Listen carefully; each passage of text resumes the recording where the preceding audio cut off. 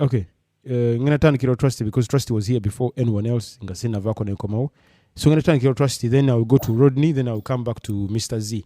Mr. Z, kwati ya mukatono nyo tata. Trusty, weyanjule, osobesemu kukatono gena maso.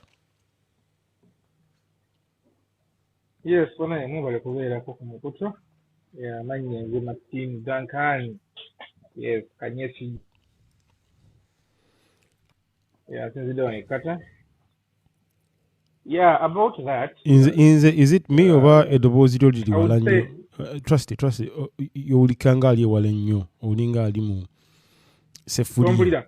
Nkulia ne oninga ali wala. Something's wrong. Ngambulika bulungi. Okay.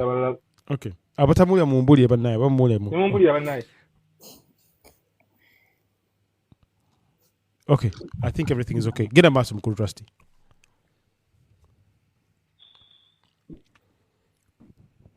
Yeah, about that, the cons of course ebisere bisinga toyinza kubeera nga oli ku kyeyo nga toyina muntu ayinza kukwasaganya mirimu gyo.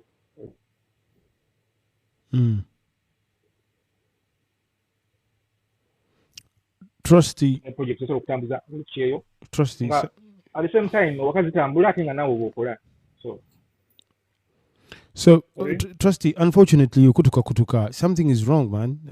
Guys, Z omulira bulungi omudde byagambye. It could be my network. Kutuka unfortunately. So ngenda kuwa mwedda chikendala nga 5 nga boteza network. Katuka tugende kuwa mukulu Z ogamba ocha sebo. Ndi loud and clear. Z yenze ategeera obubi oba watunyigiramu uko. Buli kimu kiri clear. Okay. Ekyo kinsanyusa nnyo ako. Kinsanyusa nnyo n'ekiri okusanyusa nti okomyewo twogere, so it's fine. I think I love that. Yes, please. So, oyi osinziridde wa? Abu Dhabi gambye etya? Very fine, cool. Oyina activities zokola mu Abu Dhabi, like do you go out or something like that, oba okola bukozi n'oddaka? Kola bukozi nenzira waka mpozi n'okubaako zino nga physical activities nti otambulamuko n'obaako byolaba n'okyusa ku bwongo bwo osobola okuba nga oli updated kuleera buli kaseera olinafuna information ya ku ssimu. You have to interact with other guys who have been here. Yes, that's true. Have you been to strive high okulaba nti kye kiyinza okutwala mu maaso ate sikubeera mu position emu every time. Have you been outside? Have you been outside of? Have you been to Ferrari World or like whatever, the Wonder World, whatever, or ZA or Sadiat, Kumazi? Yeah. Oh, that's nice. Njagala nyo gende, by the way. I just never make the time. Okay, fair enough. So Samu Katono your uncle about this whole idea of making money and sending money back home. In your entire opinion, while you see the say, of course, while you see the center, I can't imagine. One of my bangachi. Kati like 3 years. Okay. I think you are trying to look for an idea. You by yourself. I will not be mean to share with you. Okay. So okubeera ng'oli waneeno nga sente z'okola z'otereka tekikola nnyo makulu. Olina okukwata sente ezo n'ozinvesting ewaka. Sinakindi ekonome y'ewaka erimuko wansiko kusinziira ku ekonome ya Dubai oba Abu Dhabi oba UAE yonna. Actually ekibondo kya Buwarabu kyonna woba ofunye sente zo waliwo abaana abalina bu business bwe bakola nti oteekamu diramu katugambe 10 miliyoni emu naye in return so ofuna emu 2 oba emu 3. So it's better. Okay. By the way, boys, you are allowed to interject. Omuntu wako wayogera ekintu nga wayagala kubuuza osobola okumubuuza. Omuntu wayogera ekintu nga tokikiriziganya nakyo osobola okugaana n'obutakiriziganya nakyo is fine. You are allowed to interject at any time. Naye interjection yo tesukka mu seconds 3. Interject with an opinion oba kirowoozo then okomaawo omuleke yongereyo. So chenjagala kubuuza ku ekyo ogambye omuntu asobola okukola neka business akatono no investingamu sente zo nusu 10 which is akakadde nga kamu kale. And I understand that that's a very good idea. But could you say examples of like what? Kuba, as much as you're saying this, I just don't see anywhere. Siraba wo. No, there is a lot.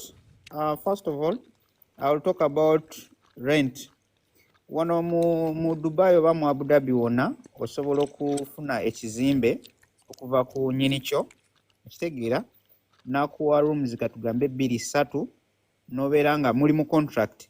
Then kati gwezo room omala ozijjayo nozirentinga banno musobobaamu abayindi musobobaamu baani kuba bw'okwata millions nga 3 nozirentingamu ennyumba waneno Abu Dhabi oba Dubai oba ne Qatar ludda wa Saudi Arabia millions 3 zisobola okukolera millions 10 buli luvannyuma lwa mwezi oba millions 5 naye ate bw'okwata millions 3 okuzi investing e Uganda kigenda kwetagisa okugula ettaka lya millions 2 oba millions 10 ozimbe ennyumba ya millions nga 3.5 okozese millions 4.5 omwezi buli mwezi bakuwe emitwalo 15 oba 2 okitegeera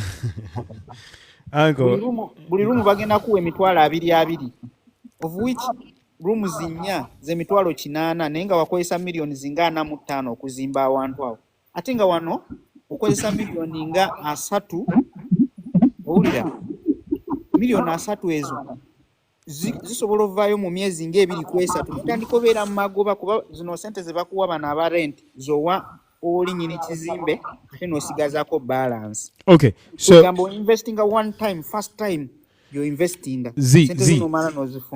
I'm imagining that you've already done what you're saying. What you call a call, right? Or am I mistaken? Don't care about that, but I'm trying to share.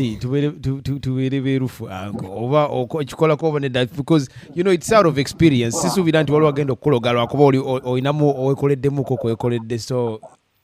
if you're telling us about something, it's either or you plan on doing it. Okay, hypothetically, katugamente wachikolako zi. Obukadde asatu obwo okubufuna wano mudungu si bwangu.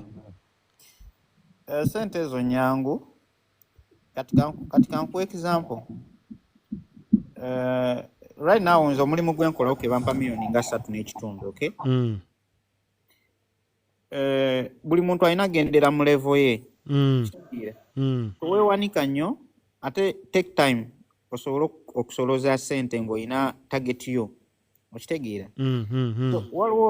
Waliwo rooms zino entonotono bazipangisa millions nga 2 oba mu kitundu okitegeera. But this is in Abu Dhabi, right? Because one everywhere. Dubai tekisoboka uncle. No, these guys, you hear this guy Balista Timo who he says I have rent here abantu bapangisa wano. You mean byabera yogera bya bulimba? No, I think akola kiri kyogambe kyasoose ekyobukadde asatu oba emitwalo 4 oba obukadde 4 sorry. Na pangisa room e mwaka mulamba najipangisa abantu abalala you know yes. Kati gwe bwofuna okuva ku muntu omulala nga si kuva ku owner. Okay. Opangisa 1 month oba 2 months oba 3 months okitegeera. Kati Balista Timo n'agijjayo go n'okwata n'omujjako. Kati nganze njijjayo ku nyiniyo ku millions nga 3 rooms nga 4 okitegeera. Kati ne mara n'enjiwa omulala. Nze sente zange ziri ze mba nateekamu. Mba naziteekayo eri mulundi gumu kati nayo nansasula every month okitegeera. Nakuwa yes. Embeera nga ali mu middle. Teekamu maanyi nnyo naye olwokuba nasooka nenteekamu sente zange zenfuna sente za bwereere ntula butuuzaawo nagijjayo ku millions 2 nenjiwono ku millions 2.5 oba millions 2.3 nenkwata n'endala nenjiwa ku 2.3 nembeera nga nina emitwalo 3 awo okitegeera. Ate nga bano bazeeguya nnyo bano abazisigazza kati ye yafuna stress y'aba tenants. I see. That's a very good idea. That's a very, very good idea. But that idea only works here, Mudungu. So, what we mean to often sending goes stereka or go saving it doesn't make sense. Now, for those ones who cannot do such a thing here, not everyone can do it, of course. So, abataina abatasobola kukola kintu ekyo nga baagala ku investinga sente Uganda. Uganda olina okubeera nga oyina omuntu gwoweesiga ate ng'oyo omuntu gw'oba weesiga tobeera nnyo so mean. Oyagala abantu bakukolera emirimu bave ku mirimu gyabwe naye ate toyagala basasulayo kasente nga bamaze okukolera emirimu gyo. Oyagala emirimu gyo gigende mu maaso ate nga bo tolina kyobasasula. Abo be bantu be bamu abatuuka ekiseera ne babba ssente zo oba si kyekyo emirimu gyo ne giba nga tegitambula nga tolina kyosobola kukola mu ssente zo because oli mukodo ate oyagala bakukolera emirimu gyo. Why am I thinking that sending money back home is a very bad idea? Regardless of omuntu omulabiridde bulungi oba nedda, because abantu somehow I don't know, Z oyinza okuba nga otudde wano ng'okola akasente ko, you have some money naye obeera Uganda embeera ekunyigiriza somehow endowooza yekyukamuuko how you handle things that are not actually yours obifuula ng'ebyo n'obikozesa obi. Do you agree with me oba owakana nange owakanya?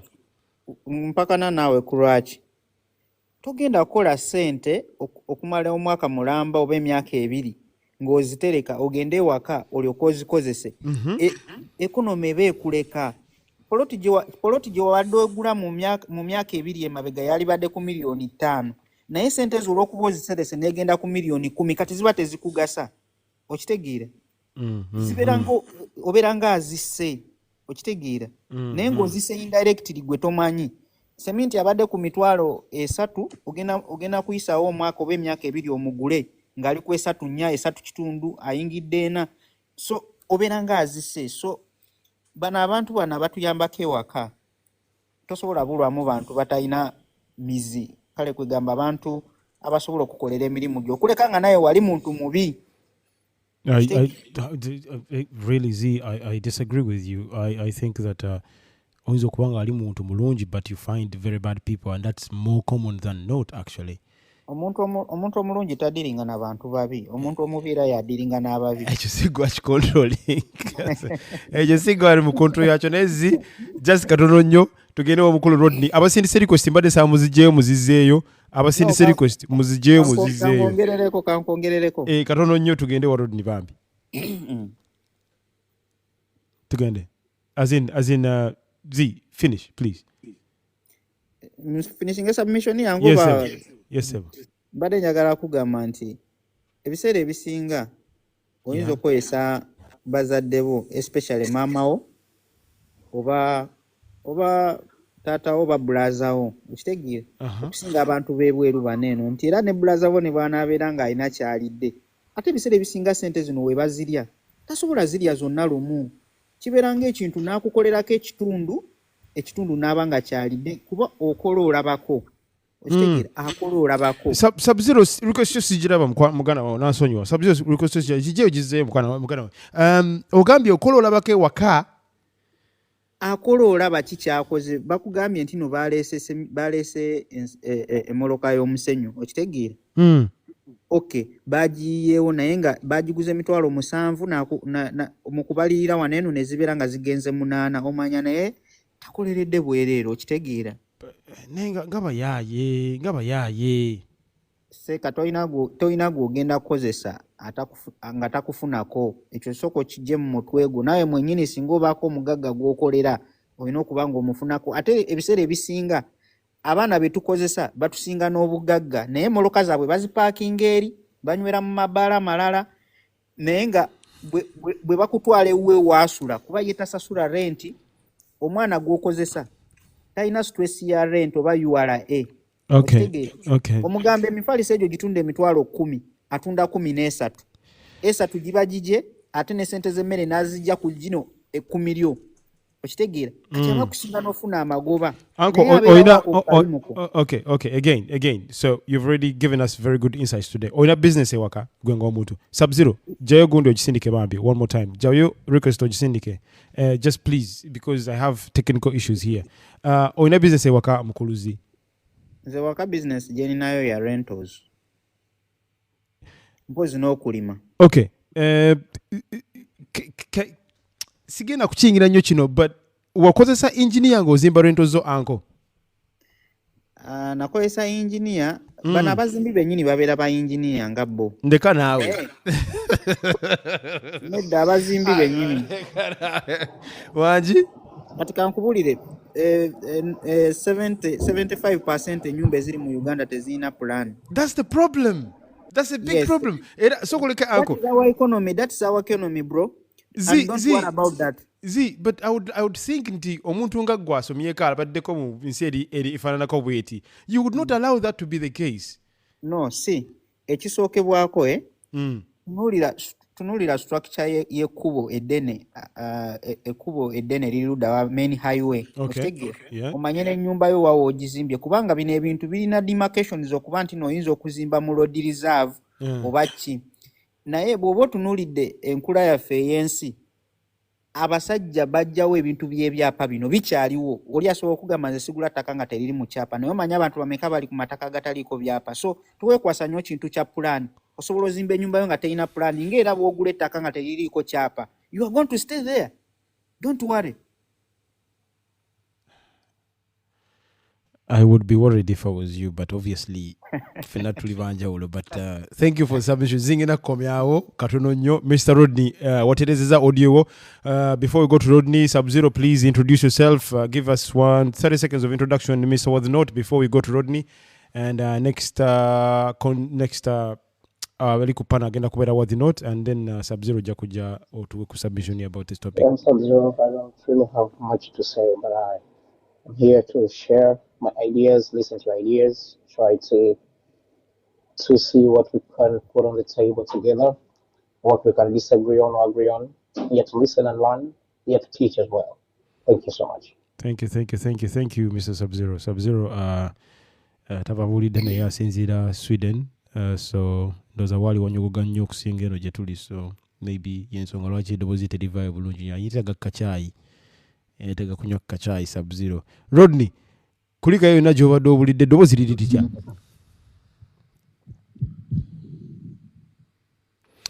Rodney, Mr. Rodney. Mr. Rodney agenda tuttira migwa leero. Mr. Rodney, by the way, let me just officially thank you for the rose flower that you sent. Kansanyusiza nnyo. Mpozi n'abalala mwenna abatasobola kunsinikira bulabu mutapinge ku live. Maybe efukeko popular tulete ku bantu abalala. Rodney, are you there? Rodney.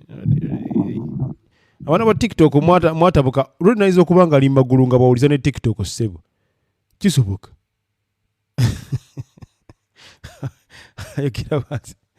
Ayogera bwanye nnyo omugongo. Rodney, ngenda kuba nkuvaako for now. Mr. Worthnote, gye baleko ssebo mukama wange ogamba otya? Kale mukama wange nawe gye baleko. Musajja wo mpozi bamuyitayo omusajja wa Burkina Faso. Traore. Mr. Traore, ali biki? Yajja mu Uganda, essaawa ena mugenda mulabako. Olimba, ewa? Uganda bamuyisa ajja ayogereko eri omukulu. Naye mwana nga bagenda tutta bussi kuba like ekisajja kinaasoboka ekyo ekisajja nga kimuyise ne bakwatagana bombi abo. Bagenda mu moto ate bussi kasita ajja kuba yeemaze. Yes. By the way, speak about that. Mpulira kati nateredde oba. Nkuwulira bulungi nnyo Rodney, nkuwulira bulungi nnyo naye. Ekituufu kadde kawale Super Bank kadde kansumbwa. Okay, great. Katoka Yeah, but this is my time, so I have to take over. No. So twomujasa katakika kamu so katumalize wano no wadhi. Alika, nsaba eddakiika emu nzire ku map. Okay, go on. Yeah, because I'm very good at defending. I'm not good at attacking, but I'm very good at defending. So what I want to ask, because what you asked, is it right to send money to family and friends? Nze njagala kuwulira gwe ensonga zo ogwawa, then I also take my points. No, but one of the reasons this is a conversation, so I'd like to hear your views. It's not a debate, right? You can debate, obviously. Obviously, there are people who believe that it's okay to send money home and they should send money, like Z. Okay, what do you believe? Well, it's not so about me. What do you believe? I'm just a moderator. I'm not side A over side A, but I have my beliefs which I shouldn't be. Sagala could driving a conversation towards a certain side. So no, I can't be telling you what I think. But you will find out as we go. Obviously, you'll be finding out as we go. So it won't be hard. Now, but to start with, I haven't sent money home in 3 or 4 years. Tutandikirao. I think that will give you an idea of what I actually think. Now, yeah, Mr. Wadinot, so Rodney, you're going to come back, right? Rodney, you're going to come back. Mr. Wadinot, omusajja ajjadde Uganda. Bamusindikira invitation simayinza kujja ddi kubanga agabagala musola mu kateebe yabalemye bali abeeweera. Ate omanyi balina masinale waabwe Uganda yagenda okimala. Tebamukamwera mu mazzi oba mu kyayi n'agenda nako. Oba omutere ennyonyi gye banamu egenda omugjawo ng'eyaggalanga. Ennyonyi kati tebikyakola mawulire basobola obbemmanya. Kyayi kamala ngeze ebiri nga abikoze. Okay, naye ebitomu bijje wano si byaffe bya mukulu Wadinot ogamba otya? Alhamdulillah ndi bulungi lino ndi mu kugalula binywa. Kitegeeza ki ekyo mukama wange nze olulimi olulikya sirutegeera. Ogalula binywa nkisawa yonna nina gwe nepikya wano. Ndi ku practice. Sana kiro. Guys, abatategedde Wadinot azannya ka FIFA era mu abayina abazannya FIFA online musobola okumu adinga ne mukuba kubaze ndoza si mulungi nnyo ayogera nnyo ebigambo ne is not as good as he says, so omuntu ayogera nnyo tayinza kuba mulungi nga bw'atyo. Golola Moses. Okay, Golola Moses good yamukuba bamuyita ne Zamboki benkokola kataawo tere muringi naye Wadinot, so tell me something. You've been outside Uganda for a good time, right? I believe. Yeah. Umaze bangachi. Kata 1.5. Down kata 2. Jinga mwesa tuena. Great. Oina business running ewaka. Classified information, but yes. Okay, good. That's very, very good. How is it going? Alhamdulillah, siwabi. Do you think it would run better if you were there, or do you think it's going good as it should be? Of course, better. You have to be in presence, but by the fact that I can't be present, I appreciate what is happening now. How long have you been having the business now? Around 3. 3 years. Yeah. That's really impressive. If it has lasted that long, then it means it's going good, I think. It's going good. Yeah. So ejemyaka jomazeyo like jomaze business golabanga chikula oba chididira. What's I mean tweku ideas chikula oba chididira. Probably in the moment where I see this thing as the success where I can base the success from is that ogenda kola business ngoli eno. Kola business ngoli bado jina kwa idea ngoli Uganda. Okay, that's a good one, yes. Siku eno no mara gwe natyo gamba nalaba gundi afuna sente mu kino kampeze sente bachinkole. They don't even have any single idea about it. Abantu abasinga batera okwagala okukola rental, obviously. Twafunye da submission omwe atugamba ina rent e Kampala. Ezo gojiroza kochi ye is it a successful business as? But personally, I don't take rentals as a business because rental is not a business, just an asset keeping money, which by the time it gets on depreciated. You got rentals. We're going to take a look at Denga to get 15 million right now. The Babu Zimba for the low case. Now to get a million is a kumineta. It's a very long time. Just keeping there, send the Kuwait out. No one has all your senders and your Mwezi Gumo. Consider Kenzeke Miaka Kumi. By the 10 years, the 50 million you have eaten the money, but still got to inacho the demo progress and was the rentals. Unless Gagoz Zimbie, no Zingiza Burunji no Tunda. I don't want to tell you more rento kati. Obo real estate. In the real estate kati, but rentals. Maybe being a high class. Yeah? Nezaka mwe chitundu. Ati nazo zimbiza sente nyingi. It depends. So, okay, great. So, I'm not saying that you have to give us details about your business. Nego business Jogambi and what they successful. Ngoji ingide. As I said in the first place, yeah, business ngoji manyiko. Yes, ngo kubera best. But remember, business nega, na? Toliwo. So ojimanyi but yes. Toliwo. Why do I send ojimanyiko? Nto mwane bwana kugamba nti nafunyiba customer. Nenda baguza kasambu. Waga ekindo tosa kitunda kasambu lwansonga ne bwe bakigudde nnyo at least akenda wali mutasobola kigula kati oba kimanyi ng'omanyi inflow ne outflow y'ekintu ne baba kubye enjawulo takuba y'amaanyi oba omanyi ekijja mu maaso. But for instance, yes, tugeze omudala gwa chapati tugumanyi bwe gutambula. Yeah. Tomanyi nti omuntu akanda chapati ajja mu chapati me. Kuba nagana ajje mu chapati abiri. Mungano carton, yes. Tobikulangako. Iyo mugamba kai naye waze wajje mu tugenda awo. Ne wali okikoze gwa ne bwanyigiriza nnyo. Asokujja mu 3. Nezo aziganya asokujja mu 2 kale. Naye nakulima najja mu chapati 15. Kati gwobo ogenda fiirwa kintu. So omanya baseline wansi ne waggulu. Okay. See what you're saying. So you can never be accurate. Yes. But at least you have a gauge. Kubanga what oliwo tosobera accurate. We are not looking for accuracy here. We are just looking for a baseline where you can at least survive. And all your career can survive. Abantu abasinga abajene eweru okola, in my opinion, and I probably might be wrong, naye abantu abasinga okujenda bava bakava mu kusoma and tebakoze nnyo business because obviously there is not a lot of work in Uganda to do. I might be wrong. You guys educate me. Do you think you would have the experience to know something before you actually do that thing? Or it's a try and fail idea? I think you don't need much experience to know something. Mm-hmm. For example, I worked in some technical shops selling phones for around 6 months. I ever reared sheep, cows, and so forth. That's nice. I ever done vending.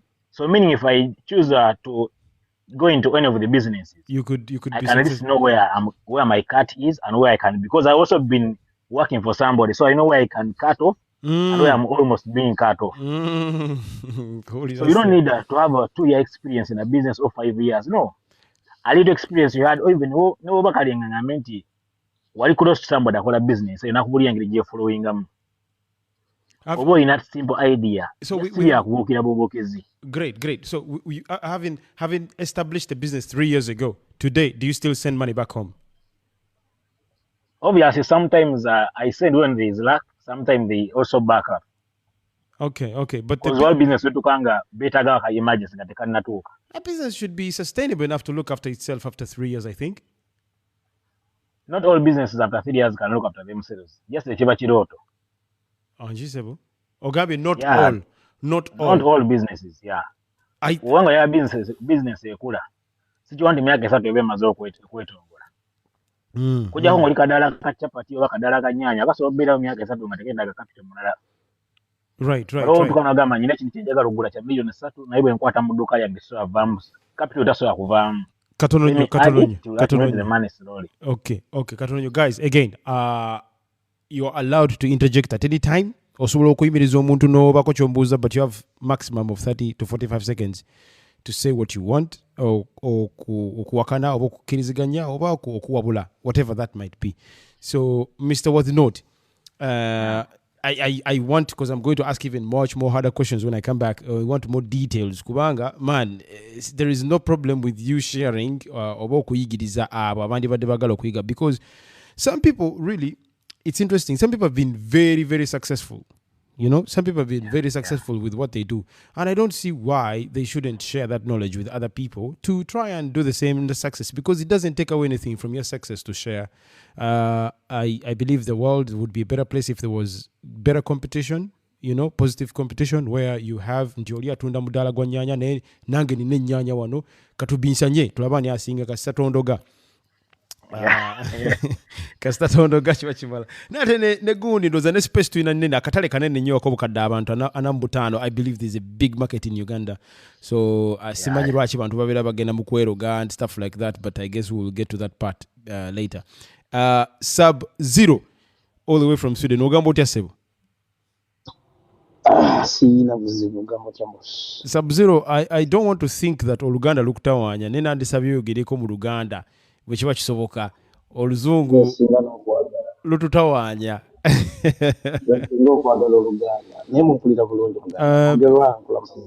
Kale sebo tukola sebo naye oliwala tetukuulya bulungi, nze akuulya simanyi obala bakuulira. Not me. Not well, tukuulya ne si bulungi, so I think if you can fix that would be better. Yeah, kwa nkozesa ki? Nkozesa pads matu, so. Okay. No problem, but we can cope. So gezeza account. Okay, yes. Yeah, so what's the question? No. I'm not gonna ask you any questions. I think you've been following the conversation enough to know where we are, so you can just submit and help us understand better. Let's take our disclaimer. Starting a business in Uganda, not starting a business in Uganda, or call a business in Uganda, not call a business in Uganda, kiri subjective. Okusinzira mu angle lenses omuntu yenna mwaba akirabira. Now, lwaki njogedde bwenti nti abantu babeera nnyo ku lives zino social media platforms nyingi bagamba abantu zimba amayumba g'amapangisa e Uganda, zimba rentals, zimba biki, kola kino. Naye ekibuuzo ekisooka kyesooka okubuuza, ennyumba gy'ogenda okuzimba e Uganda ogenda gisulamu ddi? Ekisooka mu byonna before nga tugenda mu kibuuzo ekyo, abantu abali mu diaspora categories za njawulo. Mulimu abali mu diaspora ng'ensi ze balimu zigaba obutuuze. Mulimu abali mu diaspora nga bannaffe abali mu Asia nga probably maybe ayinza obutaba kufuna butuuze like permanently, like over like citizenship okitegeera, so nga ye ayinza okukola nazzaayo ewaka n'akola ki. Naye mulimu abantu abali eno nga ye n'eby'Uganda togenda bimunyumiza oba kyayogera okitegeera nga n'ogenda kuliga talina nabiwulira, tubalina we baliwa nga yagula mortgage ye na nyumba ye asasula yakasasula emyaka gye nga 2 oba 15 era nga investment nga sente gyakumusasula mortgage abanga akola akasente agenda obuzene wayagala otunda mortgage ye sente ze zikomawo n'amagoba n'akola ki agafuna. So nze ndowooza kintu kiri subjective nti kati nze sayidi zonna nga zibaddemukko nali mbaddeko mu nsi nga tegaba butuuze, nali mbaddeko ettaki, naye kati ndi mu nsi egaba obutuuze era ndi mutuuze. Kati perspective nabiranga mu bintu bye Uganda nga nkyali mu ttaki, kwata akasente Uganda kubanga tegaba buki butuuze. Uganda namanyira kola kadde mwako sebo kadde mwako bwa kasente kofuna sente Uganda fisa nyuma lushamu abantu nga mukaaga musinga bantu babiri kati nga tusobola na kungamba kintu kyonna nti mwana sente to invest ngaliza no kugamba ono mukibi ayogera ate omujja mu nsi egaba obutuuze natandika okulaba ebintu differently bitya nti wofuna obutuuze kati nga mwene ensi gye ndimu gwe bazaalidde wano naawe abufunye mwenna you have the same opportunities and the same chances in the job market, in the investment market, buli kimu kyoyagala okukola as long as nga oyise makuba matuufu oyise bureaucracy weeri naye nga of course olina kuyita mateeka. Okay? Now kakati mugera abafunye obutuuze bw'abasooka okwewola miliyoni omuswidi bw'abasooka okwewola miliyoni emu ne mugera afunye obutuuze eya corona bagikuwa emitwalo 10 egya euro. Yes. What the fuck? Oli serious? Kakati abantu abasinga abali mu zino ensi ezitagaba obutuuze kati eyo perception tebagimanyi. Kyobala nti osanga omuntu ali mu zino ensi ajjayo looni n'ateekawo ebizimbe e Uganda eyo n'asigala ng'asasula looni y'abasajja ate kano ngenda kayisaawo ogenda kunsonyiwamu katono tebasibira looni Bulaaya wagisemu tebasibira looni Bulaaya mukawulidde nkawulidde sebo nkabaddiremu omukulu agambye oba nange kayise mukaama kagezeko okwogera nga omukulu agambye nti bw'obeera e Bulaaya ng'oli mutuuze oba toli mutuuze naye kasobo wange osobola okufuna looni right ng'oli mutuuze tebagenda kukuteeka mu nkomyo nti lwakuba walimu okusasula bwe kiri sebo bwe kiri mukama wange tebagenda kukuteeka mu nkomyo lwakuba walimu okusasula. Wow. Tugende maaso sebo tugende maaso basobola kusonyiwa nga basobola emyaka 5 ku 6 wangisebo looni basobola kusonyiwa nga basobola emyaka 5 ku 6 kasoma tolina income eyingira bagikusonyiwa. yes So you have, but you have to prove that you cannot earn, right? The centers, you have to prove the centers zofuna rent mmere kulia. Okay. Kakati eyo technicality tugisomera mu baana abagezigezi ababongo omuli smart tusoma mu baana abagezigezi naye abobongo obunafu tetera bbi bagamba ebyo. Omuntu otegera otya nti wabwongo obunafu? When you open your mouth you tell the world who you are. Tugende maaso ko Sub-Zero. Ogenda kumenya abantu bangi emitima. Okay, so musomeramu abo abalina obwongo obuli sharp okutegeera ekyo nti you plan. So you work towards getting that 100K or whatever that might be. Yeah, but you have to build your credit. Yes. That's true. Credit score, yes. For you to get that money, yes. Kakati ebintu tetweza na kujja kutikitoko byogera. Watu werabisa. I agree. Kyetaga muntu ngali mu system. Kakati obosanga ngekizimba kizimbidde mu myaka 2 mwaka gumu. Naze mutasobola kaloni tasobola kigamba bazi no sente zaawe ez'omusaala tebakulimba oba weerimba nti ogattirira. Olina kujjayo kitoko ez'omusaala oba weerimba ez'omusaala osobola zifuna osobola ofisaawo $1,000 naye ebigwa bitalaze ebiki gamba ogenda okulaba ekizimbe kikulemeredde looni yemalayo ekizimbe oba nkaddemu oba nkaleke ndikuba lisite looni. Yes. Batono abajjo bagamba kubanga amanyi wakigamba aba yeerabisizza nkaddemu oba nkaleke aba yeerabisizza ki kyakola ye kennyini ng'omuntu oba anti aba yeerabisizza nti akasente kakola kabagamba ye kakola nti sika ekizimbe kyalina ayina kaloni yajjayo tajja kabagamba olina ku bugalawo obugalo anko nga anko nina interface wano ya computer so I don't know where to find obugalo. I'm joking. Ele bino bigamba gwe owenkima muganda wange. Yes sir, watch TV. Kati ku kya business. Yes sir. Business yonna gy'okola mu myaka 3 ena nga gw'akyagiteeka mu gw'akyayinjekitinga.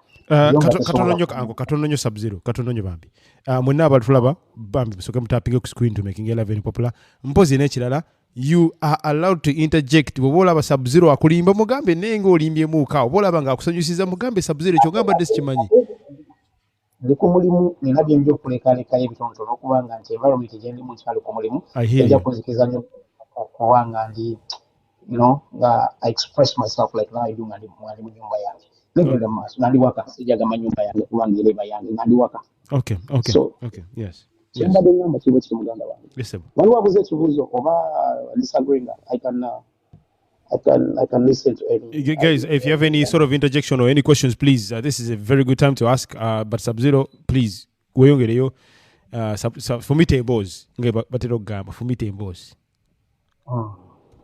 Kakati, business yonna nga eri mu myaka 4 3 nga gw'akyayinjectingamu ssente nga tennaba kubeera sustainable gamba kubeera kubona stability ng'esobola okweteekamu ssente ng'esobola okuba nga business yeerabirira wabeera etali kituufu. Yeah, I want to say that's what I think. Wadhi not tajja kukkiriziganya naffe but genda maaso. Now nze nno ndowooza nti bonna w'oli w'olabira omusana. Nze natuuka mugero ne ŋŋamba kyekinsuza obubi kyekimbiisa obubi kyekintambuza obubi nga Uganda mmalayo omwezi gumu n'enkomawo. Obeera Bulaaya Uganda omalayo mwezi gumu.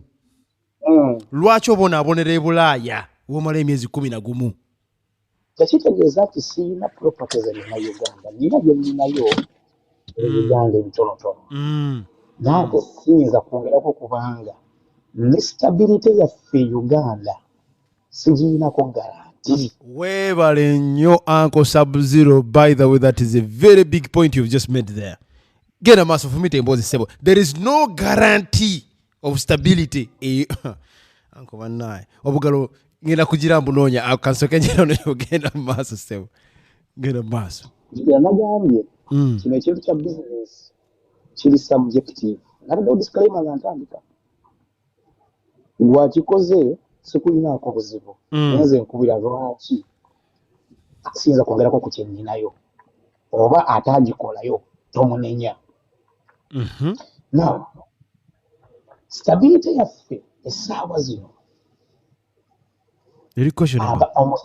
omusajja aleeta ekyapa nga kifaanana nga nawe olina ekyapa naye nga mwenna muli batuufu okategedde oba nkaleke.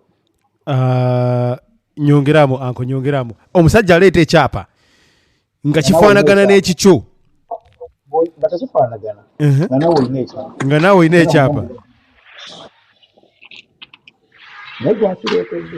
Uncle Patrick, Mr. Sir Patrick, can we just a bit mute? Unless if you're making an interjection, you're allowed to interject anytime, guys. You can ask questions if you're in the comment section. If you disagree, no problem. You can always send in your comments as well. But Mr. Sir Patrick, thank you for meeting. Uncle, get a maso. Tuyogera ku kyapa ekyo. Nga gwakireetedde ali ku ground kasaasira gwe atali ku ground ng'otuma butumi maŋŋambire oli tukiyita maŋŋambire wano kitegedde. So gwakireetedde ali ku ground w'abeera mu kkooti okumala emyaka 15 naye ate ggwe ali ebweru w'ensi. Guys, tebaŋŋambire. If you're here and you're watching this and you've been lucky enough to purchase land legitimately, please send something through the comment section and maybe we'll have a chat with you later. Now, what Sub-Zero is making, the kind of point he's making is a very, very good point. And also, we've seen so many of these things happen. I think most of you would agree, in my opinion. Kumanga, there is a lot of bureaucracy. I speak with this with authority and experience. You speak with experience and authority. Get a mass uncle. Kakati. Bano abazimba real estates. Mo bajja kubuza ekirowoozo kyabwe gwali e Bulaaya nti zimbe Uganda. Real estate sebatunde eziwedde oba ali Uganda ajja kubuza idea kubanga ye mulimu gwe ayagala kujjamu ssente. Era ajja kugamba birungi byokka. Agenda kugamba side ndala kubanga buli kintu kiriko ekirungi n'ekibi. True or false? That's true. That's very true. Everything has its good side and bad side. Yes. Your coin in head and tail. Yes, sir. He ajja kugamba one side of the coin. Yeah. Ze ndowooza nno waliwo abagamba nti ogenda kaddiwa ova e Bulaaya. Nagambye kiri subjective. Abamu n'okufa kwabwe twakusasulira dda insurance. Nkaddemu oba nkaleka. Abamu n'okufa kwammwe mwakusasulira ddala insurance. So my understanding is there's so many types of insurances. Obviously, this is health insurance, or is it some sort of insurance enjawulo? Both. Emalirayo ddala. So bw'oba ofudde, what would happen in that case? Nfuna million next of kin afuna obukadde buno obwa corona. Next of kin oyo afuna obukadde buna obwa corona. But does it also depend on how you die? Kisinzira when you sign. Kwa bw'oba signing a package nga nakola contract nabo nga sina any chronic disease. Kitegeeza nti ekibasinzise kubanga we nakolera contract nabo nga nteekako omukono sign kirwadde kyonna. Yes, you're fully healthy grown man, so you no problems and those. Exactly. kakati ekyokunzijanjaba nemba neetaaga mitima ebiri bagiteekamu nga sina kikumi kyensasulle gaddemu bankaleke wangi taata nemba neetaaga emitima ebiri bagiteekamu nga sina kikumi kyensasulle wadde kakati bino byenjogerako bisounding a bit strange mu matu g'abantu abamu tuddeyo ku kyebayita quality of life quality of life kandi tuva ku kiri ekyokusonda ssente tudda ku kyebayita quality of life mwami mugerwa kiri kye nagambye nti wooli essaawa zino olabira omusana lwaki osula obubi lwaki olya bubi ng'omusana ogulaba ani yakutuma ssente Uganda ogenda kufa okuteekeyo nga basooka batunda kaka omanyire ebituyogera abantu abamu naye ekugamba ba political apologists ba regime apologists bo bajja kugamba otherwise nti zimbe Uganda wabo kibakolera okuzimba Uganda yes regime apologists ate fe abalaba ebintu with both side of the angle nga kintu ekirabira mu angle emu wabula you think outside the box ate fe tubiraba mu ngeri ndala kubanga kakati ze nakyali wange wano yagula ezanzibar akataka n'ateekayo akayumba ke gyagenda okukaddiira mu kulumwe zanzibar na Uganda alina akayumba ke zanzibar zanzibar ku island yes okay muna Uganda wow that's interesting he's happy there man Zanzibar is a very beautiful place by the way now wambuze saa zino omuntu nti abantu abali ekiteezi kasasiro bwe yakuba ambuulireko oba we bali neki kye baliko ayibeti bonna wali amanyi kye baliko saawa zino. Bro, I was just talking about this yesterday and I was saying that each and every one of these people who were in these problems were compensated 1 million Ugandan shillings. It's absolutely crazy that kasasiro yayikira abantu ne babawa kakadde kamu kokka. Naye ng'okimanyi ow'ekiteezi naye yagula poloti wangi taata ogiguze yagula poloti nga bw'ogigula ow'ekiteezi bwe yagigula ne bamuwa demarcation ne bamuwa ekyapa nti wano wogenda okuyitira n'azimba n'ateekamu abapangisa n'asulamu nga tamanyi nti 2024 kasasiro ajja muyikira. What in the fucking hell? That was a big statement there, uncle. Yes. Oli yagula. Kewayogeddeko kali akagambye nti instability eri ewaka. You don't know where the country is going and what is going to happen. I understand what you're saying, uncle. Insurance policies za Ugandans, insurance nabo benyiri babbi. That's true. That's very, very true. That's very true. Okugamba lwaki insurance na nyumba n'ateekako insurance benyini nabo babbi kubaza insurance za Uganda naye nkozeko mu insurance ya Uganda iko insurance and exactly ebibeera munda. So, uncle, because we have some other panelists and Sagalo Veano, you would conclude by saying that it is an absolutely bad idea to invest back home. Is this something you wouldn't do? I would say it will depend. It will depend. It's like I said, it is subjective. Yes. It also. I will not find to that conclusion, but I would still debate it otherwise. If someone comes to debate me, we can debate otherwise. Amazing. Please, tovako kubanga manyi era abagalo okukasukira amayinja we bali tebagenda kubula. So for now, I would like to really, really thank you. You've really lit so many bulbs in my head. I was so thinking that I probably could be wrong, but you've really lightened up. No more reasons as to why I shouldn't change my mind about all of this. So thank you very much, Sub-Zero. Please don't move because you've been a very, very good contributor to this conversation. If I may, I would like to welcome Mr. Sir Patrick. Mr. Sir Patrick, ogambo otya sebu?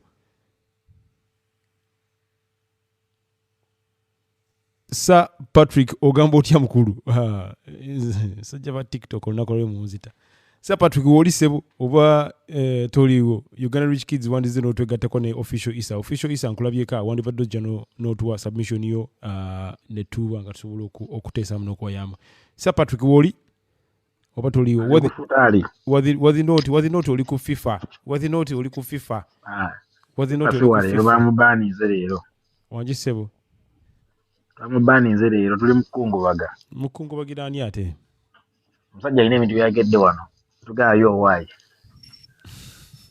katwekaabireko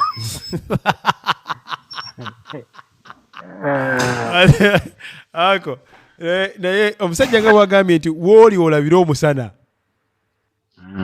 so ekirungi tiyasoose okukola yagambye this is a disclaimer singa teyogedde kagamba ako nandibadde at least nsobola omugira omugamba munange wano naye kasitagala disclaimer manyi kyekategeezaawo this is not financial education kitwala oba kireke disclaimer kategeeza abyogedde tabyogedde ekaawo bw'omulomba bibyo gwamanyi no but we attack the idea so not necessarily that the idea is right or wrong but we attack the idea that's exactly what we do iso wadde otya iso zaate n'ogenda namuddu Maria birungi ogamba otya Kaweesa Ezra Anthem Sidcon Destiny ne official isa abaddeko n'avaawo n'agenda uncle so you say oyinza okugamba nti omukulu Sub-Zero byateesezza gwe oyina wo yawukaniramuuko naye mu ndowooza wangi kubanga Sub-Zero good enough yagambe he has ever been in two conditions mu nsi nga toweebwa butuuze yes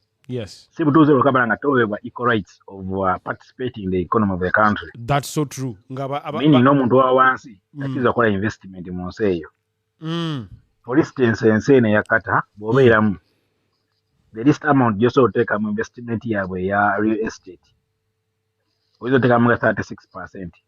Wanji, say that again. I want to investingamu real estate yaabwe least amount. But this is if you are like a big time investor, oyagala kugula mataka kuzimba bizimbe, right? No, si kuzimba kuba oyinza osanga company kati engeri gye bagula ebintu osanga company ng'ezimba ebintu ebyo. Ngenda ko obukadde 10 obwa $1 n'ogamba kati nze soba emitwalo 5 nange mbere shareholder ko mwe gundi nga uli ku shareholder just that's true kati wono kikola ine budgeting so 36% of the amount of the money company yetaaga ate ngomuntu azokola na ofuna obukadde 2 sisubira nti mu myaka ena osobola kuweza okadde obwere 10 mu n'omusabire kisoboka obukozi obukadde 10 obukadde 9 obuweyo ofuke just shareholder the least you can hold tekisoboka mu myaka ena meaning baba tebakuwadde fighting grounds ku investinga wano. Okay. So you're saying that there is a limit as to how much you can invest. Bakulimiting. Yes. Bakuliwa investing ennyo era ne advantages okugulirawo kubeera omutuuze n'okufuna obutuuze wano wezigulwawo. Meaning you have to become rich to have settlement here. Wali abantu abafuna obutuuze or because of the money they have, is it possible? Exactly. Bakikolera ddala wano. Ne Trump yagambye bw'ofuna obukadde 5 ogenda n'ofuna obutuuze. USA. Kanayo ekikuba kijeno simanyi naye wano kasitoba ne sente eziwera obutuuze obufuna. Fair enough. So I think then the ground is fair, no? It's not as bad as it sounds. No, it's very bad wansonga tenze mbanza okukola nga mbodde Uganda sirina. Nfuna 2-3 so nsubira ku investing singa kale bagamba nti we can reduce the amount ngosobola okutandikawo ka business akatono ku sente ntonotono naye tekitasoboka. Tekisoboka kukolawo ku business ekata. Anko, buno business buno obwa buchayi obumanyi obwo buyita chayi. Owo. Kati bagenda kuwa example nti ako katandikawo. Bano bafuna tenda nga agreement agifuna abeera omu.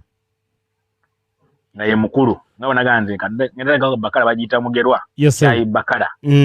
Kati bwe njifuna goyaga kateeka mu bifo ebyenjawulo ojja gyendi n'okangulako brandi yange n'ofuna abafumbi certified biki bonna n'ogiwa nga njagula brandi ngiteeka egindi Alumadina olina sente ezonsasula buli mwezi osasula n'emisolo abakozi gwe basasula. Yet as much as you say that, it doesn't also stop you from actually having a business, does it? Exactly, nakyo ngamba ekyo. But still, the cost of you expanding that small bakara you want to nini. Wanjisebo, official iso gambe network yombi, please fixing. It is starting a router okatono nnyo okomeo tata. Tukulinze. Ogambye nti ogambye otya sebo.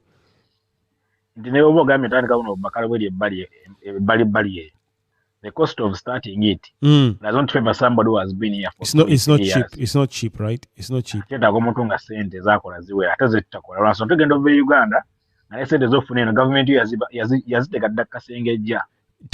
Mwasuuka bwe muwa ennyingi ajja kwonooneka. Wait. That is it. Tubere bakakamu. Yes. Ogambye otya sebo. Ngabe tugenda okujja eno nga ne sente zibalina otuwa abasajja bazimanya ddaga gavumenti yamwe yatugaa tubawe ntono. Tubawe ennyingi mugenda kuddayo mwonooneke. Because for instance, abantu betukola nabo wano. For example, abakale endala bawa sente nnyingi okusinga ku zaffe. That is not right. I think they give you based on your experience and your expertise. My dear, kangulia ekintu kimu. Yes. Just go to any Arab country. Was there somebody who's a Philippine? Go searching on the internet. Was a Philippine? Well, I understand. What is the minimum wage somebody must work for? I understand there is an agreement between Philippines as a country. Nancy is seeing as a Gulf. And don't forget the agreement exists because Philippines baina amateka at least agakalubako okusinga agabana Uganda. Now that doesn't mean nti papa wa sente zisinge zamwe because bakalandala. No, it's because government here is stern enough to stand up for their own people. So it's a problem with the government. Yes. That's what I said. Tugenda okujja government yaffe mu duwawe zino zeyasobodde obbawa mbaweezo temubasusaawo. Bali basobola okugimira ku magulu gabe ne badebating sente ze balina okuwa abantu baabwe. Fair enough. But kukintu kya Sub-Zero yagambye. Yes, sir. People, insurance in Uganda tekola. It is so insecure to invest in Uganda. I have a feeling that yengo omuntu ali biased about his country. Yes, Windsor Gamba is totally sure about the stability of the country, but no country is 100% sure about its stability. Yeah? Insurance mu USA, tumanyi insurance yabezekola bulungi. Apparently. Omule gwagenda ne gukwata ine gubookya, right? Yes. Omuliro gwa ekyo ekitundu ekyo. Ekyo kya company ya insurance yemu yagiye yadde ekikumi nesasula omuntu. Uncle sokolekesa ogambye otya sebo? Tewali company ya insurance yemu yasudde muntu n'omu ku muliro ogwo. It was because these were wildfires and they expected them to come. I think wildfires were not covered in the insurance because they knew they would come as well. So it depended on the contract they signed with the insurance company. So abamu kubo uncle. Abamu kubo bali bakiriza nti wildfires tebajja zigattamu mu insurance policies zaabwe because yes sir. Since our money and like for misinformation, money we have so what we wildfires insurance is based on the contract you signed. This is true. With them. Chiche covering that. Tebasobola kubanga ba covering that ebagano sasula. This is so matter that bit factual. Yes, Sub-Zero. Yes, Sub-Zero. No, Sub-Zero. Just money sabatu chikole kubanga fena tumanya mateka ga insurance esasula she was signing a contract what they cover. Ekasina gamba nti insurance za Uganda tezikola. One, nagambye nti very complicated ate bambi. Kwanza nakola insurance that again was nazi money. Sub-Zero bambi katono I know you have submissions to what he's saying bambi mulikamba lidize then omuddemu mwanukule bambi. Thank you very much. Then ekya somebody kubuuza. Yes. Nali manyi nti aba countries tesasula tezi taxing amisolo. I want to learn more about that. Is it true in Dubai? That is a very, very good question, Sub-Zero. Yes. I want to learn. Yes. Tax in Dubai, as I speak, was introduced in 2021. They introduced tax which was not taxing a misala or misolo, whatever. It was VAT, which is value-added tax on goods and services sold. And it was 5%. From that day, some prices went up, but tebajja tax ku misala or ku any money that you receive as a payment for a service. But the money that you pay for anything, yeah, they will give you a certain amount of tax, which is 5% for Dubai. I don't know about all the other countries that are around the Gulf. So that's what I know about taxing. Yes, sir. What you have grace period because of business. So, the first 2 years, osasula musolo. Osegera, you don't pay any taxes. N'abakozi, big up my brother Prince. N'abakozi b'okozesa, government esasula 80% for the 2 years. Nga gosasula 20%. Nga yebasasula omusala gwabwe kinana. Yes, but go create emirimu no kubominga business. Profit. So Sub-Zero, I know you're going to come back and oteseko nafe. The question I'm going to give you. It would be nice if you give us details, bro. This is exactly why we're here. I'm still going home, so like in the next 1 hour, I'm still going home. So Okay. Bambi, Mr. Wadinot, sorry, okuyingira mu budde maliriza tata. Oh, as in against nagamba. Sub-Zero agambye nti kale tuvecha California kubanga that thing is complicated. It was complicated, that's true. It wasn't a wildfire, penatukimanyi tegwali accident. Wanjisebo. Gwali mukumi. Insurance companies agamba they signed agreements ate tewali mu wildfire. These insurance companies came prior before the wildfire and they cancelled the insurance of the people. Omuntu gugenda okujja nga tebalina insurance. What the fuck, bro? They what you signed. It is very good to get to tax. Yo, tax is not on the money you pay. Kitegera. Bw'osasula omusolo ensi zano tezikugyako ssente. Tax ku ssente zonga bakola mu Uganda. Bwe ssente zo zibeera kirina. People who pay this tax, people who own the businesses. Nga omanyi tegwanga lina okufuna mu kyokola. Services zikuddize gy'oli. The only problem comes in that bw'oba otandika okukola ekintu ekyo okufuna ssente ezitandika ku business ziba nnyingi. Ate nga nze omuntu azze okukola n'emyaka esimegiwa myaka 10 kiba kizokuloizinga ssente ezo. Best of the things we go through ebizibu byetuyitamu kale ng'omuntu nambi kale ne ssente zitufuna emergency zibeera otosobola tereka ssente ezo myaka 10 mb'otandikawo business emu. Then later on he said mu myaka 3 tosobola bba na business mukyagidekamu ssente. Okusinziira ku business tetumanyi nga bwe nagambye mu kusooka business imposing otugenda tunda kabalagala. Kampala muddala gwa nnyaanya Kampala. Naye tewali business wateeka Kampala nemala emyaka 3 tosobola giteekamu yadde 10. Sokoleke. Yes. Ogambye nti teri business gy'osobola wateeka Kampala nekola kya? Okujjako nga business yogenda okukola. It is a law. No government is a business wansi nnyo. But for business which you are going to input like obukadde nga 10, 20, 40 togisuubira nti myaka 3 ogenda bokomezaawo ssente ngoziya. Genda maaso sebo. Niku AI yanga mind AI is question Google niku AI gambi yes. Many insurance companies did pay. They paid the claims to the Americans affected by wildfires. Okay, depending on the specifics of their policies. Keyword: specifics of their policies. Not what was wrong. Okay. Now, on their policies, an extent of the damage. Okay. Homeowners with fire insurance typically received compensation for losses. Homeowners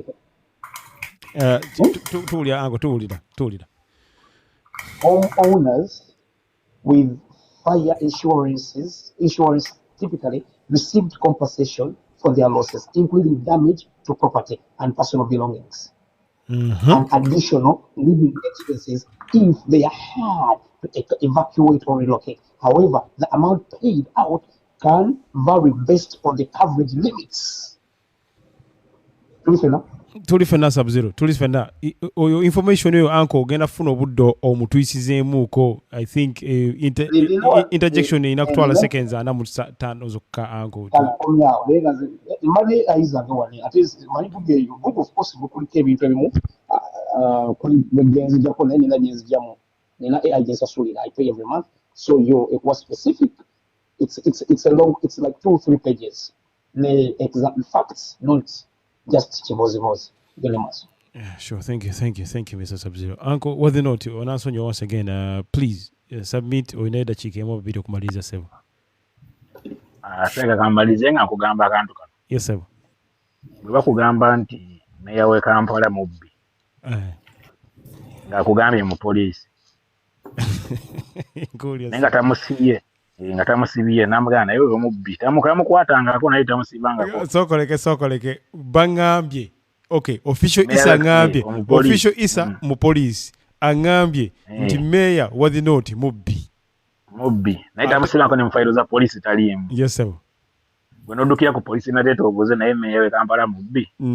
Oside police egenda kugamba ki? Nedda si mubbi. Tetumusibanga ko tetumanyi gye mubbi. Meaning nti ebiseera ebisinga ensi gye tulimu abantu bakuumira mu bulimba kyekisinga okuba ekirungi. Kati kanguwa example emu. Why do you think nti insurance companies zo sente zikola ziki ezisobola okukopasating omuntu? For example, nze mba ngambye ngenda kufuna insurance y'obulamu bwange bwe nfa waliwo gwe basasula sente ezo. Yes. Meaning bwe tuba abantu 100 nga buli mwezi tuwaayo emitwalo negiba 10. Yes. For our life insurances. Ne tumala emyaka 2 nga tetufudde. Na insurance zimaita aba ina sente nyingi. That's they have the audacity of investing the money somewhere and putting more money. That is so true. Njagala kufuna gondi surgery. Of course, the centers kwenda mu kadde obuwere. Bafuna da sente betaga, yes. They have the right to do, they have the capability of doing that. Unless ate bukijja mu Uganda tuli abantu batono yabali mu insurance.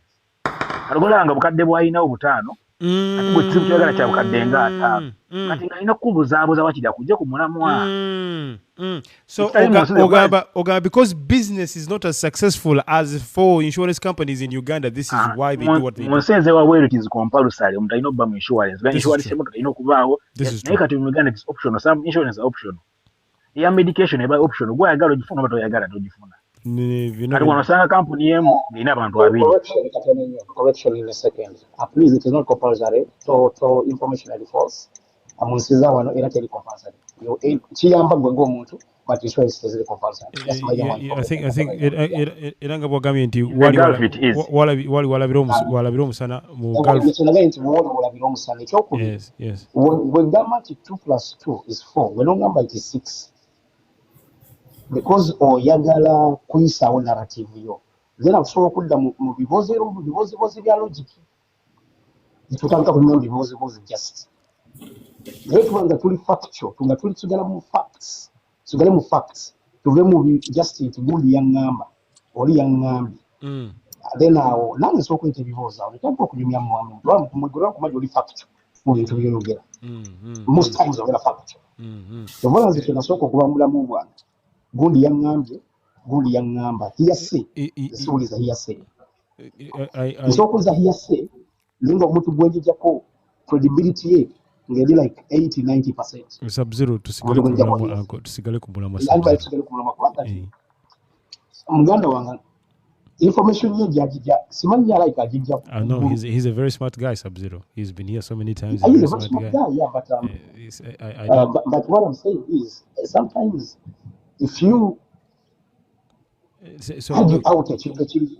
what I'm understanding with this conversation is you're attacking his character but not attacking his ideas, and that is not what we do here, Sub-Zero. So I'm attacking ideas. But so you're saying information Jaji Jatomanyiyo, so he hasn't said anything like that about your information. I think he's attacking your ideas, and this is what I gave you the source of my information. Yes, you did. He hasn't given us the source of his information. So we're having conversations, Sub-Zero, and I'm sure people come with experiences. Come with experiences, what they have learned and how they have learned it. I mean, it's going to be too long for us to prove where we get the information from. So many people have experiences. So I understand Sub-Zero is a very smart guy as well. So was it not? Ogena kunsonyiwa again okuinterrupting in the seconds asatu okuggalawo omupoliisi bamubuuziza nti oli meya ali corrupt nti wamubbi nedda. Mukama wange. Yes sebo. Ekituufu kiri nti kambe akantu ke mugamba katono nnyo. Yes sebo. I had a friend of mine yali mulokole. Sinti yali wabula mulokole. Yes. Twali tunyumyamuko some time back. Yeah. Why tubadde bamikono kumala ebbanga. Then some guy, ndoza guy yali gay. Twamanya wajja nafu. Guy yali gay. Guy yali gay. Yabivaamu naye oba bamuyitanga Mukisa oba Mugisha simanyi na linnya lye. Yajjaawo nga exposing a gay mu Uganda biki. Then nagenda pinpointing out pastor oyo naga pastor oyo ali abaana ebisiga biki tugenda agenda eyo nnyo. Mujjukira.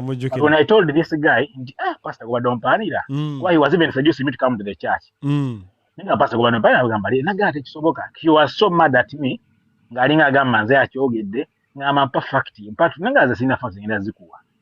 Oli gwabiri abyogedde nze sina genda bikakasa. Na agenda ku Google, ne ogenda Google no typing is pastor so and so gay. Tebagenda kikugamba. Because Google never put that on paper. Yes. But it is the truth behind the site. Sigande buli mazima gogendo sanda genda ba ku plain site mo galaba. I actually agree with you. Yes, I agree. One incident yali yes sir.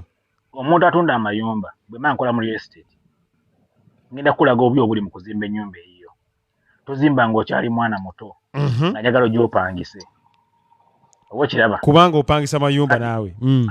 Kati nze agatunda ngenda kukubiriza okugula ennyumba eyo. Kati obono nya facts okukola ekintu ogenda tomira abantu babiri abakyamu. Onayagala isawo kino na isawo kike. Most of the people mu nsi eno bagamba we use debt to become rich. We use debt to become rich. Agenda ne wolo bukadde 5 nabukozesa mu business nasasula mpola. Obo kitegeera. Yes. Gwera bident capacity yo ng'omuntu wolo bukadde 2. Most of the people in America are living debt. Life to life lunaku ku lunaku lwansonga ejja. These people who are rich baba ko motivating abantu ko credit card yo okola ki okubeera mu bbanja. That's why most people are living from paying paycheck to paycheck basula mabanja. Zili bazili yadda kati baba kwatira mu saaki tosobola gifuluma. Anko nokogedde kakulu nnyo it is a fact. That is a fact. Basobola kusiba lwansonga bagala osigala ng'okola era bagamba mulimu gwennyina teguweza sente bwezi baga funa omulimu omulala you have to be paying this. Yes. Abamu bakyasasula ne student loans zaabwe ze baba ku masomero. Exactly. Bagikuwa obeeramu n'okola tebasobola kuwa sente mbuzi zaawo ziri free. Come get a loan, work. Be paid. Uncle, okulozinze Sub-Zero kaggaleo Sub-Zero kaggaleo lekaggaleo uncle Sub-Zero kanzigaleo mukama wange kana akasemba ngenda kweyoza Mr. Sub-Zero. Yes. Mr. Sub-Zero olaba bwogenda ku makina ogenda ku ChatGPT n'ogibuuza njagala ombuulire Mr. Trump muna Uganda oba mu America.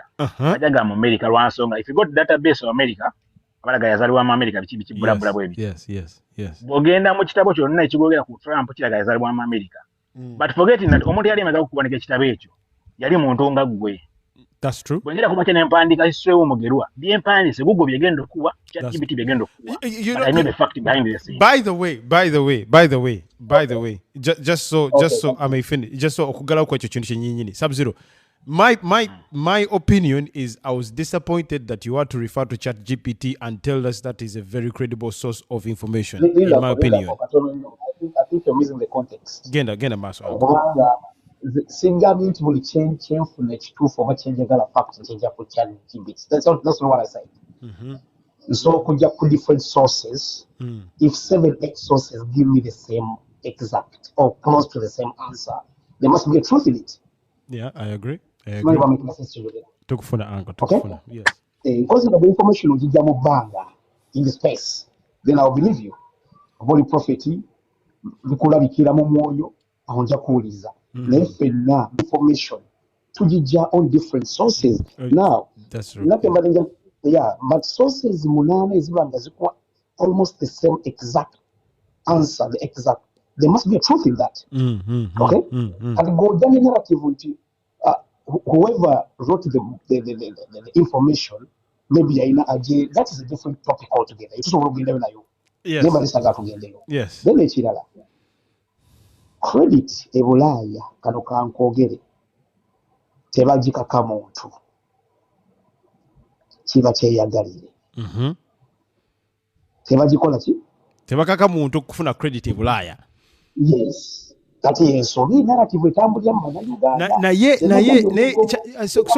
yes uncle you replying to him kubanga si ekyo teyakyogedde if you're listening no yagambye viputini otutta amanyi soko omitinge mukatono omuntu yetaaga kwogera kintu directly. Yes, I don't want you to someone can say asobola okwogera in parables naye ng'alina kyayisaawo. I can also play that card. Yagambye e Bulaaya abantu babeera oku credit kyova olaba system ebakwata nga tebafuluma. That means indirectly nti credit without credit ebula tosobola kubeerawo kyaba ategeeza naye akireese mu reverse psychology. Ekyokubiri e Bulaaya tebakaka credit. Ekyokusatu nagambye senga wampuliriza bulungi nga ntandika nti credit ebbanja basobola odisonyiwa omuntu ne baleerezingawo. That is true. But that is only in Europe Sweden over Europe as a whole, because remember ne America ina system yayo. America bakunoonya ne bakusiba n'okusiba anko. Mpuliriza even USA n'America tebakulimba yawula fraud amanyi mu confiding of abantu amba mugerwa tetuli mu fraud tuli mu legitimate debt ng'olemedde okusasula odeclarinze bankruptcy. Yeah, but again, champ, you have to declare bankruptcy. You have to declare. Declaring bank. Yes, I say you have to declare bankruptcy.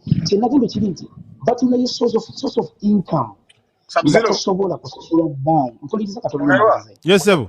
But Sub-Zero kwa ensonga kyagamba nti omuntu abalidde loan yonna anyway it is globally woba olidde loan even in Uganda the moment you declare being a bankruptcy loan efuka 0-0 kubanga baba baabuuza tolina kyolina naawe declarinze naye kiina kulo back until nobody are serious ajja kuddamu okuwa ssente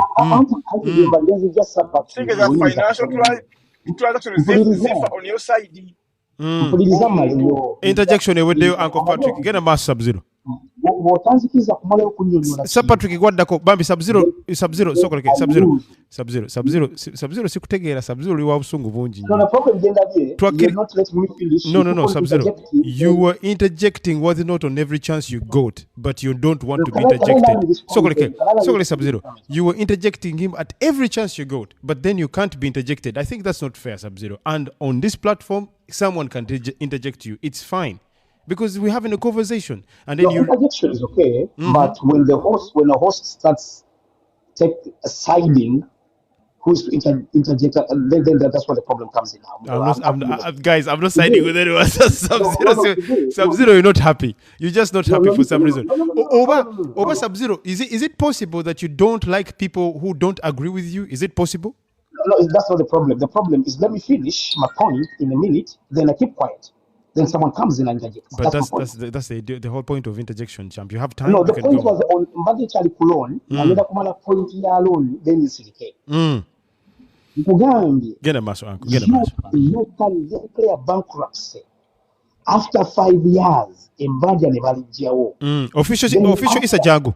Get a maso. Then after a period of those years, 5 years, then 3 years when it's Sweden, you become clean again.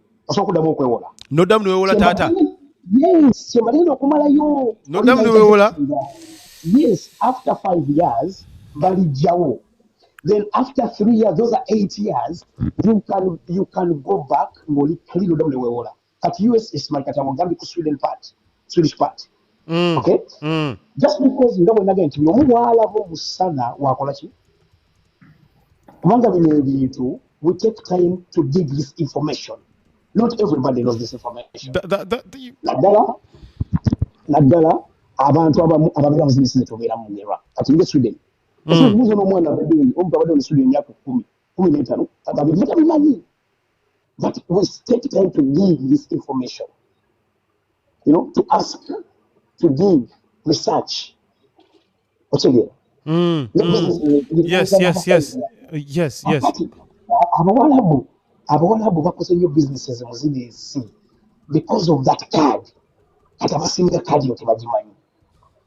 Kati otuveeyo.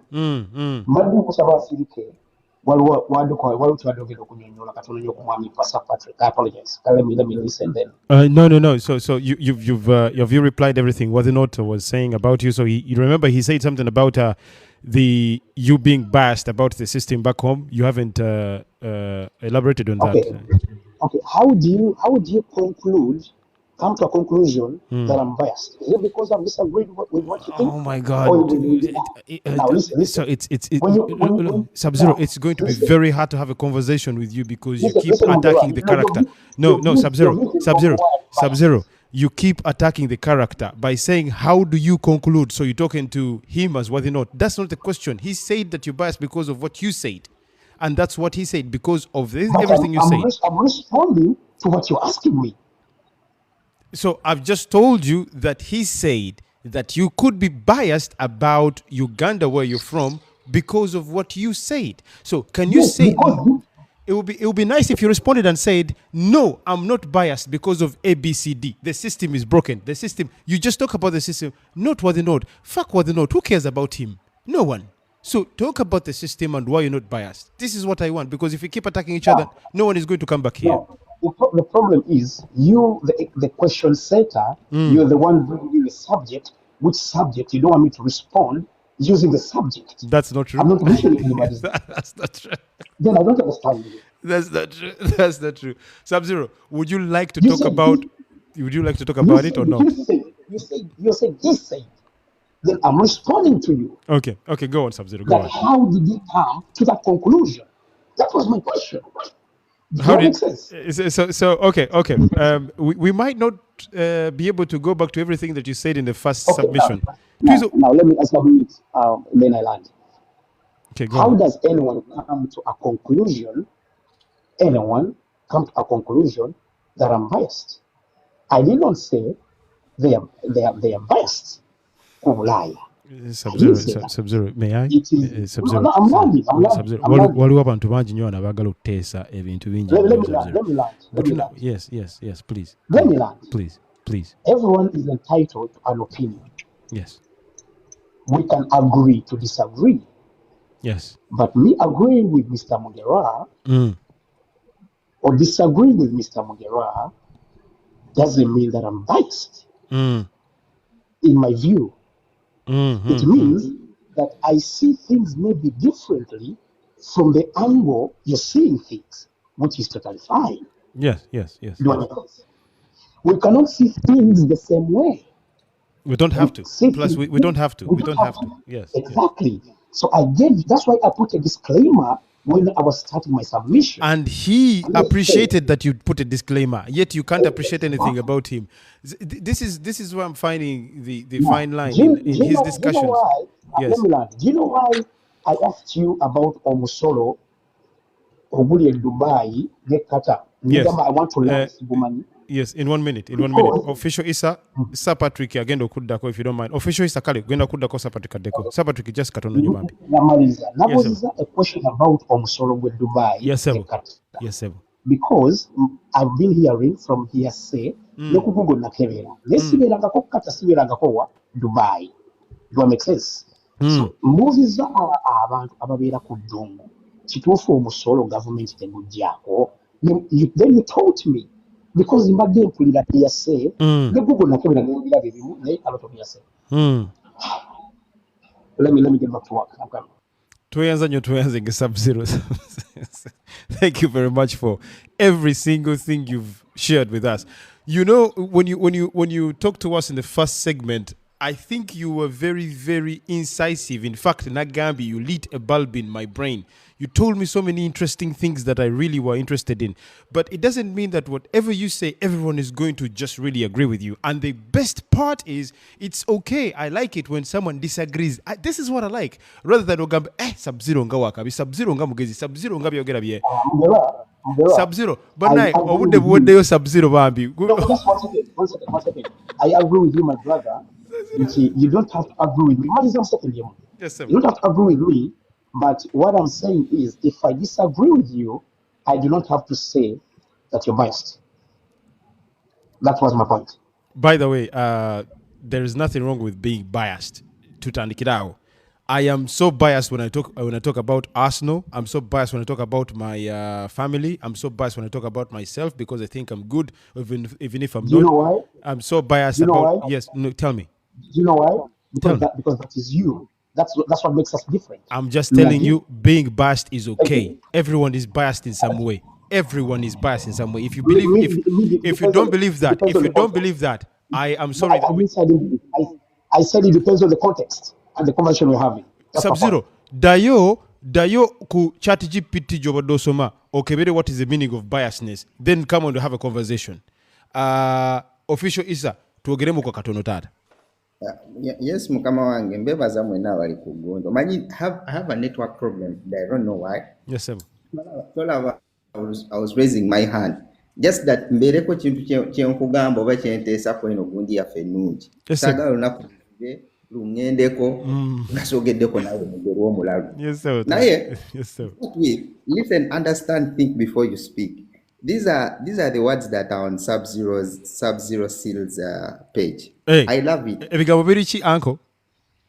Listen, understand before you speak. Before you speak. Yes, sir. I'm not saying that I'm attacking him, but no. No one is attacking anyone here, by the way. Putting these things in practice is something that is a problem, not only here but the whole world. But I want you to understand something. Donald Trump wavayo nagamba nti okulwana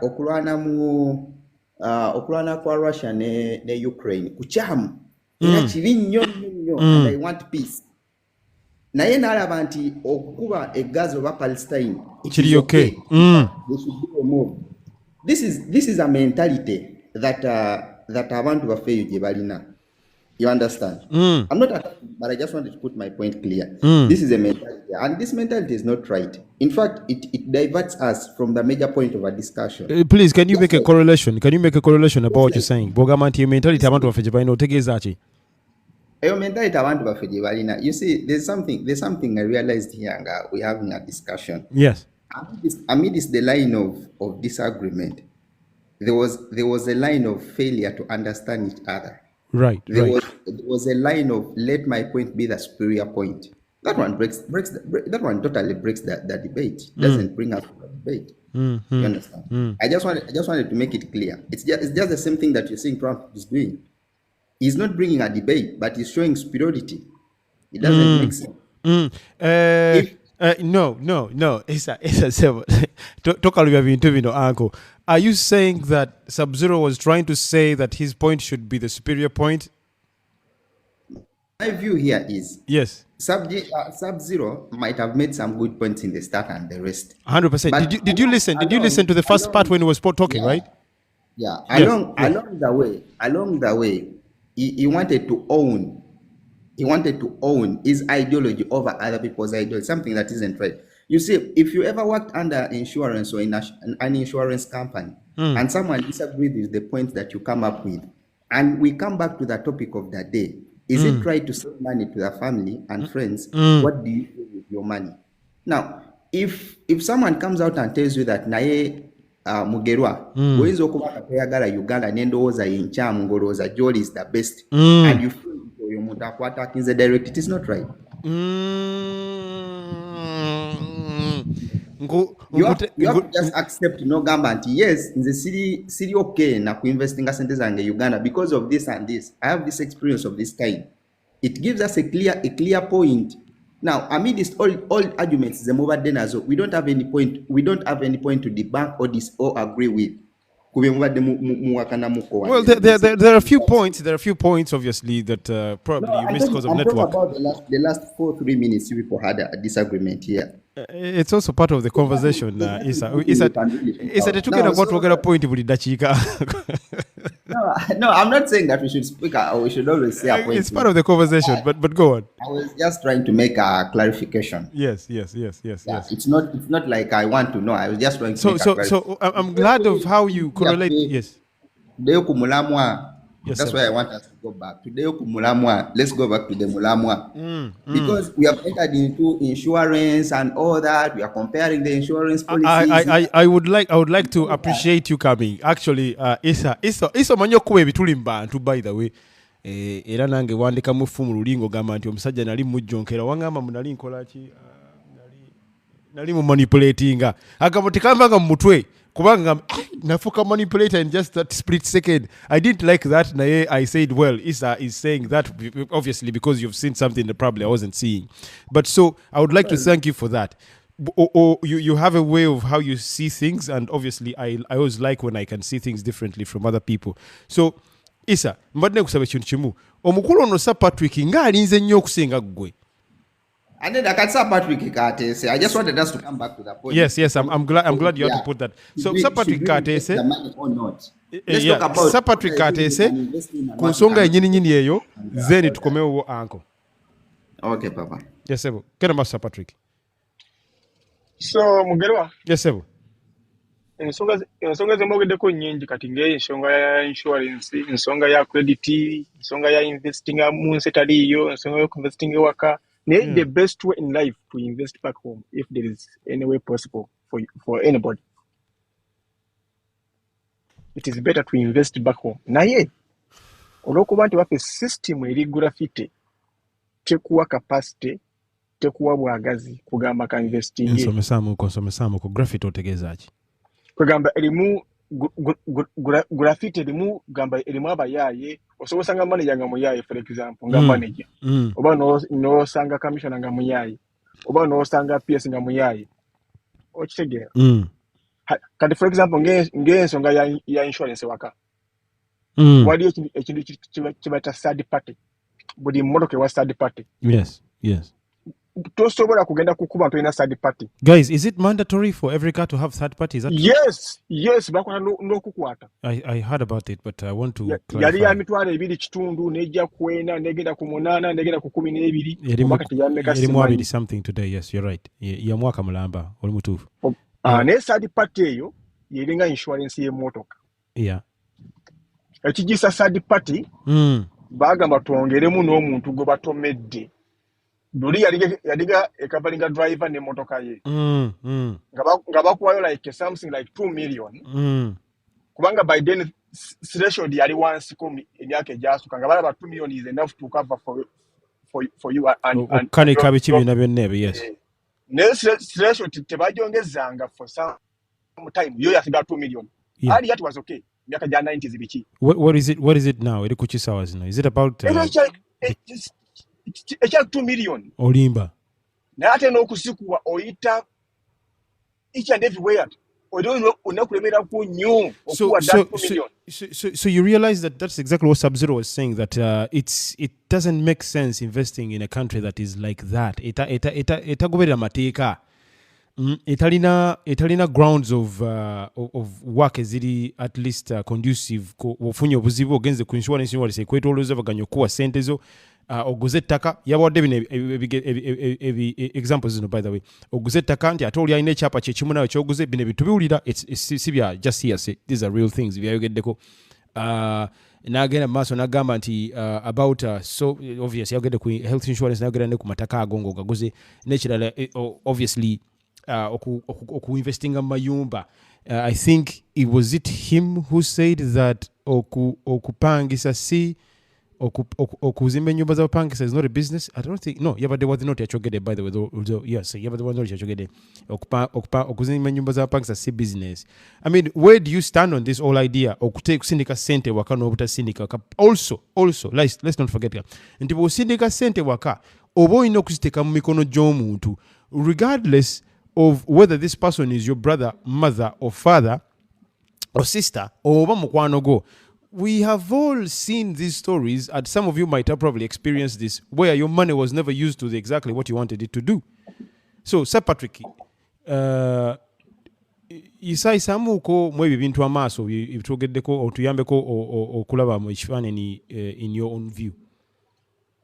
My own views ndaba oba oyagala oba toyagala bw'oba ng'oli Ugandan especially abali mu nsi nga tezigaba butuuze kubanga Abanyuganda basinga obungi on average like 70 to 80% bali mu nsi ezitagaba butuuze kubanga zo okuzigendamu kiri very easy compared to kuzigaba butuuze.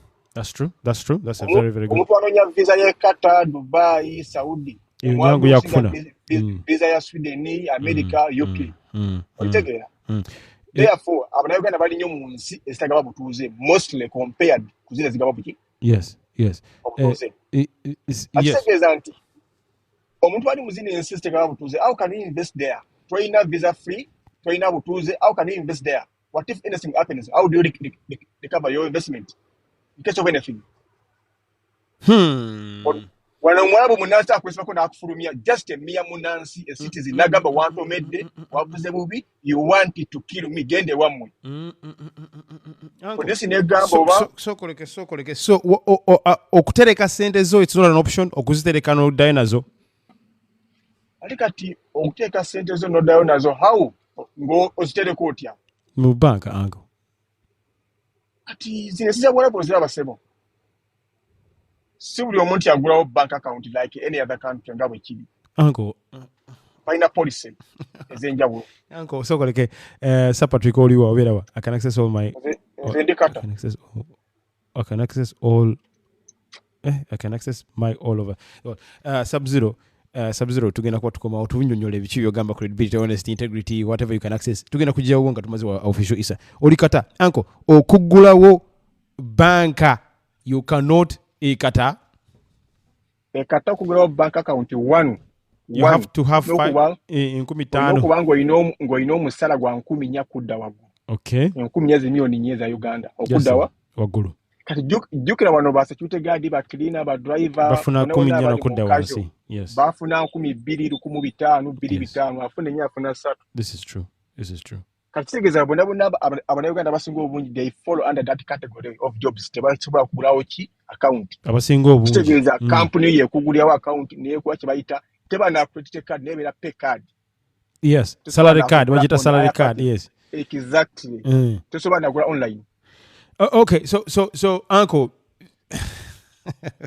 so you have no way to keep your money sende sigale ku account singo zirekayo you know that nebuzikozesa nebuzija nebusindi accessibility oluusi ebeera nzibu ng'ofulumya ensi gy'otalina visa free ate nga bakugobye oluusi they freeze the account after all never sirika mu central bank of that particular country I want you must have even 10,000 to keep as a minimum open so okay so uncle I want to not limit this conversation to abantu abatayina sente ezo you know although I understand abantu bangi nnyo and obviously we speak from experiences kubanga as much as it might sound funny bonajja ono nange nali nfuna nusu lwenda which is about 900,000 that was like 10 years ago so although life has changed really dramatically which has been nice the thing is this life has to change abantu abafuna olukumi 5,000 we cannot talk in that category yuka mulimu abafuna akasente akanjinji so bwabanga bafuna yes sir sooka obuuze ensi nga African countries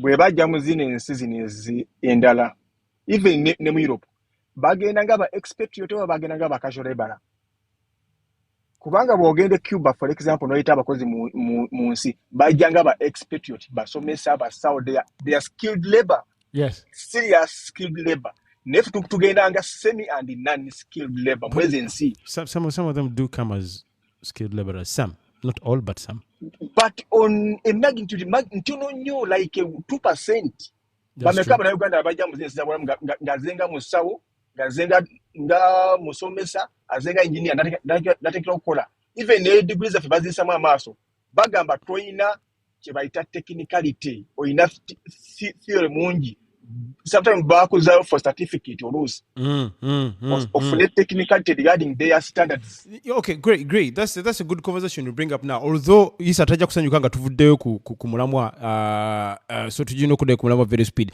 Chenjagala okubuuza muganda wange olowooza bakyamu oba nedda? According to their standards batufu kubanga bagala quality. Viputi ni Jericho Stodemo gisindike tata. Jericho Stodemo gisindike. Mzee now banji make research.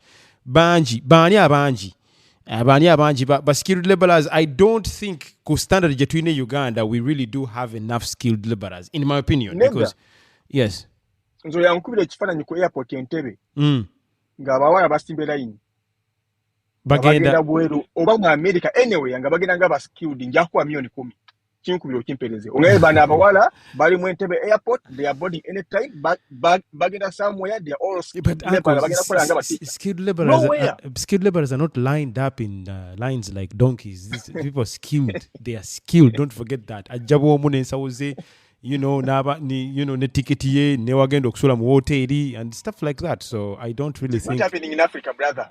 It is happening. Abasajja bana abali mu zino ensi obokkiriza obwakana batwega some distance away tukyali babega ku ntegera yaabwe okubasanga in terms of ebyokukola emirimu. No. Mu Uganda, wait, mu Uganda omuntu amala okusoma naye nga talina technicality naye nga ebyo ebintu byalina biri theoretic nga tasobola kutandika immediately after the college, tasobola kutandika naye nga is an engineer. Gabuli omwe agamba can I trust the novice? Olinga akutya okuwa omulimu naye nga you were a plumber ovudde mu college omaze naye nga akutya agamba you were a novice aga can't be so sure about what you will produce after. But that's the same thing that happens everywhere in the world. Abantu abakava mu ssomero tebabeera na any sort of technicalities, right? I mean, although I understand that there is so many schools and different ways of teaching that these people give you hands-on experiences. Some schools in Uganda do try.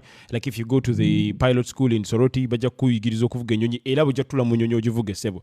All I'm saying is somero gonna go almost chechimu ogenda okuva mu somero ngoli fresh bagenda kugamba experience eri wanga tojirina. So I don't really want to use that as an example. All I'm saying, are there skilled laborers in Uganda? Yes. Are they cheap? Yes. Sometimes they even take them because they're cheap to take them. I mean, Africans, to be fair. But sometimes, waliwo emirimu ejetaga competition ingeri high. I don't know whether I have the right to say this. Naye abana Uganda tuli a bit slow. I don't know whether this. What do you mean slower? How? Performance how? In so many ways. In so many. Nemundowoza, nemunkola. Twekunya nnyo. This is true. This is the right truth. Twekunya nnyo. Era ne twesanga. Social etiquette from childhood ntito kuzibango manye ekyokola. Mu bantu. Mu buto. Ekyo kiyinza okuba kiri common mu Bafirika nti omuntu alina social etiquette nti obudde bukedde I have to do so and so and so obudde bugenda. Nabeerawo nga abayinga time ali ku social media whatever obudde bw'omuyitako n'ajja leeti ayambadde bubi. Ebyo biyinza okuba biri common. When it comes to work on nti oli engineer wasoma for example civil engineer knowledge joba nayo yeno y'Omumerika kubanga ekyo engineering eri global baligata wamu. No. You can't say that. Asa Patrick tugenda kubula. So Isa yaduse kubanga yabikoye bino. Yakoye ebyokuva ku mulambo ne tugenda nga tuddeno Isa nchakola okyaliko so jangu wano Isa agenze chinkozo binti Isa agenze unfortunately. Uncle Sir Patrick tugenda kuva ku mulambo. So in your opinion okusindika sente, does it make any sense over okusindika sente? It makes sense. Ate oba ofunye abantu boteesiganga sente zo wali osindiseko sente n'ofuna bad experience with your money? Yes. What happened, if you may help us and enlighten us? What happened? Oli omuwasete nakugamba ndi mu kuzimba nnyumba n'agikulaga n'otukola ng'azimba ebirala for distance. N'omugamba lwaki wazimba ebino? Nagamba that is what kinasobodde. Nomugate wangamba kino okoze kino kati kugamba nga era ze element y'okubeera abantu nti bayaye waffe tebalina trust. Naye ng'olwokuba tebalina trust tekitegeeza nti buli asirika sente afiirwa no. Ebeera nga hazard nga wagamba nti onabadde avuga emmotoka n'afuna accident. Does not necessarily mean will drive afuna accident that particular day. No. Ebeera nga bad day. Ugwe.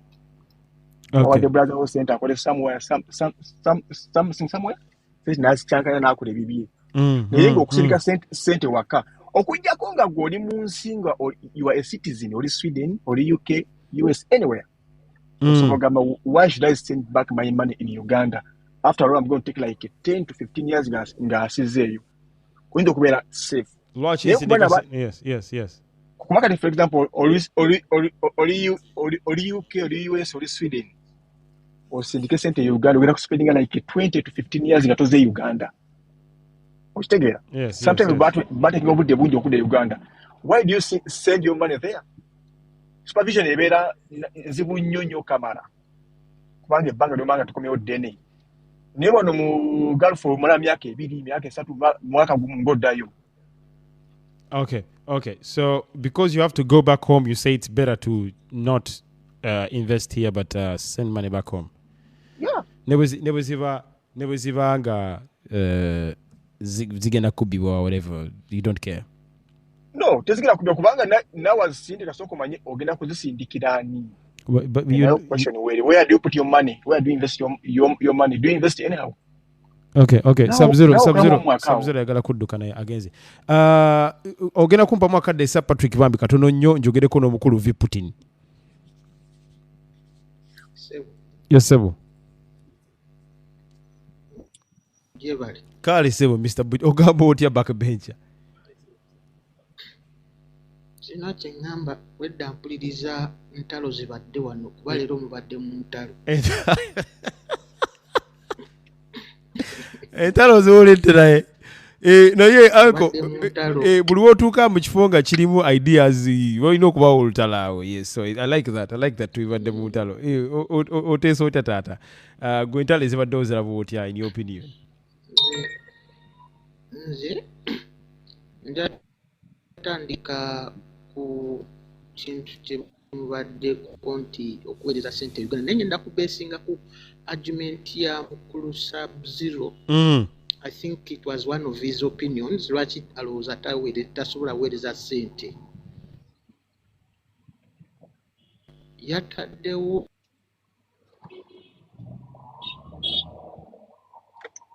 Sir Patrick mbadde nkusaba osooka omitigemu katono nnyo ne V Putin network yombi ngenda komyawo wadde noti ayogeremu nange obanga sinagenda wa mukulu Chris. Just muting amu katono nnyo Sir Patrick ne Mr. V Putin. Chris ogamba otya Sebo? Webali kuweereza mukulu Mugerwa. Kale Sebo ogamba otya olisinziridde wa? Ompulira. Sinziridde. V Putin ogenda kumpa mu dakika 3 zokka osokotereze gundi audio yo ne network Bambi. Network eteredde. Oli sure? Yes, eteredde. Eteredde nenga okutuka. Okujjako ng'eneeddamu neeyonooneka. Okay, Chris katono nnyo Bambi, katono nnyo Chris. Genda maaso Sebo. Omukulu Sub-Zero yapresentinze an opinion nti tasobola weereza ssente Uganda nga basinga on the fact that the uncertainties eziri e Uganda okuviira ddala mu regime. Naye nze ndowooza about me bw'oŋŋamba nti eyo ensonga ekuleetera obutaweereza ssente Uganda, I think it's a weak point. Ekisooka tewali environment muntu gy'abeeramu however developed and advanced it is nga teriimu uncertainties. That is true, but the risk is much more higher there. Backbencher. Yes, let us be very honest, right? Can quick example. Yes, sir. Yes, that's it. Kati woyinza oba otunuulidde the certainty of nti okukubba ebyapo kukola ki naye ate uncertainty nti ensi ze tulimu ennungi ennyo zikyusizza immigration policy zaazo ng'ate zizze ku bantu oledde abaliyo naye nga si bannansi ng'ate kazitandise okubasitula okubazza ewaabwe kuba tukiraba all around Europe kati ekyaki anko policy ensi zino zitandise okuzzaayo bannansi bano ba immigrants. Okay. But because there's an influx of more people abantu bayitiridde obungi ate n'emisango gyeyongera abamu kubo batanso. Yes.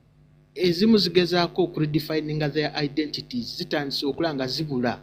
Yes. Bwe tukwata ekintu ekyo, that is also a big uncertainty ku muntu ng'obadde investment gundi yonna ogitadde eyo gy'oli. Kati just imagine oli ku street ne bankwata ne bakuteeka mu helicopter y'amagye nga Trump ye wabadde akikola boom nga ndi Kampala. Okimanyi okuddamu okurecoveringa ssente z'oleseeyo it's a process eyinza okufrustratinga nga omaze okuva ng'oli Uganda. Yes, I agree. Yes. Kuba resources zonna oba bazikulesezza eri kuba gwe wali ogenze wali omaliridde ng'omanyi kiggwera Bulaaya. Yes, neweerabira nti eyo uncertainty weeri kati kitegeeza nti even if tulina uncertainties tetulina putting all our eggs in one basket. But yet, Language, Uncle Backbencher, but yet the risks are higher back home than they are in these countries. And we all know the reason why we do not have investors as many as we might get in other countries is because risks eziri waka mpitirivu nnyo. There's so many ways you could lose your money in Uganda than ways you could lose your money in another country that is not Uganda. Yes, Ebo. When we are talking about repatriating our cent back home, tunuulira in the format of business. Tunuulidde on the business part of it only. What if sente zange nzizaayo Uganda okubaako okuzimba ewaffe n'okuteekawo anything ekiri social mu family yange ekisobola okubeerawo naye nga gwe sente z'ogamba eza businesses ennene nga siziweereza. That can also mean repatriating your money back home. Understood. It does not need to be in totality or in abundance. Exactly. So this is exactly what we're trying to talk about, Backbench Anti. Ekintu ekyo okukola ekyo kyennyini kyogeddeko wadde gw'olaba nti kirungi omwami Heavens favored agambye it is also a risk okuzimba okategedde era nkugamba nti ebyo byonna byogamba nti it is okay to do gwe mukulabako that is where repatriating money, but at the same time you will reach a point where you don't have to do that anymore. Then what do you do with your money? Because you've been working here for a long time, maybe 1, 2, 3, 4, 5, 10 years in the Gulf. Are you going to be contributing money towards okuzimba kwa nyumba yamwe? Of course not. So you have to do something at some point, right? You have to do something at some point with your money. Yes. What is your money doing for you? Get a master backbencher. Ate n'olulala obuzibu nti let us not judge our countries to get too extreme. Kubanga the bad thing is ensi ennungi zetwogerako baganda baffe gye bali ojja kwesanga nti the evils of social life tezibeera exposed on social media ebiseera ebisinga.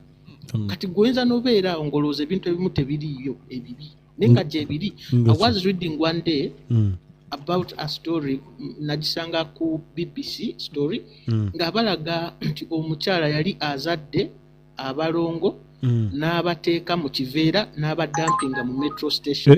FX Media tugenda kwogerako ne Chris, tugendeko ewa Heavens, then tugendeko yes bambisa Patrick ng'otutta akachina nga kakogera nnyo.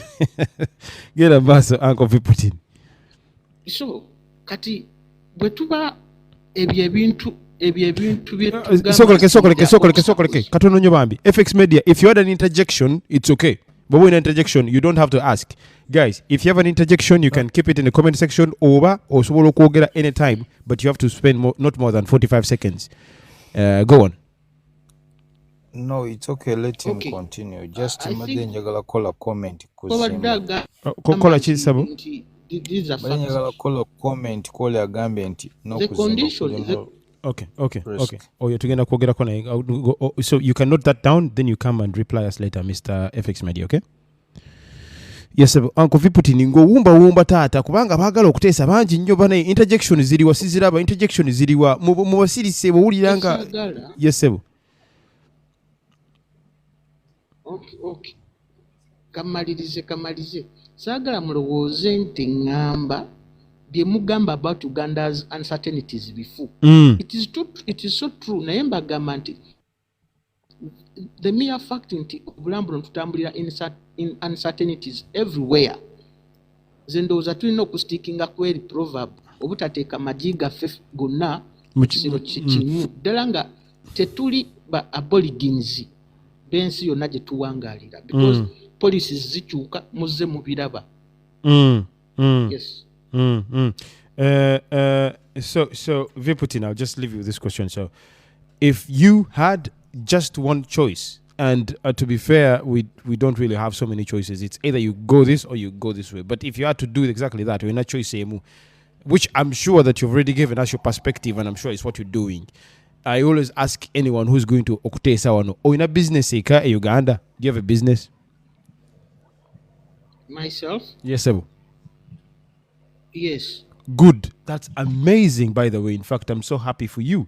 The question I have for you is that business going very well as much as you like? Yes, in fact, entambulidde bulungi kubanga it's the same business that gye nakozesa n'empapuro wange n'afunirako student visa e Toronto. Oh my goodness, brah. What are you doing, man? Okola checho nange nsoke ku investment tukole sente. Simple lodges. Nze nave e Kampala ng'oledde manye ebintu ebikolayo. But one thing I will tell you each one. Bino ebintu biba bya mentality yo gwe kyokkiririzaamu. Obeera nga ddala feeling nti it's not safe tekijja kukola. Yes, kubanga even all opportunities ojjaba ozikwesioninga kuba already gwe mu bwongo obwo kikulaga nti you're going to lose. Ogenda kuluzinga regardless. Yes. So it's a state of mind gwe mukulabako, it's a belief that it will work. Exactly. Katete anka babakiriza. Maybe if you've had similar experiences. Uncle, I also have lost. I've not lost. I've lost the first time. Natigezako nekigana first time. Oh, okay. So it didn't happen straight away. Yes. Because in my mind nakitegeera nti byonna byenjagala nsobola okugenda n'embeera yonna gye mbeera naye every time obwongo bukoowa nempula nga njagala kuddako ewaffe. Wadde ndi mu nsi ennungi n'emberesa n'eŋŋamba nungi njagala kuddako eri ewaffe eri ekatosi ku mwalo tuleyo ne jjajja wange ne kati nga ŋŋamba nina nzirayo okitegeera. Ngulia tata. Ogenda kusonyiwa uncle. The spirit of home calls you. Yes. Because of time, Viputin, I would have liked to listen more. Plus, also, you are allowed to interject anytime you feel like you're not agreeing with someone. What you know, I know you ogala kutesa ako always try to say that nawe naye abapya bazize soto okogana munabo. Mr. Chris ogamba otya sebo. Kuweereza mukulu mugerwa. Kale sebo era guno gwakubidingo neyanza neera nange nja kuddamu ngambe neyanza kukwanga oli wano naffe. Osinziridde wa mukulu Chris? Nsinziridde mu Abu Dhabi. Abu Dhabi egambye etya naye? Tuli wano. Abatakimanyi Abu Dhabi sebo ye capital ya UAE, so si Dubai. About confusing us. So you've been following the conversation, right? I believe. Yeah, true. I've been following you for some good time, especially your lives, right? Really. This topic is a very nice one for me to come in and say something. Thank you. I really commend you for making this platform, really, because it to our confidence to come up and speak up, you know. Amazing. Thank you very much. So just mwami gwesa ko gonjagalo soko kwaniza no Mr. Kazi Collins. Mbalamusiza ko mwenda basebo. Yes, Kazi Collins webale nnyo kubanga oli wano naffe n'abalala mwena abali mu nkayita kamoli ndowooza kuliko ngonge Sir Patrick ali wano naffe, so it's fine. FX Media ali wano naffe, it's fine. Heavens naye wali ne was not mwena abali wano. Thank you very much to be here with us, man. Mbeya nziza ddala musoke mu tapping tugende kutenike tuyita abantu abalala bajje bogereko naffe mpozi n'ekirala. Kazi Collins wabale kubanga oli wano. Chris, it's your first time with us here, so it's fine. Bwema mwawuliddeko ku arguments Sub-Zero yavuddeko wano naye yatugambye that Uganda is not a safe place to invest your money. I don't think it's wise. Era natugamba there are some loopholes ziri mu Europe. If you can get citizenship somewhere, then you can. Obviously, was it not yazena tugamba some countries you can never get citizenship. So it was Sir Patrick. It says citizenship, so it doesn't make sense to invest money there because at one point somehow you have to go back. So it was something that I thought about. Does it really make sense? For me though, Zengo Muntu, I've thought about it in different ways. What if you invested that money in you rather than a business? Era viputini wena kogede into fena tulozam in terms of business, right? What if you invested that money in you, that you probably came out here kubanga? We have all agreed that so many people who work in these countries are not skilled enough to get the good jobs. How about you make yourself skilled or educate yourself to try and get those good jobs? Tutandikira abane tugende maso. Mr. Chris, weyongere yosema. I don't know. You've just spoken my mind. Okay, that's interesting. I tell you, nchogedde, I've said this after like 2 hours on the live, so mbadde nnize nga njagala kufuna muntu anakyogera. Tugere basi. Yeah. We've spoken this out of my mind because in the Wendava, I'll base on UAE standards. That is Gulf at large, you know. Yes, sir. Because what Gulf countries here, tesijja kuwa citizenship. They will never. Yes. So why would you keep your money here? The best way to keep your money here is by investing in yourself. Because I'll give you an example. I've seen very many people here Gaba done for just 5 years, but they started from zero. Like they came as cleaners, 100%. builders, 100%. and what?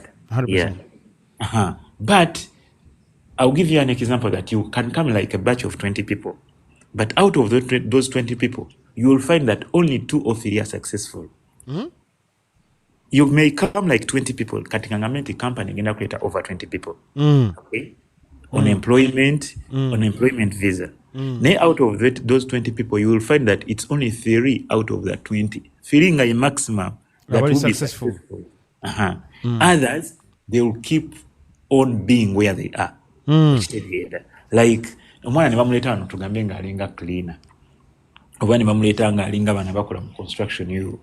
Kati omuntu yenna yenna ng'ali mu Gulf, I understanding when I talk about construction. Yes. Those are the hardship jobs someone can do. Despite the hardship, they feel comfortable. Despite the hardship. They maneuver through the hardship. Eri wano, eyo mulimu gwali okukola. Nata enduring to better themselves out. To get something. But instead, katate no sangayo, that is one portion out of the 20. Like I'm giving you on a scale of 20. No sanga the 50 baja kubeera comfortable where they are. Lwachi that's the case. Why do you think that's the case? No, because kati wano mu Gulf abana oli ayinza okuva gyavudde. Avadde talabanga ku 1.5 m oba 1.2 m oba 1 m. You get it? Mugerwa, this is real. Bwalaba ku 1 m alaba ddala nga, oh my God, my life has changed. You get it? Chris. Yes? Chris, try to elaborate more what you mean if you say that some get successful. Yeah, that's what I'm coming at. Try to elaborate. That is a very good question, FX Media. So I also wanted to ask you this. What you meant? Get a mass. Naye nkugambye nti bali abantu 20. Nkwade example ya sample space ya abantu 20. Ne nkuga tujja kujjako basatu. Kati I would last just kusembayo ne bana abasatu abali successful. Naye ngenda kwogera ne these other people, the 17 abatagenda kubeera successful. Nti out of the 17 abatali successful, mugenda kubeera mbano abagenda okumanuvalinga through all the hardship and the pain, afunemu comfort. Why? Because agenda kukola construction or cleaning for a very long time. You get it? Kati afuke comfortable nga akasane kabeera kocha katia yeta kyakawulira. Yenga yakamanyira. Akamanyire. Then they become contented and they become happy where they are. Like they find a comfort zone in that. Those are like 7 out of the 17. Kati nwabiro category ndala. Egendo kwata sente zaayo ate zitwale Uganda. You get it? Nga he's getting average salary ya 1.5 m. Nga afuna 1.5 m nakwatako 1.2 m. Because Gulf telling all these countries mulimu ze mogerako zi Canada, zi USA obachi. Gulf jogenda okusanga mwana nga afuna 1.5 m ninga asobola okusavinga 1.2 m. You get it? Like they are saving 80% of their money. Yes. So nakwata bine bisatu nagulako grocery wa mwezi mulamba. Like this 300 is going to take care of question. Get a mass FX Media. Get a mass. Chris. Wanji? Tugezeko sigira bana abantu ekifaananyi ekiri clear. It's so hard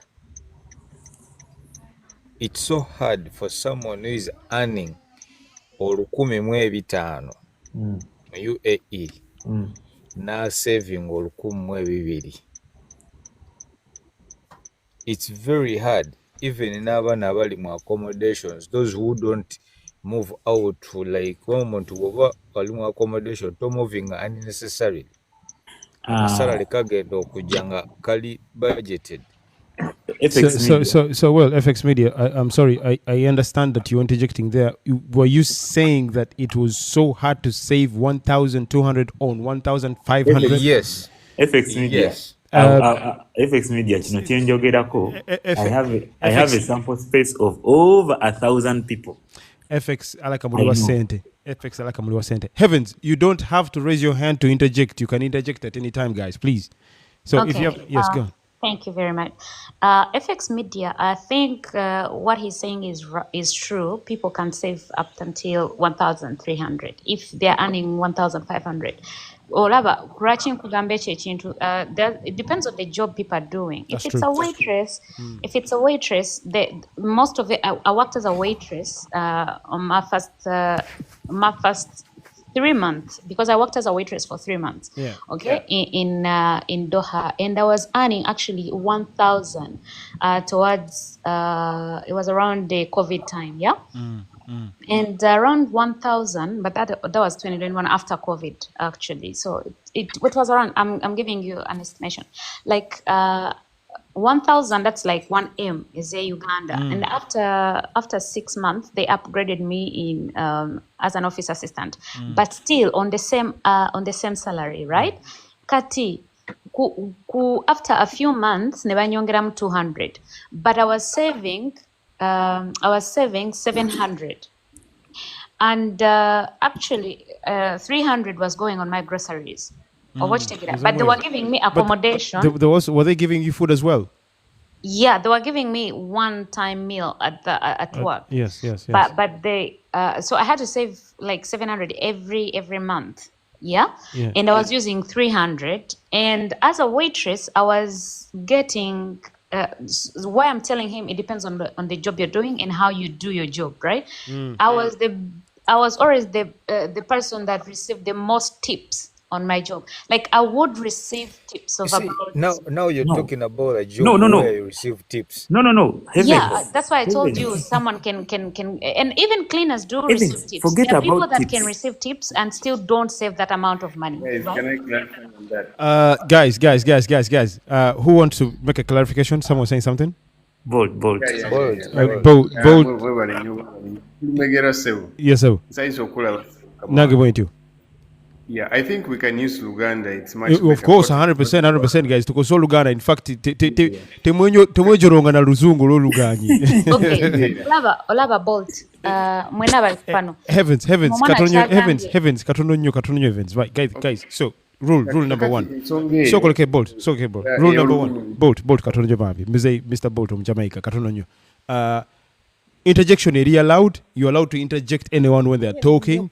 But you have to not spend more than 45 seconds, please. So, bojamu interjection ateno utandiko kuingira obudde it's not nice, right? Because na aja kuingira obudde and it won't be nice. So, Chris sawas nabadane agera ne awumudde for 2-3 minutes, which is not nice. Interjection 45 seconds, making a point and move on, please. That'll be really nice. Okay, Bolt interjection and we go. Okay. Kakati nze ensonga yange. Ebadde about olukumu ebitaano mwami lwayogeddeko. Yes, sir. And how people save here. Ekyo kintu kidependinga ku muntu responsibilities kizayina ewaka. Yeah. Naye ajja atya na field kigyalimu. Yes. Abantu abamu basobola okukikola naye ate abantu gye bakoma okulwawo ennyo nga bali mu zino ensi eza Middle East. I guarantee you kituuka ekiseera nga takyasobola na kusevinga nako wadde kyobola bw'osanga omwana nagamba ndi wano myaka 5 n'ombuuza omusaala gw'ofuna meka nagamba nfuna million 2 n'omugamba katote kukuba olina obukadde nga 2 ku akantu bakikumu5 nagamba muganda wange noonyayo wano 2 byakulya ssaawa zino. Webale nnyo obalire ddala ako Chris opointi oba gikubyemu ebisumaali genda mu maaso. No, Bolt mutuufu naye wengenda okwawukaniramuko nyinza obba kale nakyogeddewo imbu saving but I was talking about sending money back home, right? Because that was the point. Yevadde direction yevadde ntambuliramu not necessarily saving but sending money home.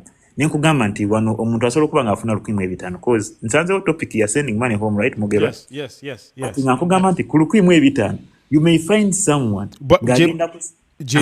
jebali guge mazima tugere maaso Chris tetulemerawo nnyawo tugere maaso kuba bamaze okwogerawo. Yes. Okay, that is it. So then the other point gyenalengedde Sir Patrick alina point gyakunyeko yokuba nti okubeera mu nsi kisinziira ensi gy'olimu. Kati gwe ng'omuntu nze kyenjinza okulowooza wano ngenda kugatta point ya Putin ne Patrick together nti gwe ng'omuntu olina osooka ne weetunuulira what do you want. Kati waliwo omuntu agenda kubeera mu nsi to stay for some good time. Okay? If I'm going to stay in a certain country for some good time, I need to keep some money with me there. That's true. Naye ate mulimu omuntu nga ayagala kuyitamu. Like not kuyitamu mu nsi endala naye nga ayagala kuddayo mu nsi ye. That's true. Asobola okuddayo oba n'ogenda ewalala regardless naye nga ayitawo buyisi yes. Oyo naye ali awo njagala kubyomba ku speed because n'abala nkimanyi baagala 100% well. Then the other point gye nnyinza okulowoozaako nti kyenyinza okulaba ng'ekikulu nti kyekya Putin kyadde agamba nti gwe nga tonalowooza kusindika ssente Uganda oba zi-investing or anything, the best thing would be weetunuuliremu nga ggwe omuntu then omanye ebiruubirirwa byo biri ki. Then bw'obeera wakutereka wano ssente, don't be there ng'olinga trader mbu you are just accumulating your portfolio. Just make sure that you're just bettering yourself until wekyusa nti the person we are this year tomukyusiza to the person owa mwaka guno to the person waguli omwaka nti nva nze nga cleaner kangende nsome security nvudde mu security ate tobeerawo kangende nsome safety nvudde mu safety kangende nsome management course like that. That way nawe obeera nga atereka ssente wano naye nga you are investing in yourself. This is true. In the long run oli wano then okuwumbawumba ku nsonga yo gye bayogeddeko eya business. Nyinza okuba nakitegedde bubi Putin agambye alina business e Uganda but nze njawula kye bayita business ne investment. Kati siyinza kutunuulira ekirungi we yakyogere naga alina business naye ate oyangaye mbu he's running lodges because yamanya ekintu ekifuna e Uganda ekyo nyinza okugamba mbu it's an investment.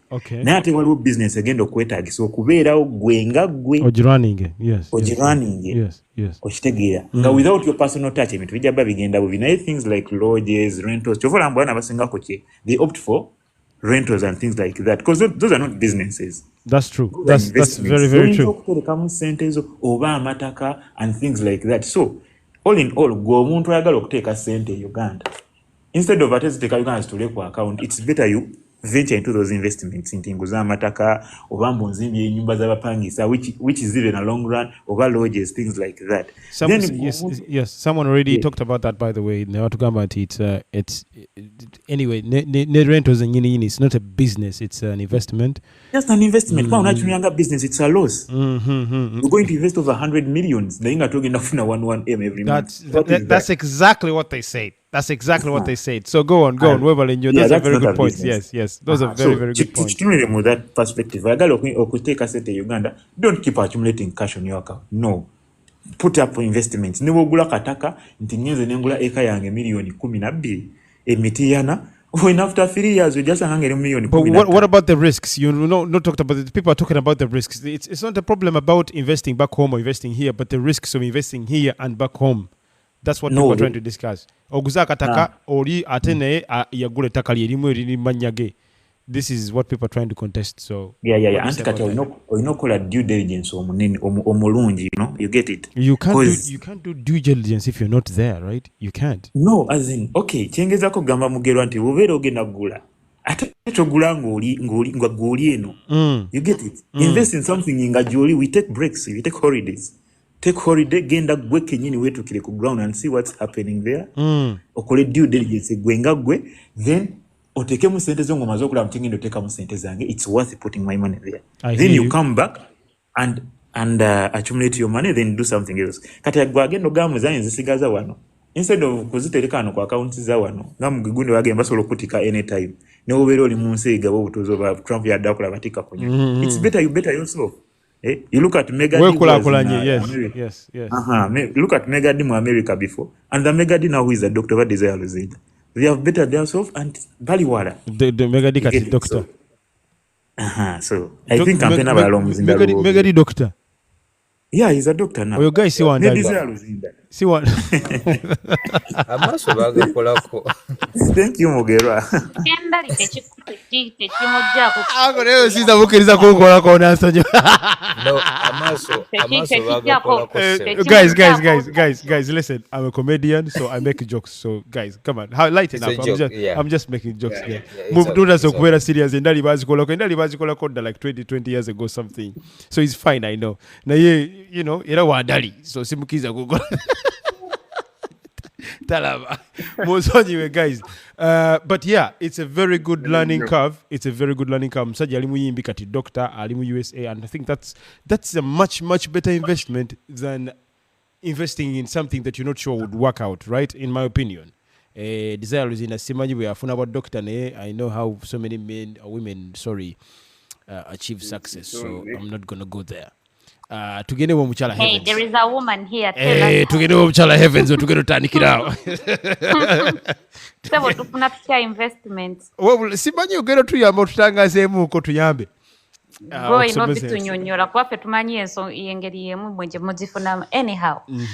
I just banange iranze njagala kwebaza omukisa gwotuwadde abatugambe twogera Oluganda. Yes please. Okay, so ekyasinza okundeta wano kyabadde kya risks okusindika sente e Uganda, right? Some of the people, okay, it's good to invest. Bana ikoze Uganda. No, guys. Whatever you're comfortable with, please speak. Also, again, I'll be mixing. Yes, that's better. Interjections really allowed. Wuliranga heavens akulimba mugambe ekida tutulimba. So tugende match. The Sidimba, actually. The reason as to why people say investing in Uganda is very risky, like recently, waliwo omwami yazimba ennyumba ali mu US, you understand? And out of the blue, Nema yavudde eri n'egimenyamenya n'egibebentula yonna once, you know? And ennyumba yakalina nga myaliriro emeka. Bagambye mbu yali mu lutobazi. It's a road reserve. Okay. You know, guys, nyongede muko kuwaka. So time obujiraba nonge wedde obuwedde dakika 5. No worries. Kati omuntu okubeera awo abantu abasinga ekibatisa okubeera nga ekibogeza nekibagamba mbu it's risky okuinvestinga sente e Uganda. It's matters like these, yeah? Because ogenda nokola research ku ttaka lyoguze no tunulira factors, risks ezijjamu nosooka nonoonyereza n'olabanga wallahi ogenze buli wamu. Guys, by the way, sorry, nsonyiwa ku interjecting. Bobanga otuusa wano ngera teesa. I'm sorry. Nkubuuza kibuuzo, do you have a business back home? Or not business oba wali ogezaako kola business back home? I have investments at home. Yeah. Great. Go on, please. Wengereyo. Yeah, so but my investment doesn't need me to be home, and my investment doesn't need any kind of supervision, right? My investments do not need supervisions, and this is the thing though. Abantu okubeera nga ekyo kyembadde nzijjidde okusinga okubeera nga batya okuinvesting ewaka. That's the thing. Nange sisobola kusindika sente zange Uganda. I can send money to family if they need something to use money to help them. Yeah, that's obvious. But for me to send money to any banks in Uganda with these reports ezibadde abantu abaana ne bajjawo ne bakuba enduulu, I learn from other people's mistakes. I don't wait to do the mistake myself, because abantu omu n'akaaba n'owookubiri n'owookusatu era nga nze ndi different kifaanana kitya, right? No interjection mukulu Mugero oba napozinga time ye. Get a mass. It's okay. Yeah, thing is weyogerako ekya banks, one thing you have to know is good news is slow but bad news is spreading fast. Kakulu nyako kati ate n'ekirala, you cannot judge a whole bank over tens of thousands of accounts. No judging ku bantu 10 oba 5 nokola due diligence. Okujjako nga just gwe omuntu nga gwe ng'oli fearful. Naye singa omanya reason as to why, because if you do research, lwaki abantu abaluzinga sente. Nali mbaddeko victim naye ate saanenya bank cause namanya ensobi we yakola ki Oh, really? yava That's naye interesting. ate You'll have to tell us that story. Ne interjection yo bude bude uncle. gajikuwa later. Okay. Kamaleo katono mugerwa. Yes, sir. Naye bwogobera stories abana abakabira mu bbanga balunze sente. Nagenda okula stories zaabwe zezimu just abamba bira bagala kulabisa ate abalala tayagala kuyigira mistake gye yakola. Okay. Regardless of sefu day over chichi, where you're strong enough to hold on to that and say I'm not strong enough. There are people like me, ngatuli batitizi. I'm a mutitizi. I'm a genuine mutitizi and a proud mutitizi because of titizi we nange nteka mweyo bracket ndi mutitizi okuteka sente Uganda tegere bus. Ochitegera. Kati like I bought walo enagule taka some years back. They gave me like acres zari mukaga, right? Kati all of a sudden abantu ne bajanga bali claiming and everyone yalina echapa on that land. Obochitegera. Until my father intervened. Until my dad intervened. Otherwise, if it was zenarindi wadeyo balitwale nsagala bintu bya kwerega nawe bati when my father intervened and my etaka lyange ne bali saving. But oh my God, like in Uganda, that was the last time I had to do something like that. So, because the reason as to why I went for that much of land is because I wanted to set my NGO over there, right? Kati nganjaga kuteka ko whatever, everything that I needed. Kati that's why I opted out for that land because yalina etaka dene atenga balinguza on a sente some over eziri jamu kale they didn't override the money, they didn't overrate the money. Heaven's favor didn't to work angango ofunye bu message mu private after this live Gundi angeri closed the backfire. No one will send them. My inbox is closed. Okay. Just get a massive input. Get a massive input. Madam Heavenly, because we are talking about risks one. And I think Zobesinzeko okugama tosobola kuweleza sente. Risks in Uganda, yes. Yes. What I'm changing buza. In case of a risk that you're deported, osobola okukwata sente zo z'ostereso awo na woli bakuwa obudde okuzijjayo. God forbid, but always awareness next of kin oboteseko usually on that. That's why. Can I add on that? Nti Mr. Putin tuli mulembe gwa digital right now. Yes. Even if I'm deported. Yes. Yeah. The nina account. Yes. My money is on account. Tekitegeza when agenda Uganda account yange tejja kubanga tekola. Yes. You get it? That's right true. now agenda exchanges wano mu Gulf mbo sindika send. No, you no longer kujja kongo chali bako. That they can freeze someone's account. No, but he has a point of information from what I know about the GCC countries. So mani mulimu GCC countries katinga kata mulimu abana abatakkirizibwa kugulawo accounts mulimu emirimu egimu. You know that? That's true.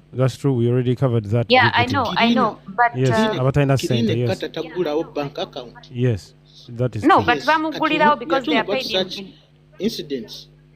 Viputin. Kirina ekata aina bank account naye lwakuba kampani ye yegimugulirawo teri muntu akirizibwa kolera kata nga talina account. She has a point. What the account here functionality yayo teringa account ya bulijjo. Yeah, exactly. Account Jacob Bujja to take a call. That's true. And it's all operated. It's all owned by the company. That's true. It's okay, but you can still, your company can still. That's another reason. Yes, sorry. You're saying something. That's a brief reason. It's all of self-explanatory. Whoever could deport in, but you're under the company. Then you can ask your company to send the money to your home, or to give someone to send money to your home. That is a different thing.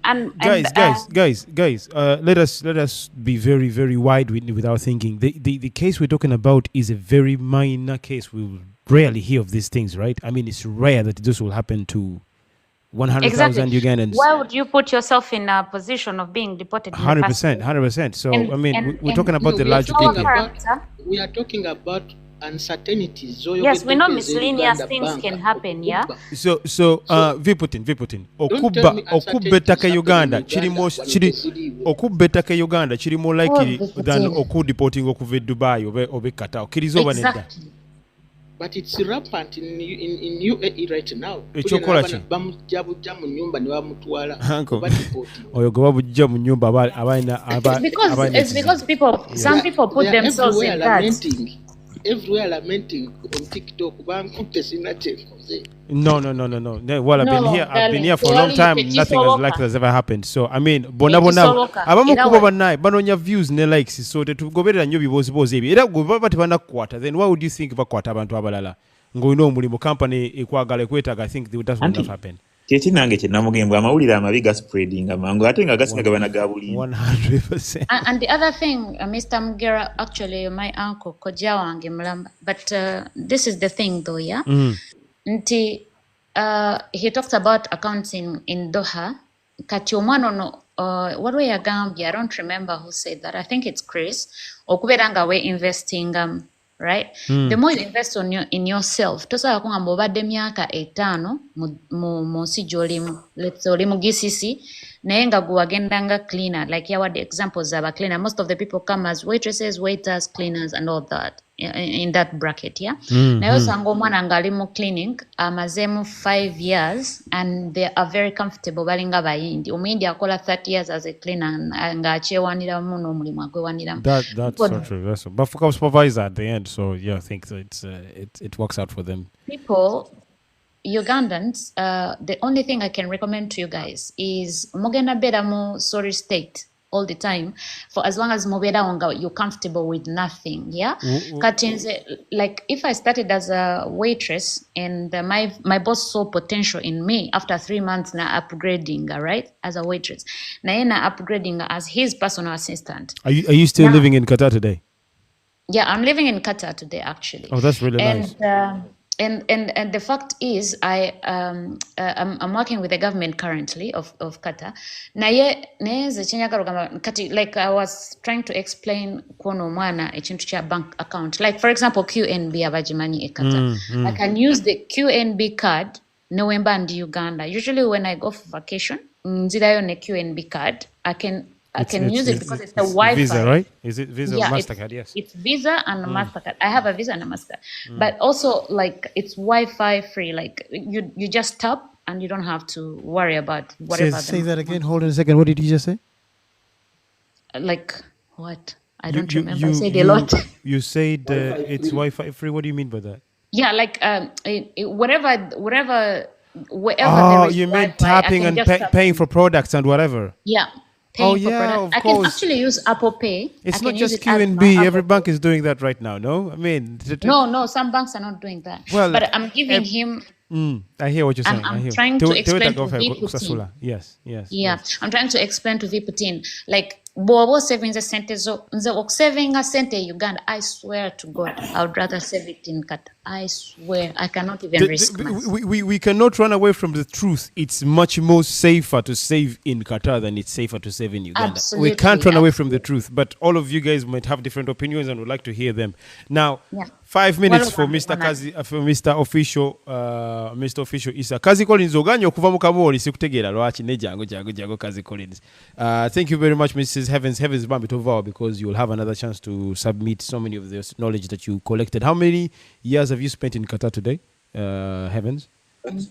I will make 4 years. I'll make 4 years in November.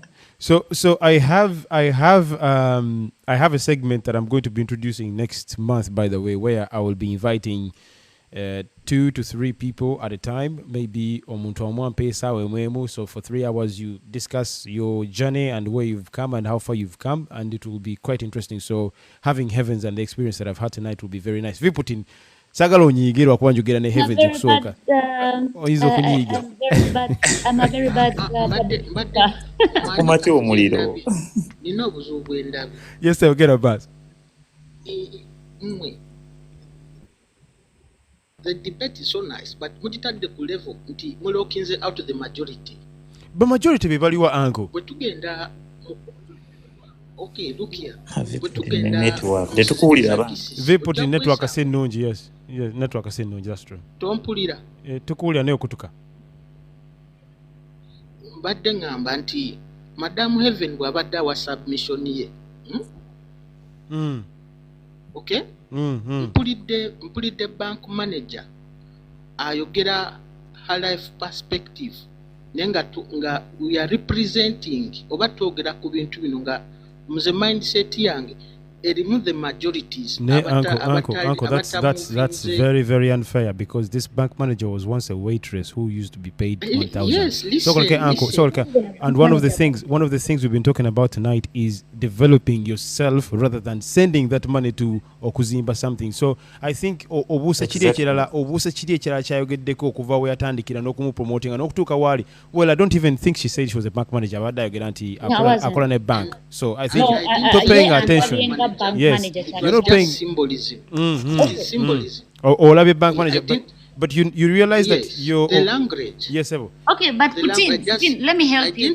I didn't say you were a bank manager, man. Okay. Just to build up my what? Understood. Yeah, okay, understood. I get it. Context. But Putin, I sagala otunuulire kiri ekyanza okubeera nga nsindika sente mu bank account. Waliwo options endala nga already money eringa MTN mobile money. Ate already money wobeera ne ID eyekata ekukkiriza okusavinga up until 10,000 bwe bukadde 10 obwe Uganda. So you don't have to have a bank account okubeera ng'osavinga sente mu Doha. Osavingira ddala ku simu yo. Yes, sir. Why I'm making this argument? Yes, please, Putin. Yes. I lived in Qatar. Yeah. I had a journey. My life yasanga ku Qatar. Yes. But the thing is, Qatar is a country nga abantu betogera wanze njogera aba majority benasangayo abantu nga bakirina mutugamba nti ATM zaabwe company ezibawa ne company eyo ATM in fact eba property ya company kati wekijira kino gongamba nti badeporting omwana nga kirina asobola okuretrievinga sente ze nga contactinga company. Be fair to yourself. Waliyo company ewa abaana baffe emirimu gy'abakirina oba egya construction eyinza okubeera fair enough ekubereza akasente ko ng'ozzeewamu. Eyo company ejja kuba gyeri but eyinza okubeera rare. But again, Viputin, this is a 0.01% chance of what you're talking about, Viputin. We can't focus on that. No. In fact, Viputin, yes. Viputin, katono nnyo. Introduce the aspect of uncertainty. Capitalizing on that. Katono nnyo, Viputin. Okay. Now this is the thing. I mean human resource management. Olaba ebintu bino ebyokubeera nga badeportinga. Qatar has policies. Tebasobola kudeportinga just like that. Nga tebasoose kukuteeka ku police. You understand? And you have 72 hours. Ennaku 3. Yeah, 72 hours to appeal or to call your PRO. Okay. Mostly abantu ababeera deported balina baziza misango abamu tebabeera na ID ekikweketo kijja buzi sometimes. Guys, we can't focus on that, guys. Abantu abasinga, they're working, they're happy, they're getting their money, and this is what we want to talk about tonight, guys. Come on. Yeah, no, I know, but we also have to look into this perspective of his. Yeah? Yes. I understand what he's saying, really. I understand. But Viputin is talking about the one guy who was deported, who was not even legal. He didn't have any money anywhere. Of Ugandans there. Illegal, right? Hours company intervention. Yes. Alesneka point akalungi nti oyina essaawa 72 mu ssaawa 72 ezo osobola okuggyayo sente zo oba otuma omuntu n'azikuggirayo. Exactly. Osobola kugamba company yennyini baku sanctioninga bakuyita gwe PRO oba manager wa company. By the way, webale nnyo Heavens kubanga company obutakusasula eba ekoze musango era oba osobola mu mbuga z'amateeka. I mean human resource management right now. I know this because I've had an employee. An employee that was deported, but echamu deporting sa yarwana nakuba omuntu namuyiwa amanyu ate okulwana illegal. Yali muna Uganda. That is, so you don't just say they are going to get you on the street and throw you out of your country. No. Bagenda kusooka kuleta company intervention. Nevi put it back bench achimanyi. He knows it. He just playing with it. Achimanyi. ID batunulira ni sponsor. Okay. Sponsor bagenda mukubira. Ne company yenyini bagitunulemu. Okay. So koleke Uncle V put in bana tuli mbuludde bwa Isa bana V put in ngogena funa obudde otese. Isa sebo tukwaniriza. Yes sir. Yes sir. DJ Michael yaiba kawe maruka. Yes sir. Agamba nti muko ngamba. Yes sir. Lazo mpe mwanyo konfa wakirinze nawe enkoko. Anyway. Yes sir. Ekinde kyose kubanga waliwo abaddagamye eti osobola obeera kojja. That is just a by the way. Mubadde muhitize nnyo. Now, let's get back to the topic. Okay? Now, Evans nagabye bijja. Let's get back to the topic. Should we invest our money or we shouldn't invest our money in Uganda? Those who are outside Uganda, should they invest their money in Uganda? And those ones in Uganda, should they invest their money in Uganda or take their money to Europe? What should we do? Let's invest our money in Uganda. FX Media koma wano gwa badaddako kwogera tugende maaso anko. FX Media koma wano. I really believe that it's of high value when we invest our money in Uganda, strategically and properly thinking when we are investing this money. There's Heavens Wagami, she has investments in Uganda, but these investments don't need supervision, and I think they don't need they don't need someone to be there. Now, that one gives you a signal that there is security for that investment, whatever investment she's talking about. Okay. Now it brings back my mind to say that if you have that confidence to have that investment, whatever investment you have, and you say you don't need supervision for it, but you're confident your investment is there, that means anything that you invest in, that means there is money that is accumulating. Okay. Either immediate money or future money. So that means there is security. Amidst all situations of her line of distrust and not believing and all that, she's confident her investment is there in Uganda. Doesn't that kick a calling bell into your mind? No. Official, I moved with my investment. No, heavens. No. Now, so in that very line, if you have the security of your investment there, then titwagala mu kikuba ennyo. However, we shall not tetusobola kubuusa lines endala whereby we say, if you save your money in the bank and all that and the money goes, of course we shall have to take now, for example, the most popular bank is Centenary Bank. Neina abantu nga milioni bisatu. I mean 3 million isatu. FX Media jayo request demo gisindike, then Chris demo gisindike gena maso anko. Now they have their accounts in Centenary Bank. Okay, if they are sitting on an asset of almost 6-point-something trillions. What they not got dako tugende bas. Cases eziberawo ez'okubulankanya sente and all that. Saga zigendamu because omudayinza ogamba you seated on our bank, and that is a Catholic section. Naye we have to accept there is that line of recklessness ku sente z'abantu. That's true. Mu developed countries.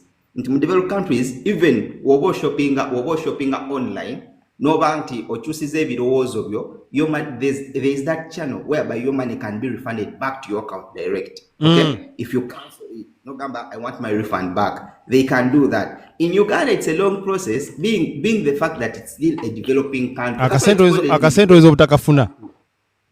Oshtegede. Akasendo izo butakafuna. Ne ata akasendo izo kafuna. Ne ate kanzo twale banga. Okafuna. Kiba kitegeeza nawe olina okubeera updated ne system eri mu kukula obukozi. You get the point? With the Ugandan system eri mu kukula obukozi, you have to understand it, you have to accept it and know how to beat about it. Now, however, eno mu nsi ezikulaakulanye, the system is clear, the system is well established, okay, and the law is very properly established. In sentes over to you can report here and get the money in a period of maybe this time of a week and all that. Okay, with Uganda, yingira mu process impamvu mulimu no genda ku police, which is not a necessity. These ends, those ends be jolly. Now, let's get back to the point of investment. To the point of how are we saving our monies. Let's look at the point of how are we investing and what are we investing. Mugerwa buno tikitiko busigade we wango komo okwogera obachi. Obudde nga bukuweddeko taata dakika tezza kusuka mu 5 sebo. Blaza. Just go gambe yagade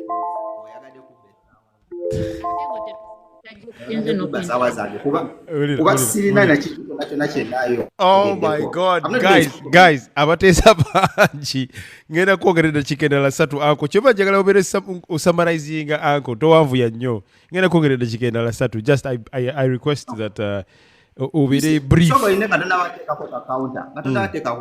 You see, when you say that I summarize, njakuvayo nkugambe you go and invest mu nyanya omuntu ajja kugambe nze ntunda ntya nyanya nawe siriwali I cannot do that business and all that. Okay? But if I come out and explain to you in Uganda, yes, the system might not be right, but these are the things you can invest in centers on very secure. Yes, okay, yes. Someone will be able to understand my point of view. Why I'm saying that you invest in Uganda. Take a sentence.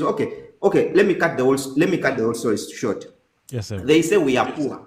Yes. But they come in our countries to invest and they leave our countries when they are rich. What is different from us who have the land and who understand the tenor of the country? Not to invest and learn what should we invest in the country so that we can remain in our country when we are rich. But they come here and invest and leave. Yet we have Abananga, they have their monies.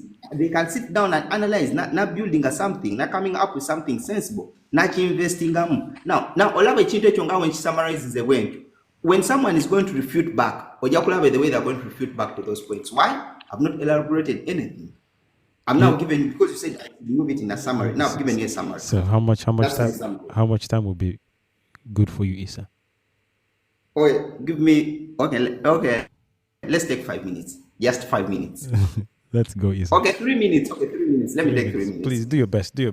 Now, what I would say, if we are saying that we shouldn't invest in the country and all that, I want us to understand the fact that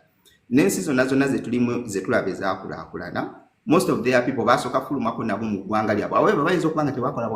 all that. Now they went to some countries, they either exploited those countries or they stole from them. And they brought to their country. They invested in their country. Amidst in situation ezali mu countries when nazo zali mbi at the time T. Okujja waffe. Uncle, yes. Uncle, no. Let's be honest. We don't have too many investors in Uganda. I mean, look at the scale of investment in Dubai and other countries like Singapore or Turkey. It's nothing. So you can't make that comparison. Yes, sir. Yes, sir. If now this is going to take us back again to history. Go on. If we go back in the 19s, the investments you see today were not here. The investments you're saying that are in Dubai, are in what, they were not there. That's true. But these people learned where resources were. They went for those resources, brought the resources in their countries, and built their countries. Yes. Okay? They didn't build it just as an individual singly that did that. No. Let us talk about today. Are there investors in Uganda? There are investors in Uganda, we all know that, but they are not top investors in Uganda. We would have people who are trying to create or build cars like it is in Rwanda or something like that. We don't have things like that yet because there's a reason as to why. There's no security for their money. You see, I'm not trying to. You see, when I bring out someone who said this one is defending the government. No, these things are there. However, there is Kira Motors. Then I saw one Indian guy. Yalesewo is building agricultural inputs. Machinery for agriculture is building them inside Uganda. They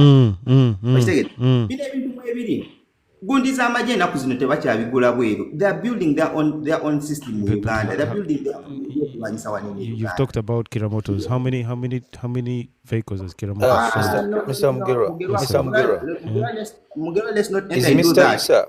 Is Mr. Issa still on the point je tuliko? Ndaba nanga drifting nnyo nange bwe ndowooza ate ng'obudde bwe bulaka buweddeyo Issa. Issa kyesitategedde kikino otukubiriza okusindika ssente waka. Sikubiriza kusindika ssente waka, nkukubiriza okukola ssente zo gwe yona gy'oli. Tula wansi otegeere nga wobonyaabonye the way you've suffered to make this money. Understand, sit down, make research, see what can you invest in. Okay? First of all, these people should invest in themselves when they are those ends and all that. First of all, even these people don't invest in themselves in Gabalingo. You get that? They are paid money. The investing in yourself here like Isa Malize. They are paid monthly. Okay? They are paid monthly, and either their money is abirako n'ebintu byagulanga abirabako bino nti abirabako. Few of our people having businesses that are booming in those places they are working in. Isa, I think you didn't understand what you're talking about. Those people are owning assets. Official. Few of those people are owning assets in those countries. Official. They didn't say investment has to be business. Or what take it? If those people make their money, you're going to go into trading something you don't understand. It's a same one. It's a one. You see, when you make this investment, when you make your money, you have to sit down and make your research. Not again, no, Uganda, I can invest in this. Either Uganda, I'm going to enter into real estate here, Uganda. You have to understand where you're going to purchase the land. It's Oliwa Sawazino. It's Oliwa. It's Oliwa. Nze ndi mugwanga lyange ery'omukwa at Uganda. Oliofulimiko Uganda, Isa. Have you been outside? Nina passport sewe imu stamps. Isa, have you lived outside Uganda? Okay, fine. That's nice. Have you lived? Yeah. No. We're not going to talk about that. Have you lived outside Uganda for more than a year? Have you lived outside Uganda for more than a year? I've lived outside Uganda for more than 3 years. Okay, great. I'm imagining that you've lived in the Gulf. Or am I wrong? See, I'm not trying to make anything. I was in Kenya. Isn't that outside Uganda? It's at Uvego. It's at Uvego. Isn't it outside Uganda? Olimutov. Actually, you're right. Olimutov. Yes, he's right. Chris, how do you had an interjection for Isa? Please go on. Actually, I've got the answer. I think. Kalika cross interjection komukozemu ako kampa the answer yange. Okay, great. Isa nagambye katono nnyo Mr. Mugerwa. Nagambye ngo when you come 20 you will find only 3 people successful. Yeah.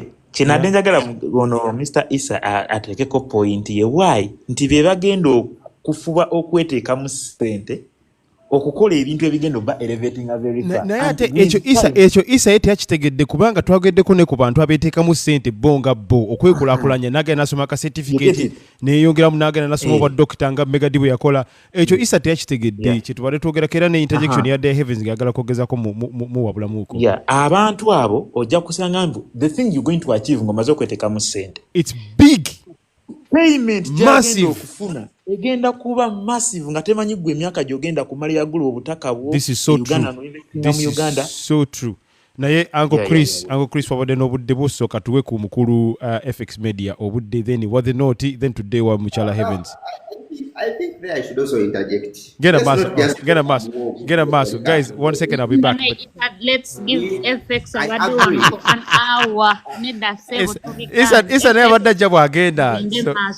Isa, you know, the thing with Isa has a lot of content, man. He can't finish all his content in just 2 to 5 minutes. I agree with Chris. And when Chris says that, I've gotten my answer. It doesn't come in a faith of giving out a submission that no. It comes in a faith of we're wasting time. We're wasting time, Isa. One thing, Isa, listen. Usually. People are responsible for what they say, but they're never responsible for how you understand that. You understand that? Nice point. So don't it's be... okay. Very good point. I was just trying to put it for Chris that I understand what was interjection. Go on. Now, I'm not in my interjection. Yes, sir. Get a mass. What they not to get a mass? But abasajja baga Mr. Isambo invest in yourself kintu kirungi. Yes. Olwakasera n'ofuna big money as you said. Yes. But To take an example of, let me use Madam Heaven Gambia. Yes. She has upgraded herself now. Yes. She's working in human resource. Not just human She's resource, but for the money. government as well, huh? Yeah. Mr. Issa together against the Kenya and upgrading and after sente. Yes, yes. But still that money, Omurama will go doing it, or just also dig a sente, despite the bigger number you have. Yeah, but also so the conversation. Oh, that's a very good. That's a very yes. Very good. I answered that question worth not. I said clearly, never sending my money. If I'm sending to family, that's understandable. I can send as much as they want. Ono mukazi akaluba gwe ono mukazi akaluba. For saving money, hell no. Obudde nga ba FX Media. Obudde nga ba FX Media. Kristo genda mu kachai. Uncle Official Issa bambi. Onsindise nnyo leero onganyidde ddala okubaako ekintu kyenjogera sikituufu bannaye guys, is it true what Issa is saying? Okay, Chris agenze n'agamba nti you might invest in yourself and you get the big jobs and you get the what. You have to understand that in those countries you're not the first person to get those jobs. Okimanyi nti Issa okimanyi nti wati noti bw'abadde ayogereko ekyo era asupportize ne idea yo abadde agamba nti wagendako e Kenya era ne-upgrading nga n'oddeyo Uganda. Okimanyi ate kati otandise okumujjonkera ogamba nti abadde batandika kundeekanira wano eno ngambe Issa sirika. Mr. Mugerwa wagisebo neyanza okubeera ku platform yo wano neyanza nnyo nange okuba nagolwanafe omulamwa guli nti is it try to send money back to home. family yes. back home and what do you do with your money? Yes, what do you do with your money? That's true. Esooka mukulu Mugerwa ekintu kino twandikitadde mu mbeera y'okugezaako n'okutangaaza abantu nti tekyandibadde kusindikira ssente ba family members kyokka, naye kikulu kiri nti ffenna ekitulemesa mu mbeera eno nti one ojja tutunuulira banka nga baganda bange ze badde boogerako. Yep. Otunuulire how to invest ewaka. Yeah. Naye nga bwe tunuulira ku ebyo ebintu bibiri tuteekewo ekigambo trust. And who are those that we trust our things with? One, amazima gali nti katugambe nti ewaka tetulinayo trust. Yeah. We've seen mothers we've seen parents betraying their kids. That's true. Of money. That's very true. We've seen banks nga sente zibula nga tolina bw'oyinza kikola ki. Gundi akyogeddeko awo nti abamu it's their mistake oba ne bagala okulabisa bank. Yeah. Ekyo tetujja kigendamu. The real point would be nti tuyinza kugezaako tutya okugyawo gaapu eyo ey'omubbi oba omuntu atasobola kuba mwesigwa waka nawe nannyini ssente bw'ali ku kyeyo. Because we wouldn't be having this conversation if that wasn't there. Yes. Should we stand for ourselves nti mukulu Mugerwa akasenteko bw'oba ng'obadde okayina? Kampere example ku abo abali mu GCC nti tulina obudde bwe tudde ewaka, for example at least once or twice, noddako ewaka n'omalayo omwezi n'ogenda ku mirimu gyo. Ate nga ndi very sure nti n'akasente kosobola okugenda nako ewaka n'amateeka g'okugenda ne ssente ewaka ne oba ogenze nazo mu cash at least ku airport bakukkiriza $3 egya $. That's how much? Approximately million nga 10.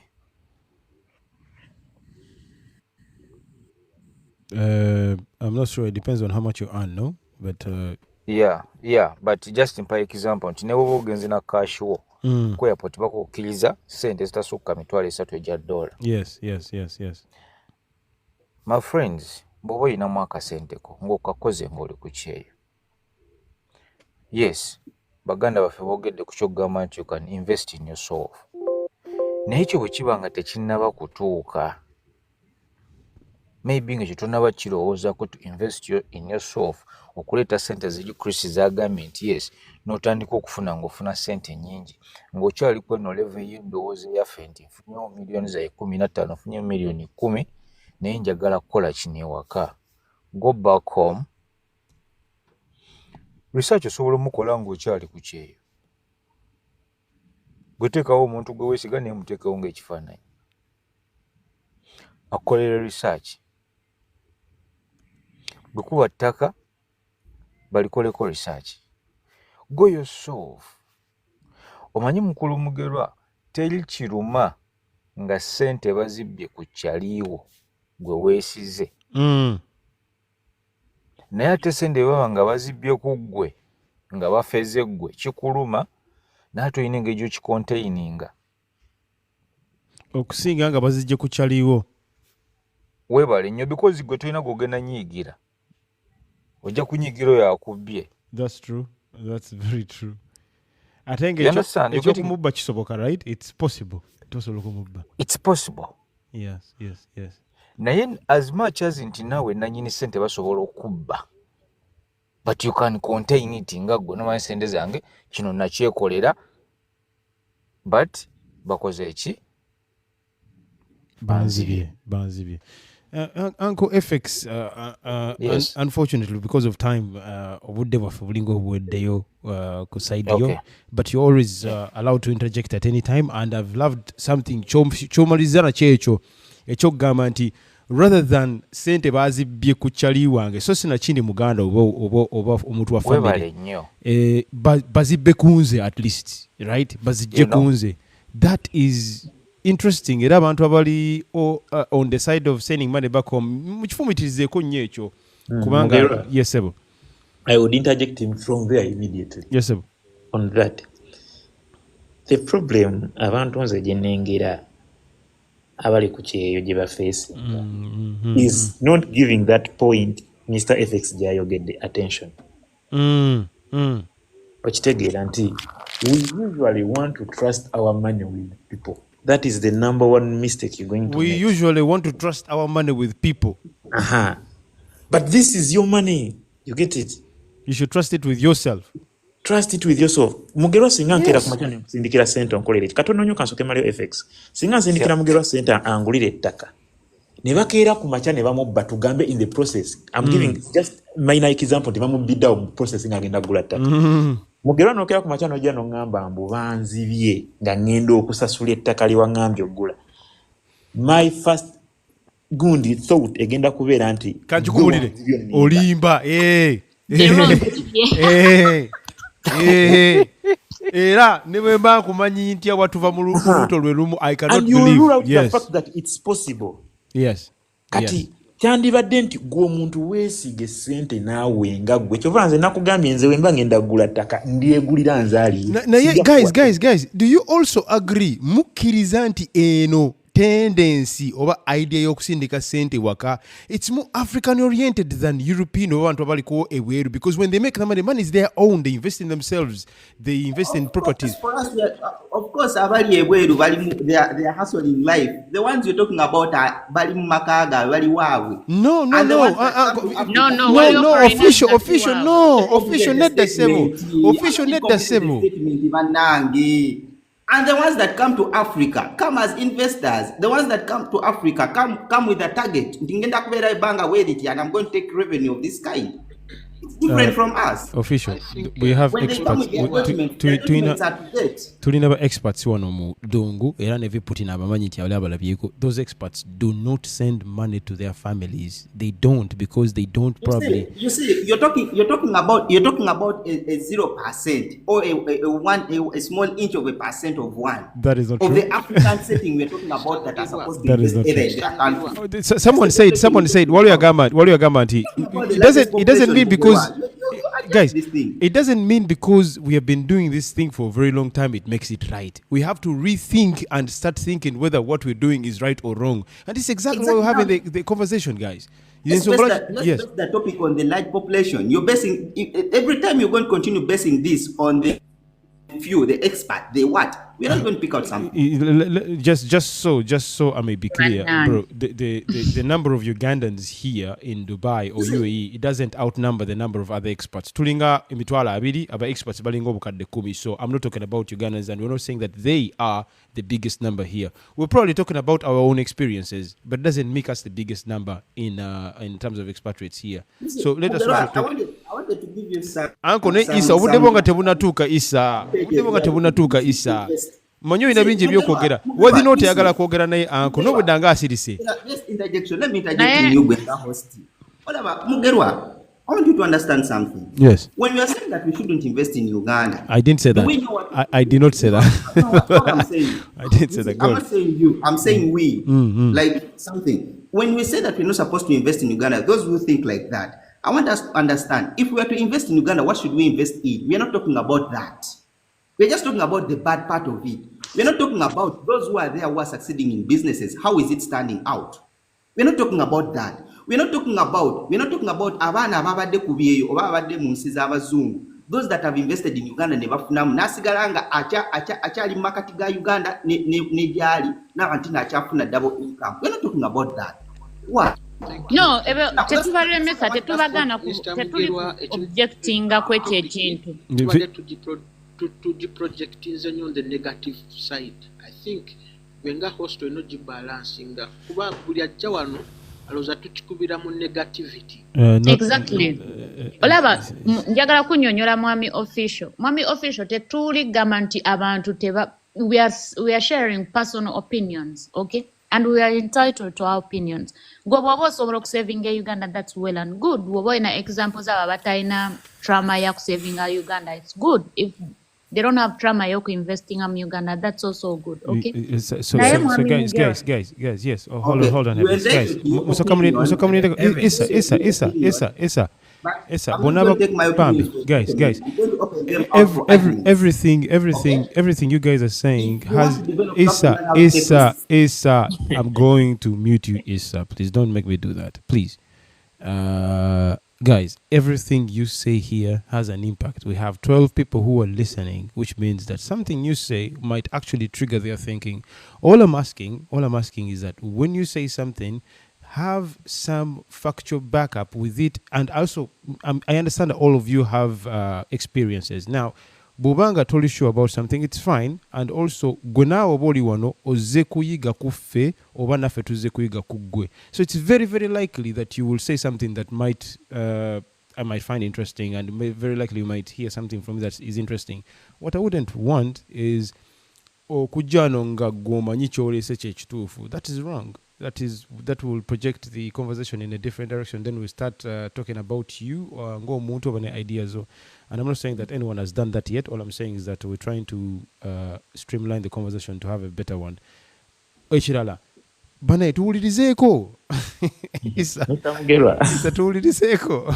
Isa Mugerwa katono nyonyo kanyongereko ku Chris had now olinga Isa. Katono nyo. I ask for my time and I listen, by the way. Yes, sir. Naye katono nnyo. Yes. Nga tonagenda kwoli omwami.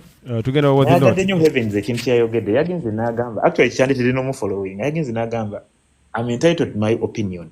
Naye gwe engeri gy'ogiperceivingamu. It's your own understanding. That was a very good point. No, it's like this. I'm responsible for what I say, but how you understand it, that's totally your responsibility. Akantu ako kakulu nnyo. I agree, and I guess everyone always perceives information differently, which is fine. Kati nze ogambe singa ku kino kyoyogedde Mr. Mugerwa. Time you yabadde da mukama wange nagamba. 1 minute please, nkusabye 1 minute mukama wange. Genda maaso. Katono nnyo nti nze kyenjogeddeko nkyogedde out of experience nti those are the mistakes we are making nga tuzze ku kyey'abaana abasinga. mistakes. Guys, Bobango totally satisfied with the time, but now solo gena mu comment section no sindika ebirozo byo about what you were saying. No tuja kudirera obviously. So tugende mass official isa gwego njogera kombade jagalo ole TV ebitese byano mu comment section please. Name one Mugera. Yes. I have one point. Okay. Official Soko never nine, but nine. Guys, do you realize that V Putin never the note? Uncle Soko. Have you realized that? Or you're not paying attention to that? Muchimanyi TV Putin ne was not basirise na yefe twefuze akazinda. It's not nice, guys. I'm just saying something. I just want to say something. Omwami ono FX ye muntu gwa sembye okuwa obudakiko obutono. That's not true. That is not true. Era chobola ngenda komeyo sawa. Echobola ngenda komeyo sawa kuba mutanso kunsiba kama tugembuzi era nkomeza sawa zino so that we don't have to go to these conversations. Ezo conversations zinumye omutima ezo. Era mwagala kunzija ku live eno. Nengenda komeyo sawa sobolo okubanga buli omwa ategira nti afunye obudde. FX, let me tell you why I gave you enough time. Wadenga wakomye ku budde butuufu. Na watandise ku sawa 5 n'eddakiika 16 nomaliriza ku sawa 5 n'eddakiika 21. I was watching the time, guys. And sawa 5 is at Dubai, by the way, if you're not been following. So it started now, which was something like 9 minutes ago. So I was watching time, guys. So we can actually time everything. Now, guys, please, now, Chris, I know you want to say something. You're going to say something after what he not finishes. Ne Viputin. One of the two guys, Viputin ogerera wansi nnyo sikuwulira. Mpozi n'ekirala FX ndoza just story musajja wa mpola. Ne bwe natuse ku side yo nawulidde nga oyina points ne amaanyi galinga amatonotono ate nga energy gitwagala wa waggulu gwe heavens tomuwulira. Tugende maaso bannaye. Budde bwa the night. Naye. Yes. Madam Heavens no konsidike. Yes, Mr. Mugerwa. Yes, sir. Mpuliriza bingi. Nina kuddamu bitono mu budde obusoboka. Yes, sir. When I first came on this platform, I found a habit eyabuzeewo. Ntwajjanga wano ng'olina ky'olina mu bwongo obwo. Yes. When you thought maybe it was right. Yes. Naye ogenda olya backbench ena kyagenda nga the idea is right. No buying a new idea. Yes. Then we accepted to learn. Wachitegeera. Yes, sir. Kinajanga mmanyi nti anze omuliro gwe gwokya amazzi. Olina gamba idea n'ogiyiga. Yes, sir. Sigamba nti kyagamba kyekituufu ate kyentwala. Kigulo bati kikiriza bati enkyogera wate kikiriza gwama wate kikiriza kitwale. You understand what I'm trying to say? Ozi bw'ogamba nti nze nkugambye nti Katonda mukazi nenga ate otya ate kisoboka gwe n'ogamba nze nkyogedde okutegeera kukuona nze nkyogedde. Okitegeera. It doesn't make it right. Is that what you're saying? Hey, tukyali mu debating. We are debating ideas, or suggesting things and saying, let's find the right way out. Fena tuze ku kyetunoonya way out. Obwavu bwatuleteno sitwali bagagga nnyo. Yes, sir. Njalo wa bwavu. Yes, sir. Sabzira komyo sabzira jangu wano. Genda maaso anko. Yatuganyira tuli abapu kunganye twebuuze. Lwaki okusindika sente Uganda kufuusa kuzibu? Sinti sigama tugenda kolera Dubai wangalie kato obugaggalire ntosobola bere n'olubeerera. This is not your country. You have to go back home. Era ne wogamba nti I want to work and get a big status. Fune sente nyingi still ogenda kwata sente zino zizeeka. What we asking ogenda zizaayo otya? The motion was do you have to send money to your family and friends? Yes, whoever need you can send the money. Then we said, what are you going to do with your money? Zafunye million ebbiri wenzirayo nsirika ku mobile money wongamba nti kikyamu. Kati mbulya nkikoze ntya. Okay. Wongamba nti nzirinde paka mu vacation nzitwali nga ziri ku ATM oba mu cash. Oinaga abakoma ku million 10 nze sinaziweza nyina 25 meaning so zitwala. Then I invest the money myself. Sigama nzirekera tengende nga ndinga robusa. You know zitwala Uganda by hook or crook. Okay, so malene emyaka 2 olina okuddayo. Regardless of whatever happens, that money has to go back home. That is it. Ate bali uncle bani ate bana bakola investment gwe kenyini watugambye mbu it was you was it not no yatugambye nti ofuna burumuzi bwo oba no ofuna some mitwalo bukadde bwasatu no pangisa no tan ko take up about business wise, right? You give me that idea, right? That was somebody else. I think it was about Putin or somebody. No, David Putin one in Dubai. No. What you get the car? Well, be Putin. Yeah, I remember what you get going to about Denzel. Okay, go on. The thing I kugamba chididi. Ne wokera ku machino ganda. CC Rogers, no, Sitaba the Lodge. It was someone who stays in Abu Dhabi. Impose what not Olimukata. Yeah, he lives in Abu Dhabi, and he was saying that you can get an apartment and rent it out. No, you remember that conversation, right? Deka. Yes. Yeah, I remember. No, Deka Deka. Yes, katianga meji chiringa kila ku machino gamba nti ndi Dubai, ntado nyumba, bano bapangisa mu bed space. You are still getting the money. Idea for it send the ofunye zitusazitie Uganda in safe hands. Okay, so good. Then you remember Sub-Zero naja na kugamba nti Uganda amalo just mwezi gumu mwaka mulamba, which means nti ye okwata sente okuzinvestinga mu kifo kyamalamu omwezi gumu mwaka mulamba. It doesn't make any sense. Remember that. So eventually we don't know whether Sub-Zero will go back home and live there forever after, but it looks like he has had a very good life where he is and he might never go back home. So does it make sense for him to send money back home? I don't think so. Chitu zaye mu yatogambya nti esi mwali bamu obutuuze. It takes that this country mwabera. Spending obudde obungi. Bagenda tukuba obutuuze kati oba obutuse muntu. Ngabanaga ndi muna Uganda. Oli munnansi w'ensi. I'm speaking in perspective on ndi munsi ya Gulf tebawa butuuze. Olina okuddeeka. Oli munsi gy'oli nti kalayo nzirugavu. Anytime things can turn around, never wakwadde obutuuze. Would you be thinking much more? But that's a very good question. Would you be thinking maybe in another direction to see if you can leave the country where you can't get obutuuze okuddayo mu nsi endala okufuna oba okudda Uganda oba maybe okwina mu nsi endala obutuuze? Is that something you'll be thinking about or no? Abasajja bano abagagga ddala baba n'obutuuze bwa nsi eziwera. Yes. Siri wansonga nti ensi gyazaalibwamu talina investment azibeerayo. Yes. Nino gyaziteeka for instance in case this goes wrong kiri weekiri. Bw'ojja mu business yonna oba okola sente, you have to know that there is a risk. Bw'erabira risk ogenda wa Katonda n'obuuza Katonda yatalina risk. Egyo bw'ogenda naye bw'obuzize mu business there is always risk. Osobola ne ATM card naga ATM yo bagihacking. Nogenda mu bank ne bagamba munnange waliwo yafunye credentials za ATM yo. Yes. Kuyamba. What they not? Mu Europe sente zo bazibba mu ngeri eyo. So regardless of whatever happens, what not you're saying that the money has to go back home? Ekintu wakyamini yagoba abayindi mu Uganda. Reason number 1, bakolanga sente. Tebaze investing mu Uganda, bakulakulanya waabo. Nebagala batemukulakulanya wano. Nebanga this is not home. Yade tuli wano bangi, tukimanyi wano si waka eriye waffe. Bayi babeera bulungi, buli kimu bakibeera wano nebagala tuteeka sente waabwe. Kati gojja kudda ogamenti nze investing a sente mu Abu Dhabi, anything can turn around. Mukimu kiso, ane Uganda, so afukira omachane bagala oli muna Kenya, oli muna Uganda.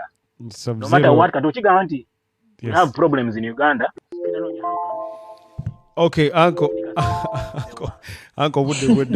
budde taata ne olesewe fumu lyamanyi nyaawo. Sub-Zero kigenda kuba unfair for you to come in and take over, so I would like you to be kola interjection dakiika emu, but you cannot really speak now until all right. First of all, I want to first apologize. Simu yange weddeko omuliro naye nkomyewo ntuuse waka, so mutaddeko ku muliro naye kyembadde ngamba nti we are missing a point. We are missing kyebayita quality of life.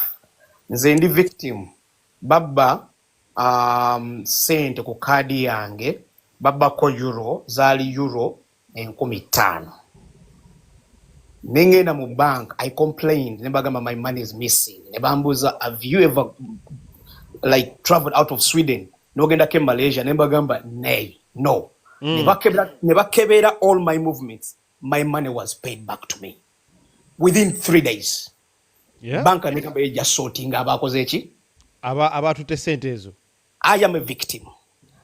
Bwentegeze ekintu kino naye Uganda oyinza osulawo 1 minute eweddeko.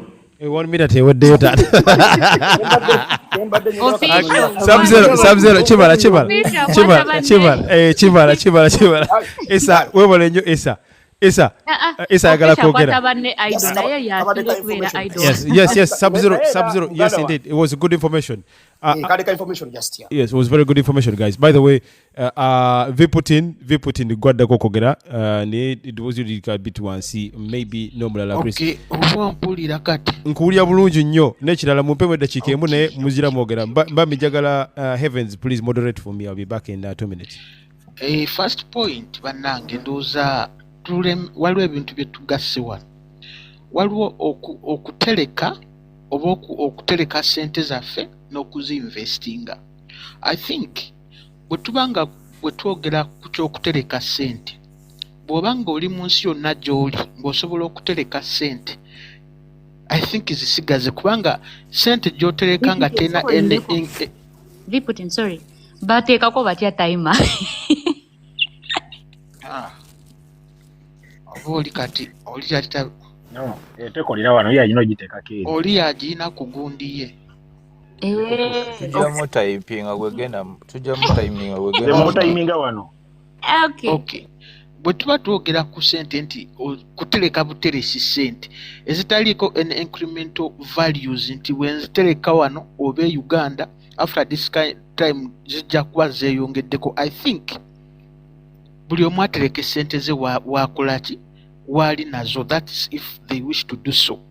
Nze part gye njogerako nti if you're talking about investing money, nze ndowooza every time we twogera ku investment tuba twogera about entrepreneuring. Buli lw'oyogera about entrepreneuring oba oyogera in the ability okugumiikiriza risks. Okiwulira ekitegeeza gwe bw'okwata ssente zo n'ozinvestingamu eyo gy'oli oba ogumidde risks eziri mu economy eyo gy'olimu, kubanga tewali wonna wogenda ku investing watali risk. N'oyo ainvestinze e Uganda aba agumidde risks eziriyo, kyekimufuula investor oba entrepreneur. The difference is nti gwe akola ebweru okukwata ssente zo n'ozinvesting e Uganda tekina kukukoma, it should not stop you from investing even in the country you are. Kubanga wandyebuuzizza lwaki Pepsi yandivudde mu nsi ennungi ziri ezirina populations ennene nejja ate neinvestinga ne mu nsi nga Uganda erimu risks. When you invest in different economies, kitegeeza oli ku enjoyinga two different markets with different dimensions. Kitegeera. So gwokukwata ssente z'omukulu X n'ozinvestinga gy'oli tekikugaana ku investinga ssente ezo part of it e Uganda, kubanga at the end of the day we are dealing with the risks and we are dealing with the money. That's true. That's true. Yes. So let's just have a conversation about risk. Bwe bakugamba nti waliwo omupiira gwa kubetinga, right? Just an example.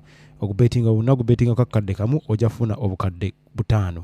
Naye ogwo omupiira very likely oyinza oguluzinga, that's the risk.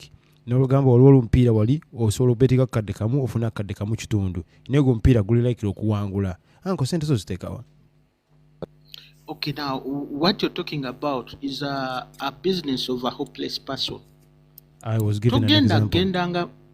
Yes, it's really a bad example. It's not a bad example.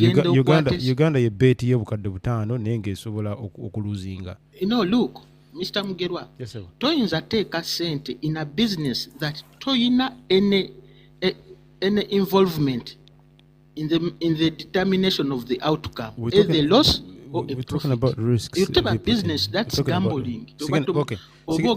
Sigenda kuyingira budde Putin bad njagala ombe tato nansonyiwa. Nekatera ziweddeyo, but I think I'd made my point clear. Twawule bwe kuba nti kutereka buteresi ssente ezitaliiko any value added. Wonna wooli bw'oba oli Sweden oba oli Qatar, tereka eyo ssente zo kubanga it has no any meaning. Ne wozisindika Uganda nga zigenda kutuulayo butuuzi. Tekina meaning ne wozisindika Uganda nga zigenda tuula butuuzi. Nga zigenda tuula butuuzi. Bali abazinvest. Yes, okay, go on. Kati investing nze wenkugambira nti okujjako nga totegeera nga you really don't understand what investing is. Investing is about risks. nti yonna gy'oli oba weewadde okufacinga risks given the economy gy'ogenda okuinvestingiramu. Yes, kyekifuula omuntu entrepreneur ogamba nti sente zo we ziri safe naye nga wazinvestinga somewhere somehow okimanyi nti mubirimu risks era wali ready ozifacinga. Okay, guys. Either nga mumwagala tugamba nti you want Uganda to be risk free in an investment world, which is impossible. No, we would like Uganda to have less risks than it has now.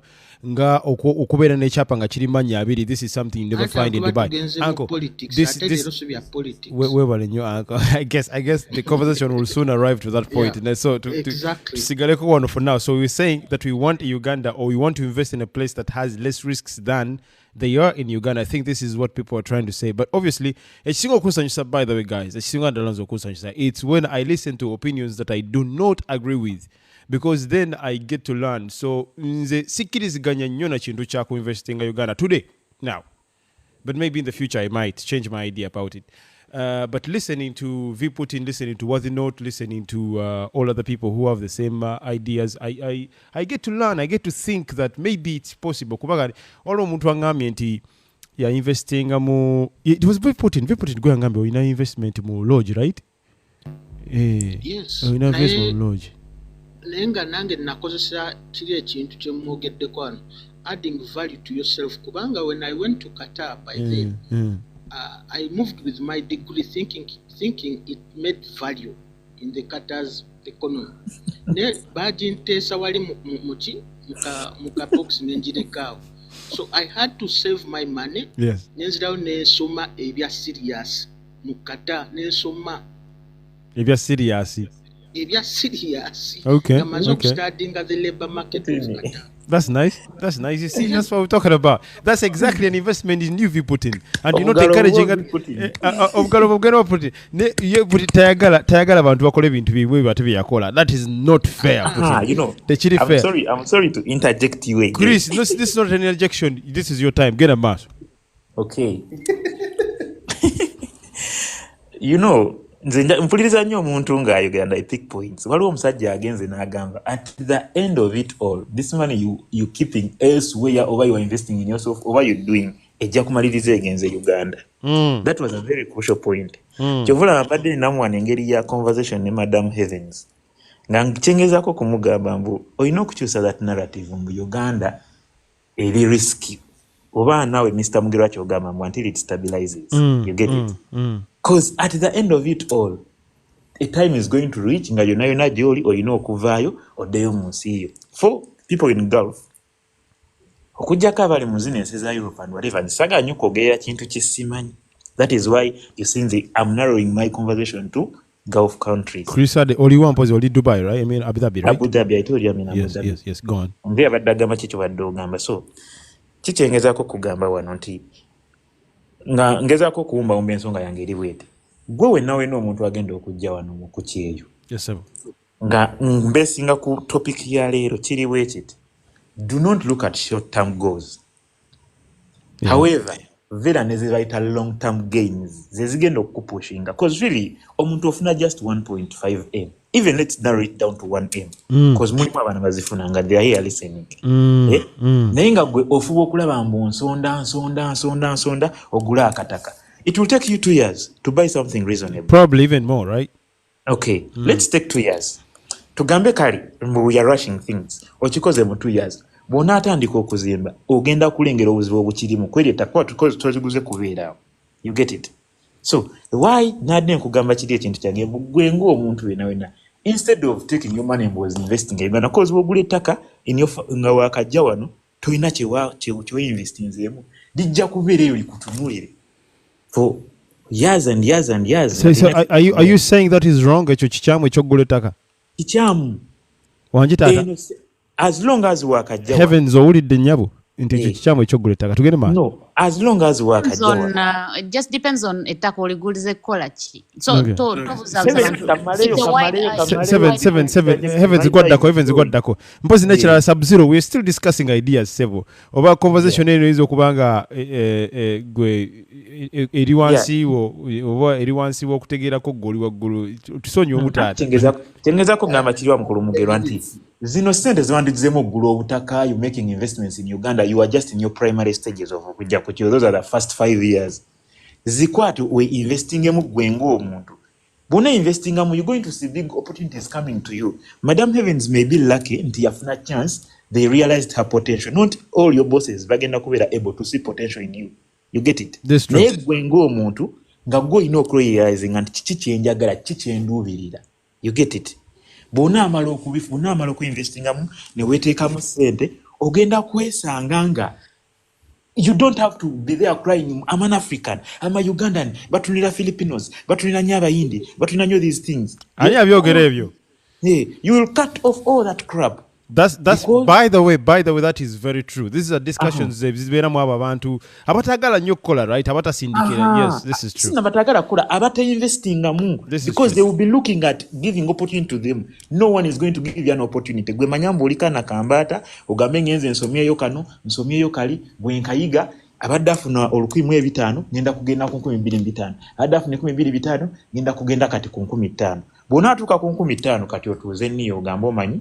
Now it's high time to start investing in what? In my country. Kubanga omuntu afuna 5,000, really, nibobeera nga you are the most extravagant person, you will be able to save 50% of your money. What 2.5 M ng'ozisavinga kyezisobola okukolera si kye kimu n'omwana asavinga 10,000 n'omwana asavinga 800. You get Can it? I interject? Yes, please. Nibobeera ofuna 2,000. You get it? Go on. Wanji? Chris, I'm not dissing you or demeaning you, but limiting abantu kubeera nga balowooza nti 15,000 z'abasinze wadde okiwadde nga example, right? We can give better examples like osobola ofuna emitwalo ebiri, osobola ofuna emitwalo esatu. Because there are people guys, yes. But also in the demographic that we are talking about, 5,000 is quite a good amount of money, although there are people who are getting this 20,000, but it's rare. That's the truth. So omusajja agambye example ya 15,000 because okufuna 15,000 dongo wano nga wajjanga kirina sevo oba wait or whatever, you're doing good. Legit example. Yes, that makes sense because 20,000 is possible. Kubanga ne 15,000 nzumba nyogedde nyingi. 20,000, the people are getting 20,000 for sure. Bukadabiri per month, of course. 100%. So many. Yes, but on your posi nature oli okubanga asobola okukola owe 15,000 byasobola okukola owe emitwalo ebiri abikola n'abiddiringana. Uncle, dachikemu extra tugende maaso. Yeah, so I think in short that is it. Get gubera ne plan ogamem 5 years I'm investing in myself. By investing in yourself kitegeeza ogenda kulumya abantu bangi nnyo oberolese Uganda. Bebaagala bana ogenda kubeera mu kodo like muganiriza ku sente eyo naye nga gwe ng'omuntu oli kweddabula like you are investing in yourself nti percentage yofuna yes ojafuna ko percentage that is going to support you. Guys, do you agree with the idea that obukodo it's actually a good thing over ze ali delusional? Nze number 1 ku ekyo. So thank you Mr. Mugera. Thank you Chris. Mpozi nature Mrs. Heavens ogezo neogera kuba kufuna 15,000 oyagala tugamba mugwe category wajiva mudda oli ku ebiri tutandikira mama. I was just saying cause you know, don't be personal, don't personalize ebintu bino. Just asking. Just asking. So when you say selfish is good, which kind of selfish? Can we term it in other way? But selfish, the context of selfish, no. Selfish can never be a good thing. That another kind of selfishness. To be fair, I'll ask you a good question. So waliwo eryato liri mu kusinkinga mulimu abantu babiri mulimu life jacket emu gwagirina ogiwayo olina jambalo bagwagitwala. Selfishness, my brother. Selfishness. Tandikira out. Tugende maso. We shall come back to that conversation later. Chigenda to drawing back banaye. Ne isa yagala taste ne Sub-Zero yagala taste about the same thing. Katagenda kumala. Natural instincts. Obukodo mukwanda wange. Obukodo walidde, which is okay. selfish is good. Can you stand in a fire to burn you? Katonda abaya ku instincts eziddukawo. That's not being selfish. What are we talking about, guys? Selfishness is you saving yourself. Yes, let's tugende maso mukwano. Viputini chinsa selfish nogenda chogera I think on another day, but I want to hear what you have to think. Yes, Heavens, please. Omwami Chris ainenge jagamye mbu I need Uganda to stabilize first for me to invest. Yes, I strongly recommend that, and I don't regret saying that.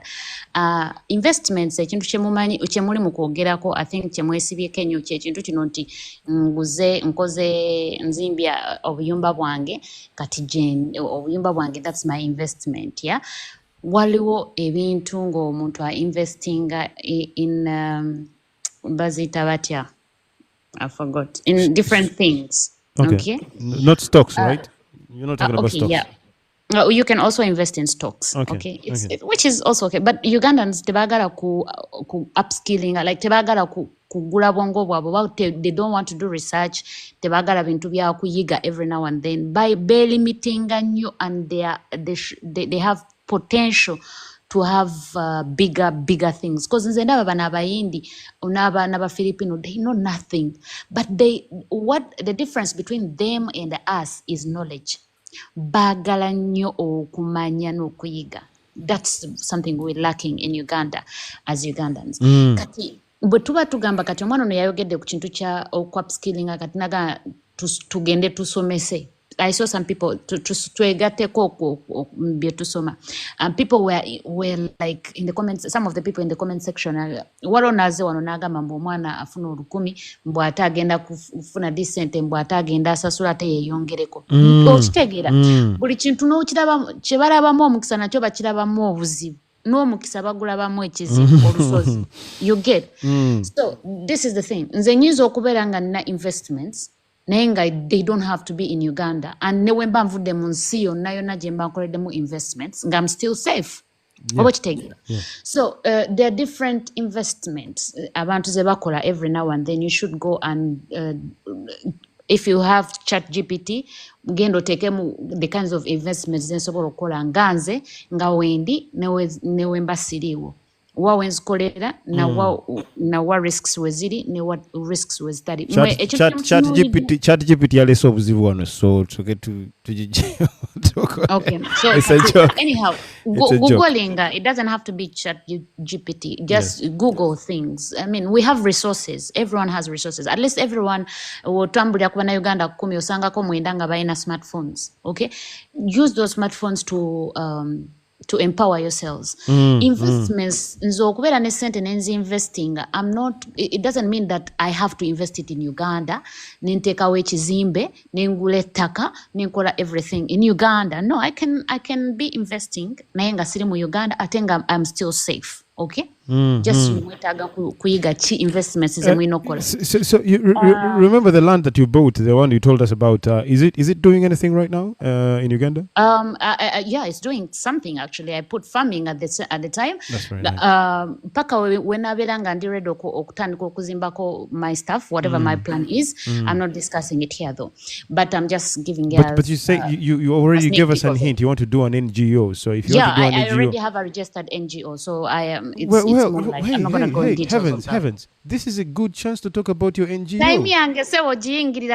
This is a good chance to talk about your NGO, and you're saying I was going to be oh my goodness. Okay, go on. It's not the day for us to talk about NGOs, okay. But I just gave you a sneak peek of it. Okay, kati waliwo ekintu omwami omulala ekirala kyagambye ekyokubeera nga okugula ettaka it's worthless mbw'ogula kyettaka. Guys, you have different dreams. We have different goals. If you have land and your dream is having a land, if you want to build a house, if you want to build a single room, it does not matter. Abantu mu Uganda bayise mu bintu. So do not limit people kuchiche bagala okola. If someone has their dream as to build land, I mean to buy land and build up something, put up something, go for it. Okay, for us, what we're talking about right now is something that we think or we have experience in or we've heard other people talk. Like for me, what I talked about saving in Ugandan banks, I cannot save because of what I've seen people go through That scares me, that traumatizes me. And I can't do it. And I'm talking about it just because I've seen people go through it. I don't want to have the same experience. I think I think it is. You tried and you saw what it is, so you don't want to do it again. That's very smart. That's very smart. And I actually didn't try saving money in Uganda while I was away. You tried but buying. I've saved money in Uganda before. So for me, people need to do whatever they want to do, but just know that ochikola mu right way nga you're ready for the risks. Nga tonaba chikola ekintu nonya risks weziva, nonya profits weziva, ononya losses weziva, byonna obirenga oli ready for the business or whatever the investment you want to put up. Okay. Perfecto. Well done. Thank you, guys. Yes. By the way, I would like to just say that Njagala Gamanti, she has been the most effective time user here. She interjects only at the right time. Toka tunu omukuru ayogera bannaye so like president w'eggwanga ayogera nsaga interjection eri kitata. Interjection yange ligende wa Madam Heavens. Yes sir. Sometimes some few seconds back or minutes back oli yambuza na mugamba can you invest in Uganda? Nagamba hell no, I cannot. Yes. Right now she has been speaking, saying she has land in Uganda, she's doing agriculture. So who am I listening to? The previous one or the current one? What is talking about? So if you had my first submission, I said, and the reason as to why I am not investing in Uganda no more, my land was almost taken because they had, I bought land and 6 more people came with different titles, okay? Until my father intervened. And from that time, I said hell no to investing in Uganda. Yeah, so just... my father saved my land. I said that in the beginning. If you were here and you were listening. Additional. Excuse me, sir, 1 second. No, let him. 1 second. Kachemba demboza, since wamanya anti baje ne bali complaining abantu mukaga. Walituna noje sente zo nobivamu ebya Uganda walisigaza no investment. Okay. Let me help him. She was able to save the land. No. Wait. I want to give this to all Ugandans. Thank you so much, Worth for asking the question. It drives us to every negativity has a positivity in it. Kati Uganda oba abantu ngaffe abadugavu mostly ebintu byetulina ng'obuzibu. We listen to reply or to respond, but we don't listen to understand. Now, I told you, and as I explained before, and now just a few seconds ago, like my land, my dad intervened and saved it. And just a while ago, I told you I'm doing farming on that land until I put my plan in place. So that was a question that was answered actually before you even asked. If you had listened to understand, you wouldn't be coming up with the same question. Yes. Unfortunately, aina akantu kagambya abadde akuba akasaale ng'agamba nti tuwuliriza okuddamu ne tutawuliriza buta okutegeera. Unfortunately, was it not? You want to say something? Yeah, very small point of correction, by the way. Yes. Agambye. Yes, yatereze ettaka atalikolera farming. Meaning katinga ye, she's benefiting from the investment in a country that she feels is insecure to invest in. The chance that yandibaddaga abantu abali kweno panel, yandibaddaga bagamba if you are to buy land in Uganda, this is the right procedure. You're supposed to buy it in to avoid fraud. Era when fraud, even right now I'm using it to invest. Oh my God. Yo. Now heavens, please don't. Let me help. Wait. Don't listen to reply yet. Don't listen to reply yet. Now I knew this, but I just said the same thing recently. I told when I was explaining the point of land, I personally have just said that no one should limit you if your dream. We have different goals and dreams. In my last submission, one question. Yes, I think he got that. Just wait. And I told people. No, listen. And I told people just recently. Comment section, please quote me right. Chris, you were here. Ningamba, if people want to buy land, they can buy land, but look for the risks, look for the losses, and look for the profits. I've just submitted that.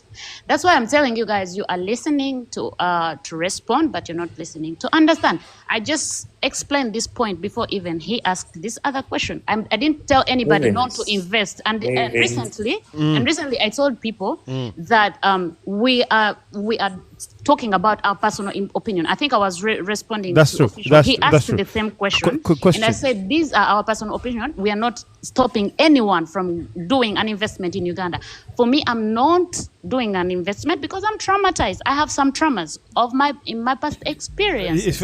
I actually do understand you. I actually do understand you myself. I like when conversations get to this point. We have to say no. Sorry, Uncle Putin. Tulina okujja tuchingiriza omuntu oyo waliwo mbadde ndaba comments wano bannaye ekisokera ddala Sub-Zero. I never knew that you are I don't want to use this word. Kanchirikire kigambo. Sub-Zero, you can't keep saying Banay, thanks darling. Wow, beautiful submission.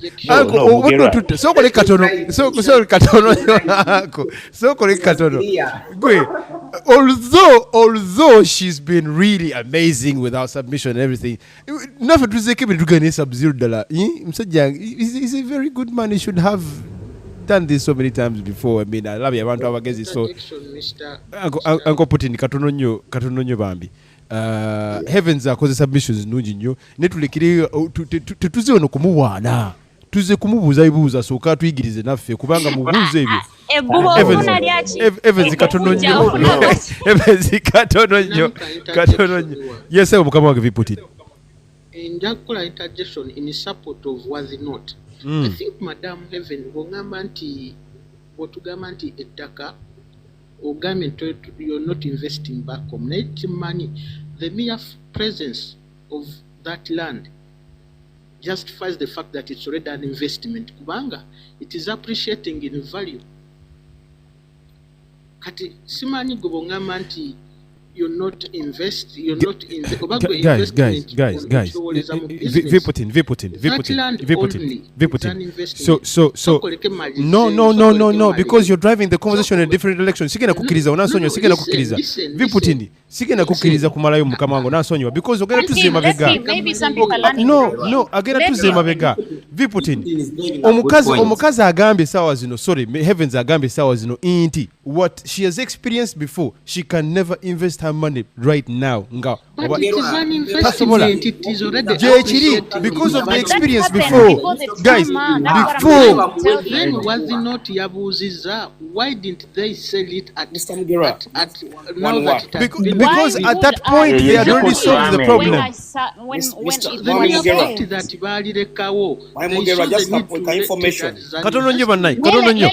me ask you guys. Guys, Let me ask them something. Let me ask you something. Viputin, let me ask you something. Let me ask Viputin. Okay, guys. Everyone, Banange, mwana musirike. Banange. Mwana musirike. Uncle Putin, mwefuge. Uncle Putin, mwefuge. Uncle Putin, mwefuge. Yes, Sub-Zero, mwefuge. Katononyo banaye. Mwefuge. Mulimba nyo namwe.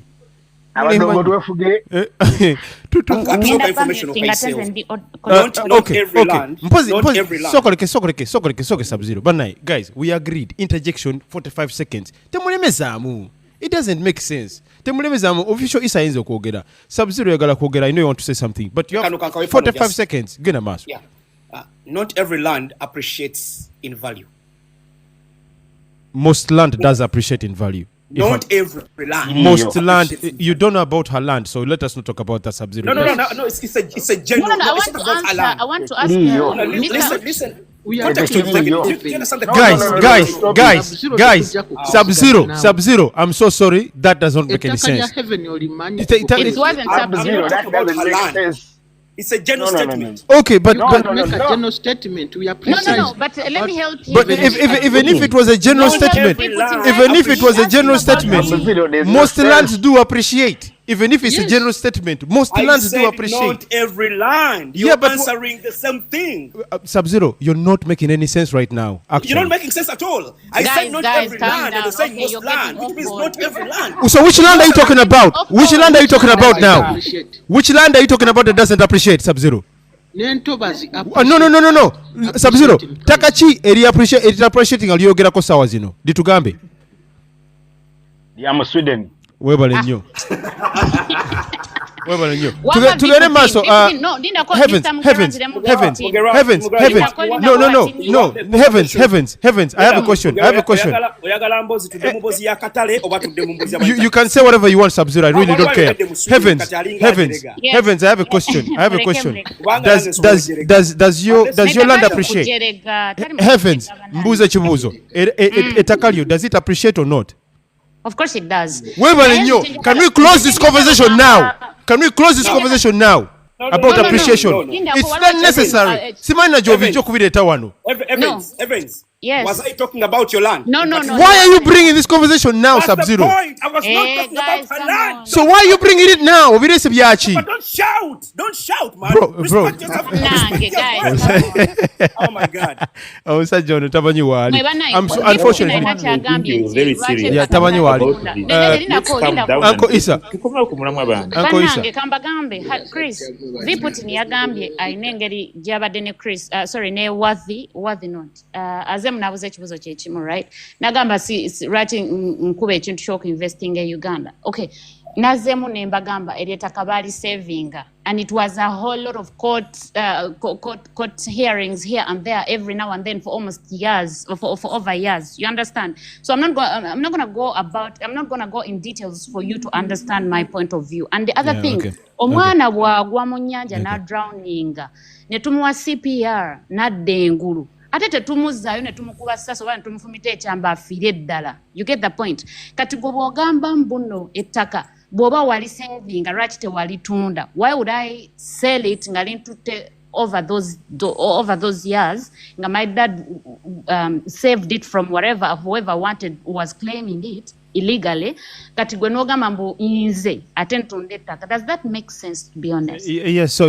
information does not go on all information genda maaso Uncle Isa just katono nyo bambi dakika 2 ovemu genda maaso Madam Heavens what I was trying to mean was no it was Viputin not you I don't know why you're coming it's me who brought up the idea and what you told Watch musindikira Heavens obulabo watch musindikira nze hosti amunyeza no kunyiza asked the same question and I was telling I answered you guys but you didn't get anything that I tried to answer. I don't know why we're even wasting time here. Guys, can we move on from this, guys? Yeah, please let's move on because they're not understanding. Can we move on from this? I understand your point. So it's as easy to say that now investment in form of land 6 acres. That's it.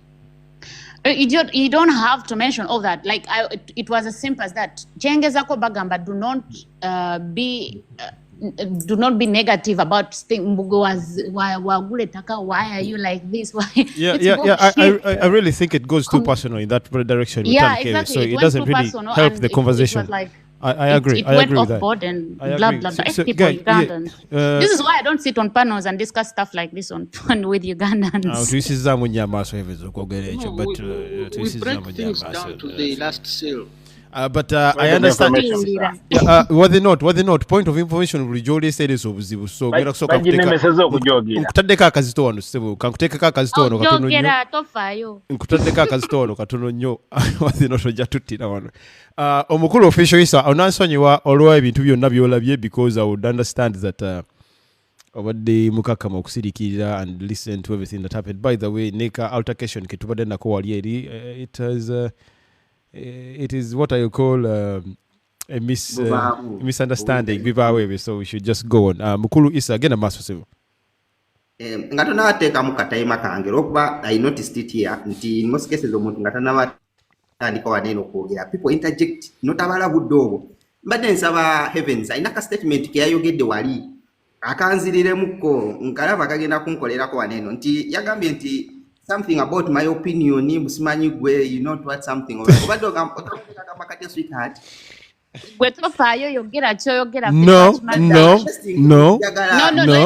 Heavens. I don't know why people are coming on. Repeat. Mudire mu kya akubuziza bulungi mudire mu kyoyogedde. Mudire. Wabakeko ketwayogedde. Wagambye ki? Yagambye ki uncle? Yagambye. Okay, I said I'm responsible for what I say as a person, but I'm not responsible for what how you you understand the understand yes, and yes, how yes. you understand it. Yes. Okay. Thank you very much, Heavens. I want to bring that statement together with the last statement in Sagara Nyokuvera Okugundi Kupanos West in discussing Abana Uganda. Now, Olava, engage your submeetings, every person here perceived that information in a different way. You thought you were communicating differently, and you are communicating to us to understand what you wanted us to understand. We perceived the information and started refuting back with our questions leaving to be a finger to Gamba, but no, these statements are not connecting. The first ones and the second ones are not connecting. Okay. Now, if you stick to that opinion that you say, that very statement that you say, if you continue sticking with the same thing, it's going to always be on your side that every submission you complete, you get the point? Because you say the way people will perceive your information, it's not your business. But you want to give out the information. Now, I want you, Heavens, to understand that every time you want to give out information, you have to be ready for refutes. So the way we understand it, we are going to come back and ask questions. You either answer the questions or stay silent and say the numbers of view yange at chicho. Now, Okay, let me interject. Let me interject for a second. Let me interject for a second. Official, Heavens. Bambi, I want to interject. No, wait. Ogenze no one Heavens. Nange, I appreciate that. No gamanti, omchalo no, akutenyo budde nebisigade. It's because when she was speaking, no one was interjecting. Even when she was lying, everyone was silent. I didn't lie about a thing. Don't be calling me. No, Heavens. Don't take it personal, guys. Don't go personal. You are Daloza. Yeah, Loza Zanti Olimba. Nena taku interjecting is what he's saying. Yalo Zanti Olimba na taku interjecting. So he's hoping that you do the same. He is coming for me. But this is the thing, though, why I wanted to interject here. Agambiembu, I went so far. I mean, I refuted when people like were bringing back the same things that I said, and people didn't understand how. What I tried to put up, and they asked me the same exact question. I explained the same question over and over again, and they still failed to understand the same question. Yeah, and that's why I was like, I got so like, why the heck do we have to discuss this? And people went off board to the extent that they went too personal. Yeah, they perceived it as a personal thing. So this, and I said, I don't want to come on panels like this with Ugandans because they see things differently. Like omuntu I think that's generalization. You are living example. You generalized, and I don't think we have examples, living examples. They've said this, respectfully, guys. Respectfully, I'm not saying all Ugandans, but I think majority of Ugandans do not know how to understand things, and they don't listen to understand. They listen to criticize and respond. That's what's up. Though you didn't get that from me, you got it from Heavens. But let's go on, Mkulu Isa. Okay, there's nothing to refute there. Kakati. Now, when we look into the investments that we know to Nuliramu Uganda, I've seen to arguing about this and all that. Okay, let's understand that to the Uganda Investment Authority, you can always go to their website, no color research you. Oksingogam, I cannot invest. Think about that. Two, if we look at the stock market of Uganda, have you thought about that? Some people are in those countries, they're not even investing in the stock markets in those countries. No. What point are you making about the stock market? No, what I'm trying to say that Omuntu get about investment. I want to invest. I don't have to invest. I should invest. We want to ask you, what do you think you could invest in? Now I'm trying to bring out, what could we invest in? Now, the other thing is, have you looked into the bonds of Uganda? The government of Uganda, bonds is zero. No kamba, it's all of Nayaka Senteka investment. Those ones are even very safe. Okay, government no way choose. Okay, have you looked at the agriculture? Yes. No, I'm telling you the truth. Get a mass. Uncle, abagula bonzi kumulembe gobote choga mambu ne sakati bachafuna mu mwezo bonzi bagula. Very good. Get a mass. Yes, sir. you've now used 1 minute of mine. That means we're gonna get a mass. We are going to have a discussion with people whereby tulina okubeera n'omuntu nga ayagala kubeera an entrepreneur. Kitegeera n'omuntu nga ayagala kubeera mukozi nga afindinga comfort mu kubeera omukozi. And when you speak about you should invest, you should get out of the comfort zone. Chimuwa waalira mu matu. Now those are two things that I've seen. We are debating here nga chine engage chitukosamu. Now the other thing is wetuba twagala ogamba nti I cannot invest in Uganda, and Uganda is a economy ya eri mukula. Yes, world factors, political factors and all that and other things, but if you sit down in the Uganda economy you just take nti economy eri mukula regardless of the situations. Economy eri mukula. You get the point? Have you thought about what can you add on the agriculture sector? What value addition can you add on the agri things? Ebintu mu agriculture via Uganda. Ngadona tugamba you cannot invest. Have you thought about that? Have you thought about what can you add to tourism ya Uganda? Osobola ku invest because tourism ya Uganda angazi. Osobola tunulira mu section chijo osobola okuteka mu sente. No jifunamu. Whether you're in a long distance or have you thought about that? How can you enter into that business? Have you thought about the mineral value addition in Uganda? Have you thought about, have you gone into that ministry? Have you gone to their site? No keberamu. No labantu mbani namu million ya bili. So ziteka on zibera safe. Kubanga zibera ko security and so kudanga inokola chi no banja sente, so just in case something happens. Have you sat down and thought about the edible oils? Zoso all of investing mu Uganda because tuina soya, tuina sunflower and all that. Buto buli lunaku buto buli lunaku aliko sente. People let me be the one to do it. Can't call it. Uncle official Isa. Have you thought about all those sectors? You can invest in them in the right manner. I've paused the time. Isa, we didn't pause it several. You've said so many things, and I guarantee you, anti kuyuna byogedde ku bantu bonna bakuwulidde maybe bafunye ko kimuba bibiri ne ku bintu ebingi byogedde. I mean, it doesn't really help you for someone who's submitting, who wants to teach and learn. I think it does not really help much. Go mentioning a company's sectors, it doesn't really help much. But people are really focusing on the idea of just investing. Forget about the where they're investing that money. The idea of just really investing in Uganda. Is it safe? That's what I want you to talk about, rather than where to invest. Because don't forget, the sectors where you can put that money is plenty, even probably more than here where we live or outside wherever Uganda is, honestly. So I want you to talk about that. That's what I'm telling you. That's why you see Sub-Zero Atusa Nagamant. I'm not feeling the ideologies. I'm not feeling what we are discussing. Okay? It's because we are speaking about how should we invest and what we shouldn't invest. But we're not speaking about what are the things we are supposed to invest in. What are the risks moving to investing in?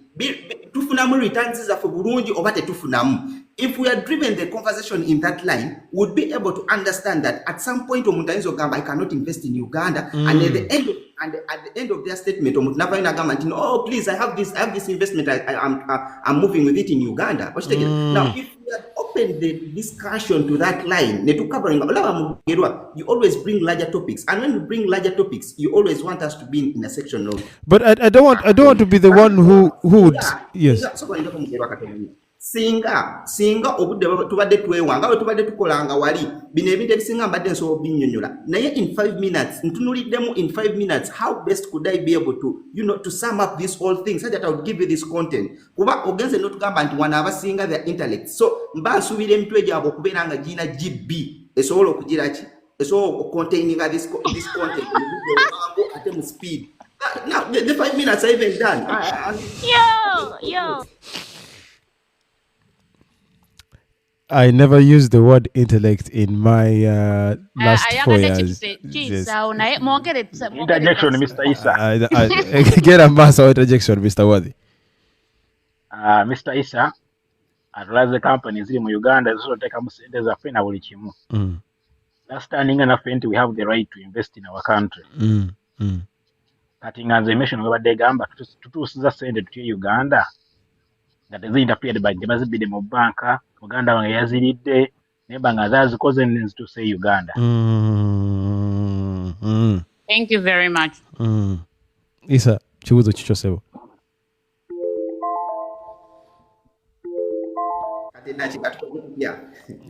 Jabo kibuzo Isa tuleme kunonoza nnyo naawe. Okay. Mr. Wati, damwe kibuzo specific on the question. Specific chenjagala tangazeemu kale. In what way can I transfer my money? What wagasindika sende Uganda? Zikwede myaka ebiri oba 10.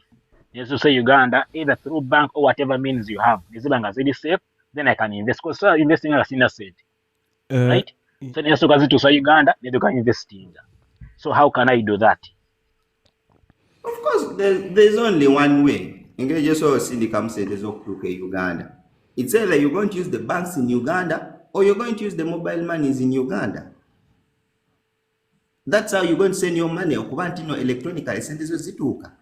Now, sentezo weziba zituse mu ggwanga. Kiri kugwe account yo oba osobola okuba nti no wali omuntu asobola ogenda na withdrawing sentezo n'abanga asobola okola investment. It's well and good. Fena to agree nze wano ne tugamba nti saving a cent, it would be a risk because of the system. It's just growing. But obo yagala kusindika sentezo in a period of 1 to 2 months osobola okubanga ozisindise n'ozifollowing and no waka no investing a sentezo no laba kyagala okukola. Oba if you have someone trustworthy osobola okolagana naye send the money and they do these investments. That is if you have the knowledge of what you're investing in. I think that's that. Wala nze Isa ompulikikiranga bloka wa mataka. I swear. Ate wagula kutaka so ino kubango wamanyi. I'm going to do one thing. Ngenda gendo omukulu Sub-Zero tuogeremuko naye eddakiika 5 bambi cut off. Naye bwe tuba tumaliza Sub-Zero, I'm going to open the floor for us to all of us discuss. So sigenda kwongerako omuntu mulala ku pano. Which means I'm going to open the floor fena tuogere omulundi gumu naye nga tuteesa, so you have to try and be more careful to listen to others before you come with an interjection. Let's see how that works out. Mr. Sub-Zero, welcome back once again, Sebo. Thank you. I kind of got heated up with you, man. But that's what men are supposed to do, you know. Not the first have time. a heat up and then go and have a cup of coffee somewhere. Anyway, I don't take things personal as well, just so you know. But I'm going to be honest with you. Uganda is actually considered as a high risk investment. Actually, it's one of the highest in terms of in the world. You know, very good with point. high risk investment. That's why most of the companies are running away from Uganda. The big companies. What percentage are you talking about? 90%. Isa You see, no, Isa, ekyo kyekibuuzo ekizza abantu ekizza conversation yaffe mabega. Omusajja agambye it's a high risk cost. It is a fact. It is a fact. What's the percentage? Mugero, give me the percentage. Nyizo ko percentage sigimanyi ndete kituyamba kugenda mu ebyo. Percentage is money. It's 90%. The whole world. Talking about Uganda, bro. This is your country, guys. When you're discussing about the country, let's not. We don't care. Like it's our country, but wrong is wrong. Wrong is wrong. Can you protect me on your part? Isa, tubere bakakamu. Isa, okay, let us do Google search here to get the percentages. Yeah, and I don't honestly, guys. Watch the tubere so educated enough. Si buli kimu bogamba nti oli eri kiri high risk, you have to bring a percentage. There is no percentage in this. And to be honest, You cannot There is no say the percentage whole in world, this. but No.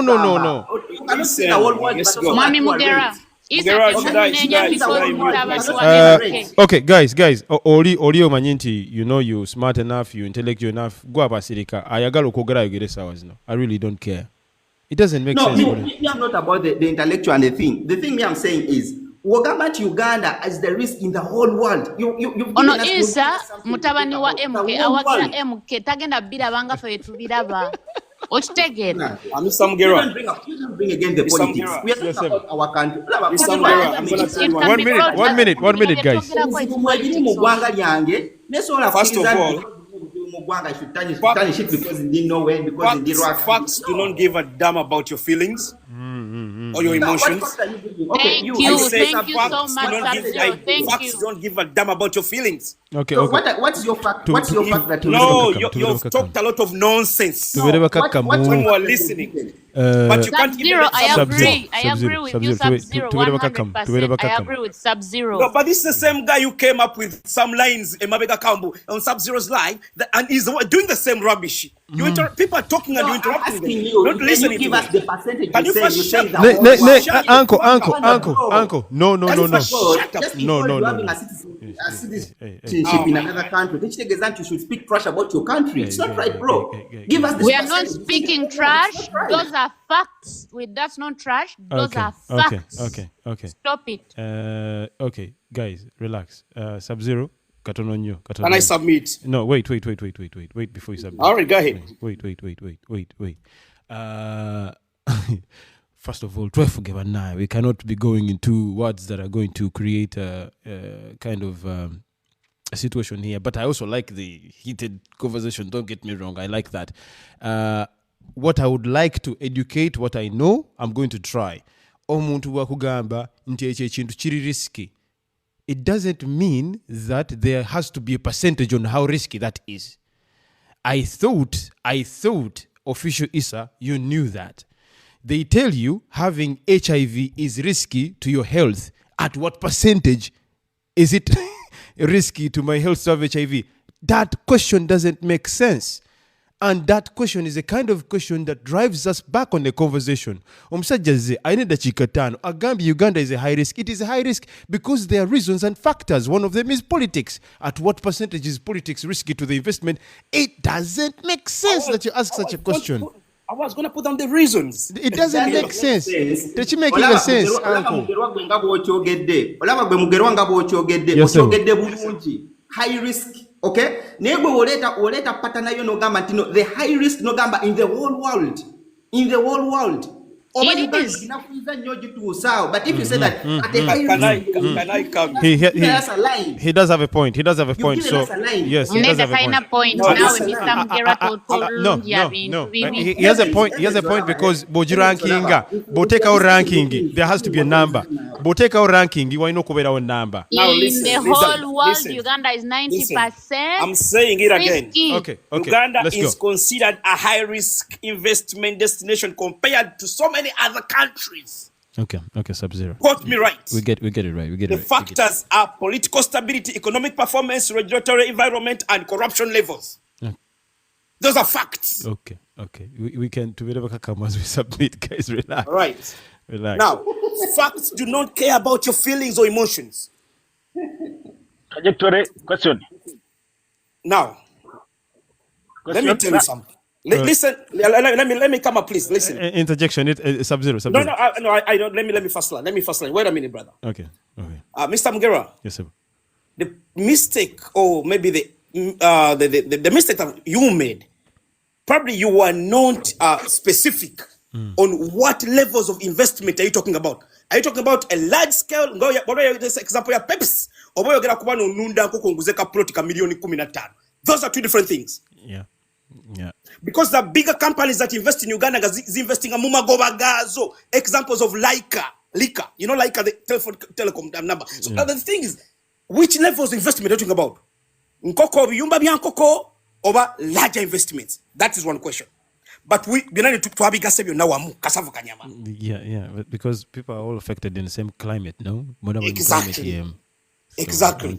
Now, this I'm putting a disclaimer. Yes. Disclaimer. You do not project your opinions or your ideas on other people. What makes us different is the way we think and the way we see things and how exposed we are and how we have been and the research we make. Thank you. Now, I'm going to be very clear on this one here. Before, I never used to think outside the box. That is when I left Uganda, when I went to Turkey, when I came in Sweden, I started to think outside the box. I'm going to ask you a question, Mr. Mgera. Yes, if sir. I type 2 plus 2 in a calculator and it gives me 7, is the calculator correct or is it wrong? It's 2 plus 2. wrong. Nempa 7. Culture ebera ntufu ebera ntufu ebera nfu. Ncham. Lwaki ebera ncham? Because that's not the correct answer. Okay. Now, calculator will take 2 plus 2 equals 7. Ebera ntufu. Because eyaji programming, that is the program yagiteekamu. Kati gwe reasoning olesa ya muntu gwe no take away yo. But calculator ebera programmed. The program it was put in gave that answer. So, calculator yebera ntufu ku answer je kuwadde based on the program je bagiteekamu. But answer ebera nfu. Ekibuzo otegedde kachengeza kunyonyola. Nkufuna tata. Nkufuna.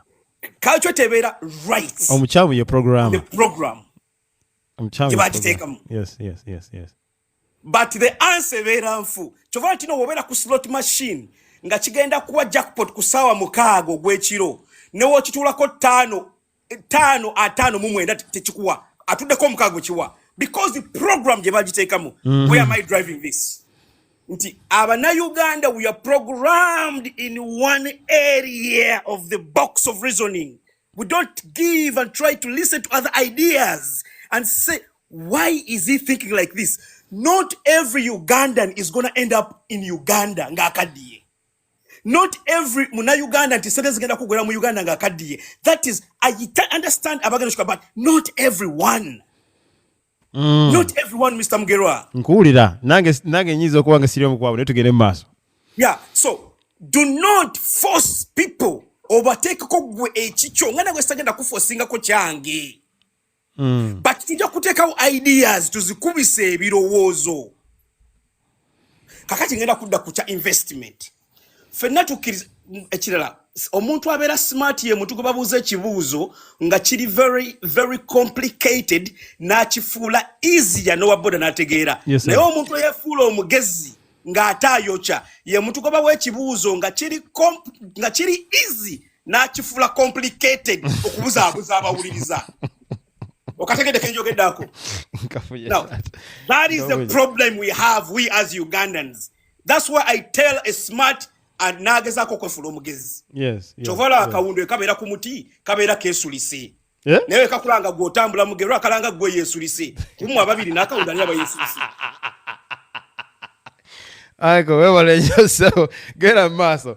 Ekizo so kyakawundo kuba kajjukidde nga nkyali muto. So akawundo kalaba nze yesulise. Kalaba gwe yesulise. Natebe kava ne katandika okubuuka kalaba nga tambula kye kimu. Akugwe nakani aba yesulise nga kali ku muti kapoye. Kesulise sebu. Nebwe kakulaba nga akoze eki? Yesulise. Tukomaawo. Kakati nagambye kino nga ntandika nga nkyali ku mulimu. Tikino ekibuuzo kye walese kiri subjective. Tekirina one traffic answer. Because we have seen sente z'abaana ze babbe mu mabanka. And they never get compensated. Nakuwadde example y'ekiteezi. Yes. Now, example Uncle, eno comment ogirozaako interjection. Waliwo agambye nti oba gwe yeefuula omugezi. Nagambye akawundo. Anti ayinza okuba akawundo kenjogerako. Genda maaso kiteezi. Nayenza ayinza okuba siri mugezi. That is up to you to interpret whatever you want to interpret. I'm not here to prove myself. Amma mwami Sub-Zero abagenda okutegeera bajja kutegeera abatagenda kutegeera baleke. Ate n'okutegeera siteeka mwanyina ze heavens. Exactly. They don't have to understand. Fair enough. You have to understand me. Yes, fair enough. That's what makes us different. Fair enough. Now the thing is, when I say that you have political instability, there is a high levels of corruption, poor leadership. Because some of us talking, we have spoken to men who have billions of money, not shillings, but euros. Ngabagala ku investing in Uganda. We go and do research, and they end up not going there because of the political instability, inflation, poor leadership. Ochagera. So, bino ebintu tuba tubiyogera, please. Let's try to understand where we're coming from. Yes. And by the way, an opinion can be an opinion, and a fact can be a fact. With Uganda, we are not politically stable. That is a fact. Now, however much you want to interpret that, that's up to you. Yes, it's a fact. I think our economy is not stable. That is a fact. However much you want to interpret that, that is up to you. It's not up to me. I think the argument is Sub-Zero that in an economy that is not stable, or in a political climate that is not stable, some people are saying that they have been successful with their businesses. What would you say about that? Exactly. They're exceptionals. They're always exceptionals in a scenario. But exceptionals are not the rule of the game. They do not change the rule of the game. I agree. That was a very good answer, by the way. That was a good answer. So the majority are suffering regardless of the small ones who have actually succeeded. Chovola anti nemu magwa mulimu ebimuli ebiyitamu ebyane bifa nemutamu gabiri bisatu. But we don't use examples on the few. Bwe tuyita abachala, bwe tukanti abachala bonna bazaala n'abagumba tumanyi gye bali. Abashala bonna bazaala naye n'abagumba mwe bali abatazaala. Ye tukanti ateze ensiza tukimanyi oli n'ekirwadde oli n'ekizibu. Ekirala. Investment is also subjective. Nagambye muganda wange mugerwa nti not every land appreciates in value. You can do research on so many ghost cities. Italy waliyo batunda 1 million 1 euro enyumba netaka 1 euro like this. You can put it right now and check in Italy. 1 euro like this. Understood. Sub-Zero, unfortunately, that doesn't apply to what we're talking about. No, listen. Why I was talking about, why I came up with that, I just went a bit off track. Yes. Not every land, most land appreciates in value, but not every land. That was a simple, plain statement. But I'm not. Let me learn this now. However, whoever wants to invest in Uganda, that is totally okay, Mr. Mugerwa. I'm not against that. But those who do not want and give you their reasons, you cannot enforce or force them to reason like the way you're reasoning out. Because some people have connections there. How about those who don't have connections? That's true. Those are factors. That's true. They have connections in URA. How about those who don't have connections in URA? Ngaffe, yes. Nange kamakogera nina properties in Uganda. But to me, it may not be an investment. But to you, it may be an investment because our levels of wealth may not be the same. That's true. That makes sense. Unfortunately, you're making so many points that are really, really good that I cannot stop you anywhere. So I'm going to just pause you for a second. Thank you so much, brother. We're not yet done. So today, like I just told you, Sub-Zero and I was submission with the Chikitano as we. So it's a free flow. Njagala tubenga tutesa Sub-Zero wana chayogera. We can interject at any time. So was it not? Amen. Yes, Sebo. I want to say amen. Yeah, get a mass or Mukolo official. I think you have a lot to say. You see, Mugera, the thing here is we are not debunking the fact that there are factors that might lead someone not to agree to invest in Uganda. And no one is saying that they are imposing their ideologies on you or anyone.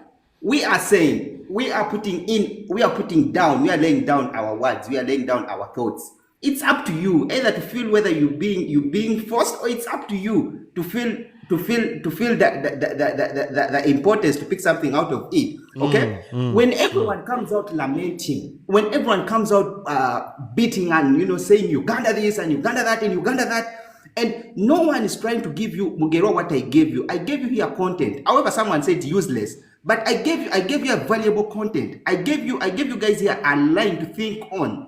If we're saying that Uganda is bad, I can't invest in this and all that, I gave you lines. How about we thought about investing in this? No one came out to debunk that we have investments in edibles, but no one said that the edibles don't move. If you invest in them, the edible oils, they won't move. You won't get the market. No one comes out to say that, but they come out to say how bad it is. I talked about government bonds. No one is able to come out and tell me, I've invested I made a loss, I wasn't compensated. No one. Okay, now, Mugerwa, you see, Mugerwa, what I'm trying to say is, I'm not debunking what anyone would say, that Uganda is bad, Uganda is what, Uganda is not right for everything, Uganda is not good for that. What I'm saying is, can we look at the opportunities that are there? I have a question for you, Isa. I have a question for you. We see people from out that Mr. Mugerwa. Yes. There can also be opportunities in hell. Uganda, because hell doesn't mean there are only bad things in hell. There can also be good things in hell. But I thought there was a line of listening when you were talking. No. They say that now we can interrupt It's each a free other. flow. You can interrupt when That's you why listen. you listen. I don't know if you listen to the host. He said we can interrupt each other. So listening is a skill as well. Of course, you have to bring in a statement like a point of information. No.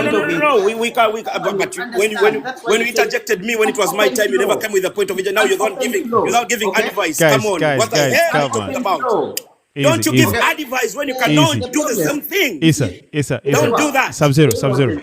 No. This.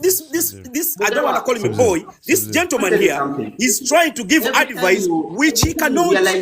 Every time you realize an individual that I want you to speak, practice what you speak, what you preach. You know that this is an empty thing. Okay, because if someone came out and said that this is rubbish that you say, but you are not able to come out but you've said a lot of nonsense, and we have kept quiet and listened. I close my submission. I'm not going to refute anything towards you. I close my submission. Okay. Thank you so much. If you cannot refute the points I started with, and you say they were rubbish, then you are an empty thing. Okay, guys. To simmer down the conversation. Katononyo. Heavens. Soko jogere katononyo wano mkwano. But the wealthy Bambi, I'm not like this unless if someone comes up with a high tone of talking, and then I push my tone up as well. But I'm a very down to earth person. We're having a conversation. Mugera, I apologize, man, on your platform. It's okay. You don't need to apologize. We all understand. I apologize to the host. No, to whoever, to the other gentleman, to the host. Yeah, we've all been there. I believe the host understands the same the scenario as well, so it's okay. For me, what I wanted to add on was Sub-Zero said something about having investors as friends. Kasolo, sorry, heavens. Kasolo Jayo request dano demo syndicate. Go on. Baja kunyiga Evans balinze okunyiga ne bakubye mitoko To musengeta. some people, the chikiri kyenagamenti omuna Ugandans platforms singa sigamba nti muli nti bonna but some of the Ugandans woleeta ebintu nga bino bo bye batakolangako balabira ddala nga it's impossible. Okay, but wait. Let us also really be honest. In my opinion, I think every time you raise your voice, you're no longer making sense. Unfortunately, No, I understand. I'm not talking about that. He apologized. We should not bring it back. No. Wait, guys, wait, please. I've never seen anyone who has actual content, actual points, actual things to put over and raising their voice on top of their voice and speaking. I've never seen that, and then people understood it because people pay attention to your tone rather than what you're saying. Unfortunately, or fortunately, when some people get really angry and hyped and because they believe in something, get so passionate, the actual thing they tend to do is to raise their voice so they can be heard by whoever is listening. And I understand that, honestly, I do. But then you cease to make sense to others because you're really just shouting. And that's Okay, Mr. Mugera, let me give you some piece of information. Go on. I'm a product of Andrew Tate. To mention but a few. Okay. These are men I listen to, and they talk with high tones. Now, it's not about the tone; it's about the message. Don't shoot the message. Don't shoot the messenger. Yeah. Now, unfortunately, the world does not operate like the way everybody thinks. And people, someone was calling me. Unfortunately, Mr. Mugera, the world does not operate like the way we think. Andrew Tate speaks lots of Andrew Tate and so many. I'll give you lots of examples of men I listen to. Their tones. I don't listen to the tone. I listen to the message. I listen to the idea. Now, the person who is looking at the tone, now I don't care. I mean, because the victims, there may be victims. There may be people actually who maybe are have issues, trauma, and everything. They and are when we come getting on the message. Yeah, when we come on these platforms, when you have trauma, you have personal issues about tone, then maybe on the wrong platform, maybe you can get a phone call and call me Sam Mugera privately, you can talk on the same tone, then you'll understand. Because people are going to come here. What I learned with Samgera is not everybody's going to talk like the way I talk. Yes, the people who come, yes. not everybody's going to think like the way I think. If Yes. you learn that in this world, Yes. you'll understand. I've learned a lot from people That- who speak with high tones, low tones, Yes. medium tones. I don't care. I listen to the information, the message. Thank you. Yes. Name is Mugera. You know, I told you I love giving live examples, yeah? Yes. And there was a guy here who FX with a low tone, and you Yes. complained about his tone being very low. I was making a joke, guys. I'm a comedian. Don't forget that. No, he was joking. He was joking. Okay. I thought you were. The problem with human beings, when it rains, it's too much rain. When it shines, it's a lot of sunlight. So what do you want? The question is, what do you want? Let humans be. I learned to understand. I learned to understand interjection. That's why I can listen to interjection. Get a mass. Is it worth mbadde nsaba naye tuwuliziganya katono nnyo. Nenza abadaddako. Katono nnyo madamu. Kenjagala okuwa wagenda n'okaddamu kuba ekizibu kidda gy'oli. Kijja wange. Kijja wuwo. Kale genda mu maaso Romushana. The thing is, we are coming into this argument or this debate with wanting to find an answer or trying to find a solution. But ngamba nti Uganda is not good to invest in. Ngamba it is a 90% risk of investing in, and I give you reasons why. So ngamba it is good. I have reasons I can give you, right? Yeah, exactly. In Uganda and the disadvantages, then we weigh the advantages and disadvantages. Netuba ngatomanye nti omuntu asobola investing mu Uganda oba agira alindako. But if you come on the platform n'ogamba nze we ngamba don't invest in Uganda, it is totally 99% wrong. Invest in Uganda. You've not taken time to understand why. Yes, to you. Then to me, I also have reasons why I'm investing in Uganda. It would be of a better cause when I'm reasons the reasons why you don't want to invest in Uganda. I really think. No, let him finish. Yes. It was an interjection. Interjection. Okay. I really think Isa yabadene point eyamaanyi eyokugamba nti yazene examples woyinza okuteeka ssente zo. Ekintu twakibuusiza nnyo amaaso. I think we didn't really give it as much attention. No, because yabadde ng'ayomba, so it was like. That's what you're talking about, like the tone matters sometimes and how you present. Yes, sir. You need to know that sometimes you can talk to victims who have lost their money through the examples was giving. Some of us don't want to go into details in these things. Yes. And you need to know that people who are listening down are even smarter than us. This is true. The 9 people you see down there, they're smarter than all of us up here. I did talk about that. I said that I don't want to be the one. No. What I was saying is, I have someone who is down there who is also a victim. I saw his message. He came down and I saw him. He's also a victim. He lost over 100 million. 100 million? 100 mil. Wow. And he sent me a message. He told me I cannot go there, man, and start. I told him, come on. I said I can't. Because I know what he went through. So sometimes when you say these things, you have to know that, and the other thing is, we put the information out, we give the reasons. You give your reasons, those who want to invest, and those who don't what they want to understand. And they choose what they want to understand. And then the other thing is, that even those who stay in the middle, who won't choose anything. So that's the point. So I think at the end of the day, opinions can remain as opinions. And at the end of the day, Uganda. Now those are statements made by people who don't think outside the box, because I have so many friends and people I know who have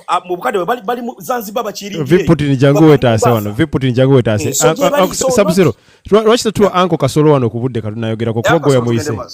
Gwe yamuyise. Mukimanyi nti nabadde nzirako naye Uncle Kasolo genda nayogedde nnyo. Genda maaso Uncle Kasolo. Mbalamusizaako nnyo nnyini ddala mwenna abali ku podium. Host nkulamusiza, I salute you. Muganda wange Sub-Zero. Waki mukyankalanya Sub-Zero? Sub-Zero musajja mukaka. Kali mu defending wano Sub-Zero babuuze. Ackman. Simanyi lwaki mumukyankalanya. Yes. Official nkulamusiza ani Wathe? Was it not? Yes. Heavens. Yes. How are you, sister? Hello, I'm good. How are you? Good. Thanks for the debate. The debate is hot and good. This is healthy. This is healthy where emotions fly around. I think so. Yes, Yeah, I agree. let's speak out. Stabilize in the I end. agree. Actually, you even cut weight, by the way. But by The adrenaline pumps up Uncle, and you cut no, weight. all I can to Sub-Zero Kai get the covered this so a bit deep and heavy. Agabi nti you insite tambulanga wo ina kujaga lero chibona chiga chija kwangwira. Exactly. Yes. Chikuru nnyo. In fact, you adapt. Gena baso akasolo. Nze nga sinatandika njagala I want to concur with the Sub-Zero mutofu. He's 95 to me. He's 95% correct. Okugamba nti Uganda is a very, very bad investment destination for your money. Waloleka point kiyayogeddeko akalala nti we need to differentiate between investment levels. Nti oze kutandikawo company nene ntono kuzimba byumba bya nkoko kuzimba apartment chi.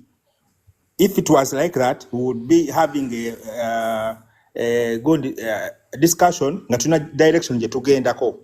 Naye kati chiri flat out, chiri wide. So we are bound to do what? Okwogera buli kimu. Yes. Singa twale tuna direction into investing, like let's say in manufacturing industries, investing in agriculture, extensive agriculture. But the problem would have is we don't have people who are experts in these fields, so it wouldn't make sense for us to go into one particular field and talk about it. Exactly. But no. We would leave it at large, but we would narrow it down to looking at bigger industries or bigger businesses, not small chunks. Tetugamba ntino tugenda kuba in particular into one area of discipline, but we are looking at investment, heavy investment, whereby we are talking of 100 million and plus. Because at the end of the day, no kubela invest Uganda or no bango lina sente zo zenazo was zirina ekipimo, zirina cut off point nti obato ina utoza sente bweziti tozitowe ekimala you can't invest. Ekyo nakyo gye kiri. Nze nja kwogerako ku bintu bitono nnyo ku nsonga eno kubanga ebisinga babyogedde. Yes. Nja kwogera ku bintu nga bitaano. Ekisookera ddala taxes. Uganda, the tax base and the collection is different. Manya nzibu, sorry, not different but nzibu. Kankwa ekyokulabirako. Oyinza nze naweerezaako ebintu, it was a groupage container, ng'ebintu bigenda, waliwo n'abantu abalinamu ebirala. Ebintu ebyo bwe bituuka ku customs Uganda, egundi Mombasa babita, ne bigenda mu container ne bituuka Uganda. Naye wa revenue we yajja clearinga container ezo, yatunula butunuzibwa ati, natunulamu ebintu 2 3, natatunula biri munda. N'agamba omusolo guno gw'olina okusasula. Basi. Nawe container n'etambula. Nsobi kijja yakoza uncle.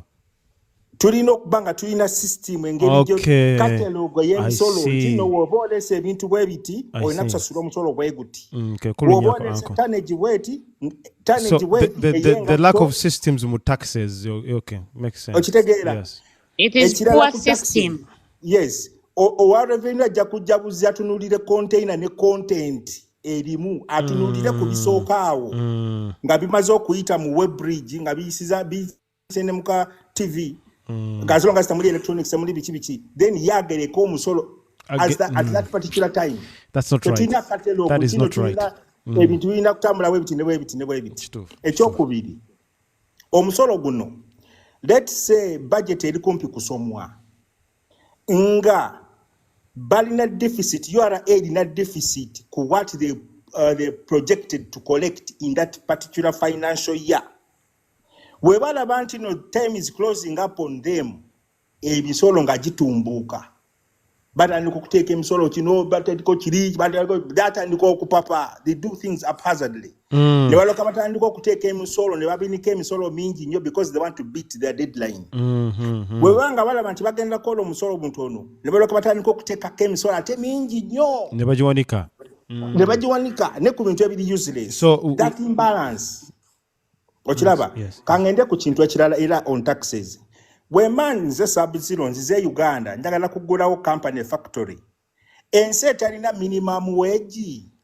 n'akola ntya okuleetamu abantu ba foreigners okujja okuba expatriates abamanyi okubuildinga mu kampani yange na tetulina minimum age ngenda kubasasula ntya how am I going to give them their benefits abantu ngena kwegama ne budgetinga ntya nze nga sina minimum wage nze Sub-Zero nziguddewo manufacturing company nkozeseza ba expatriates baze nabo tebamanyi nze basasula because of their technical know-how naye nga government yenyini teyina stipulated minimum wage nti n'abakozi boyina okozesa balina okuba nga bafuna ssente bweziti minimum ekyo nga nkivuddeko bw'otunuulira iba investors abajja mu Uganda vis-a-vis local investors ne Uganda waliyo abantu abalina ssente zaabwe nga they want to invest. That's true. Naye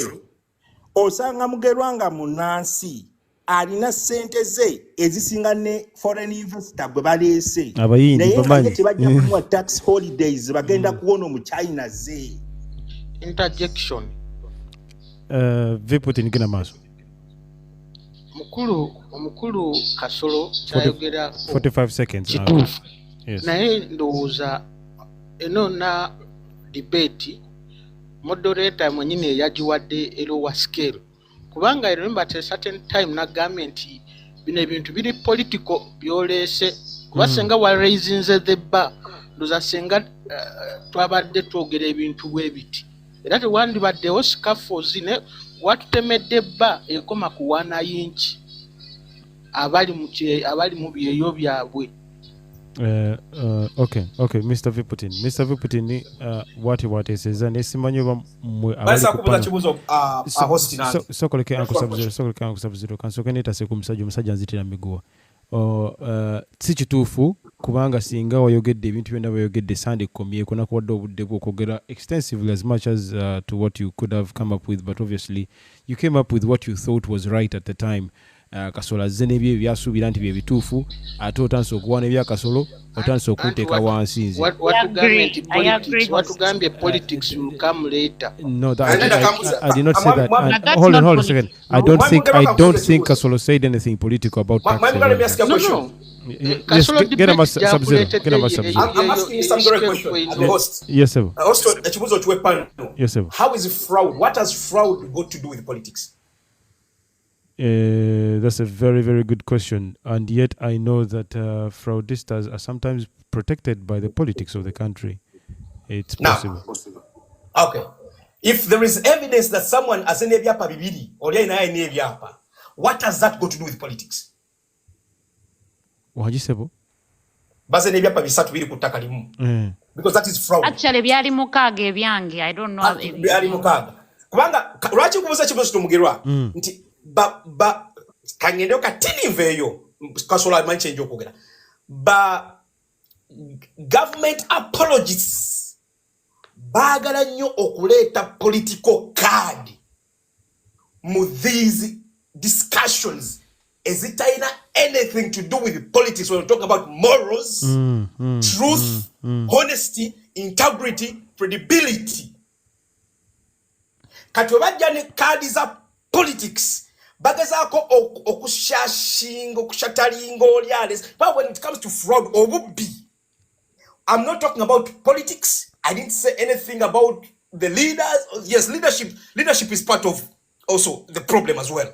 But obubi busigala buchi Bobby, regardless of what you would the politics of the country, would it be able to work and curb on all of that? And I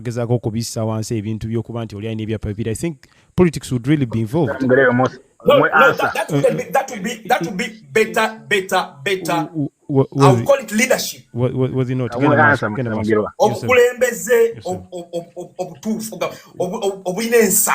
it not? Mr. Sub-Zero, bwokera ku machano ogamba nti oli mu nsi mulimu ababbi, naye ababbi batubba kyere tewali n'omu afaayo. Omuntu aba nagamba naye government etufuga tefuddeeyo ku babbi. Then you say this guy is going political. Werabidde nti omuntu bw'akubba leero ssente oba nagenda mu lands kitongole kya government, si kya muntu wa kinnoomu. bwagenda mu lands n'akola ekyapa eky'omukaaga system ya government yegirwaninga omuntu omu nali mu government mu office eno yagenda lwansa waliwo appointing anaga agenda okole mu kitongole bw'ekiti oyo amu appointing ogenda gwe kinywa bagenda n'omulonda bwanga mukulembeze president yali ku ntebe yatudde mu 7 yalonda minister akulembera ekitongole kya lands nanga agenda ngamwesize meaning it is all a political system that runs up to the bottom. That's why musiza abana bwalabu tojasanga muntu nti abbi akasimu lwansonga omubbi bwe wamukwata you are going to be handled according to the political guidance. That is a very, very good point, by the way. That is a political statement. Mami Worth, can I interject? Please, can please, go on. Thank you. Mami Worth, you're 100% correct. I totally agree with you. But I want you to get my context. My context is this. Yes, leadership, poor leadership is part of the problem. Quote me right. Poor leadership is part of the problem. Yes, but there is a word we use that is political. Political has got nothing to do with integrity and honesty. Now, we can have poor leaders. They are poor leaders. But they can sound politically correct. When they're giving statements we are getting lost in the public. Yes. Now, my point is, why I usually avoid the political card is because when we're on platforms like Mr. Mugera's, the regime apologists and we who are the oppressed, we shall lose the context of the discussion, and then they will say, but you, because you don't support the government that is in power. Me not supporting the government that is in power. What has it got to do with Okube Takalian? Do I make sense? Yeah, so I think this is where what they not said that the government that in power could actually stop that, because if they catch you stealing, bayinza okukola ebintu ebichamu oba bayinza okut or amateeka gakola nga begalina okukola, because amateeka tegakola Uganda. This is why it's happening. Tibasobola okubetta kalyo. I think he answered that very well. But I see where you're coming from, that abantu bayina okuba an integrity, bayina okuba an honesty. That's understandable. But I guess that also comes with how the people are being treated by their government and the social structure of how things work. And obviously poverty plays a big part. We have drifted away from what Kasolo was saying, and it's not really making me happy. Kasolo, so kumaliza Sebo. Yes, Sebo, mwebali nnyo nnyini ddala okujjamu, naye nga in a nutshell kamala okuddamu omwami ono mu comment section wano alina kye yayogedde Yes, agambye minimum wage it's in favor of the investors. Yes ayogedde minimum wage works on the citizens of that country, not the investor. Yes, it is true. Naye that leads to exploitation of the locals. Wemubanga abantu abawaka bo bawa peanuts naye ate nga ba investors abalala we bajja tewali teeka libalugulatinga, kubanga newobeera oli investor tulina okumanya tulinawo teeka eribalugulatinga nti no yadde olese ba investors manya ba expatriates kasoka information ku kyoyogera okwongerezeeko nako wembanzikirizibwa tewali buzibu genda maaso ekya minimum wage lwaki okyogeddeko abamu bayinza obutategeera context mwekiredde kitegeeza nti investor ono waabajja kubanga sente zaffe inflation zikyuka buli ddakiika, tewali specific nti leero dola eri mu rate weight oba rate zikyuka, so alina okuba ne better structure ku misaala gyagenda osasula abakozi. Exactly. Genda maaso muganda wange. Ne baleese bennyini nga ba expatriates oba ba technocrats okola mu company ye government ebe engeri gy'ejjo balugulating nga nti omuntu ono yadde alina expertise mu kintu kino, alina as per our standards alina okufuna ssente bweziti. Okitegeera oba ontegeera mwami Mugerwa? Tulina okubanga tulina dimension engeri emisaala gye gikola ki gye gikwatibwamu ng'omuntu atandika company nti oleme ku over exploiting abantu bano b'osanze mu nsi nti nabo beeyagalire mu company gy'oba okoze eki gy'oba oguddewo. Ekyo nga nkivuddeko mwami Kasolo katonda kivaako njagala abantu bano tugezeko tubayambeko kutegeera koza abantu abasinga tebagenda kitegeera ntiro nga tukiziza ku ground level ya njagala bawa example y'ensi zino ze bagendamu okukola ez'abawarabu ekintu kye basooka okubeera nga baregulatinga ku bantu abajja ba immigrants abayingira mu nsi zaabwe is the minimum wage oba okitegeera nti ate eyo minimum wage eyina okgenda mu bank employer yenna atateekayo eyo minimum wage government gye yabawa kampani ye eggalibwawo oba neeteekebwako omusolo omunene as a punishment. On top syndicate records John. Get a massive. Agamba nti no they work on contracts. Chogama contract ya mwezi gumu oba ya miaka. Contract eyo genda running for how long? Mugambe contracts mwemi kasoro contracts can also be broken. Okitegeera eyo contract weba ya miaka mulimu emyezi naffe abantu tuli ku contract naye tetulina ne minimum wage ze balina okutusasula kati ono kamuveeko tumbe kasolo tumbe bwe tugenda ku land ojja kwesanga nti no mami Sabuzulu kyabadde ayogerako ekya land nti kati mami Sabuzulu azeni sente ze agenda akoze thesis he has written a paper agambye Uganda Investment Authority nti agenda kugulawo factory bweti bana abantu abali mu kintu nga baluka bakata minister ono wa investment nti kakati omanyi omukyalo yava n'aluwe omwerabidde erinnya Alupo is it Alupo Jessica Alupo ye vice president. Okay, I didn't even know that. Get a bus. Alupo is the vice president. Oyo mukyalo yakola ku awa Uganda Investment Authority nga bagamba Sabuzulu agenda kukola company bweti nti agenda koisa square miles bweziti kakati olwo nga baganga bamugamba nti sebo Sabuzulu ogenda tandika factory eyo naye ogenda giteeka ku ttaka lyono bwati in a particular area. Mam kasoro information. Genda maaso. Abamu neyanza nyo wekitiibwa sebo. Abamu kuffe twaina ne business twagala okukola ne ba investors nga bayina mu ku sente. Information I'll share the information to you. Ng'oli angamba ninayo omuntu mu state house atutuusa ku mukulu. Naye otalayo mmeka. Okitegeera. Actually, to add on that, Mr. Sabziro nabadde njagala kugattako kwa kakantu. Is it possible that Bali bagezako kubba sente? I have evidence. Njirina yonna. Bya 4 years ago. 4 years ago.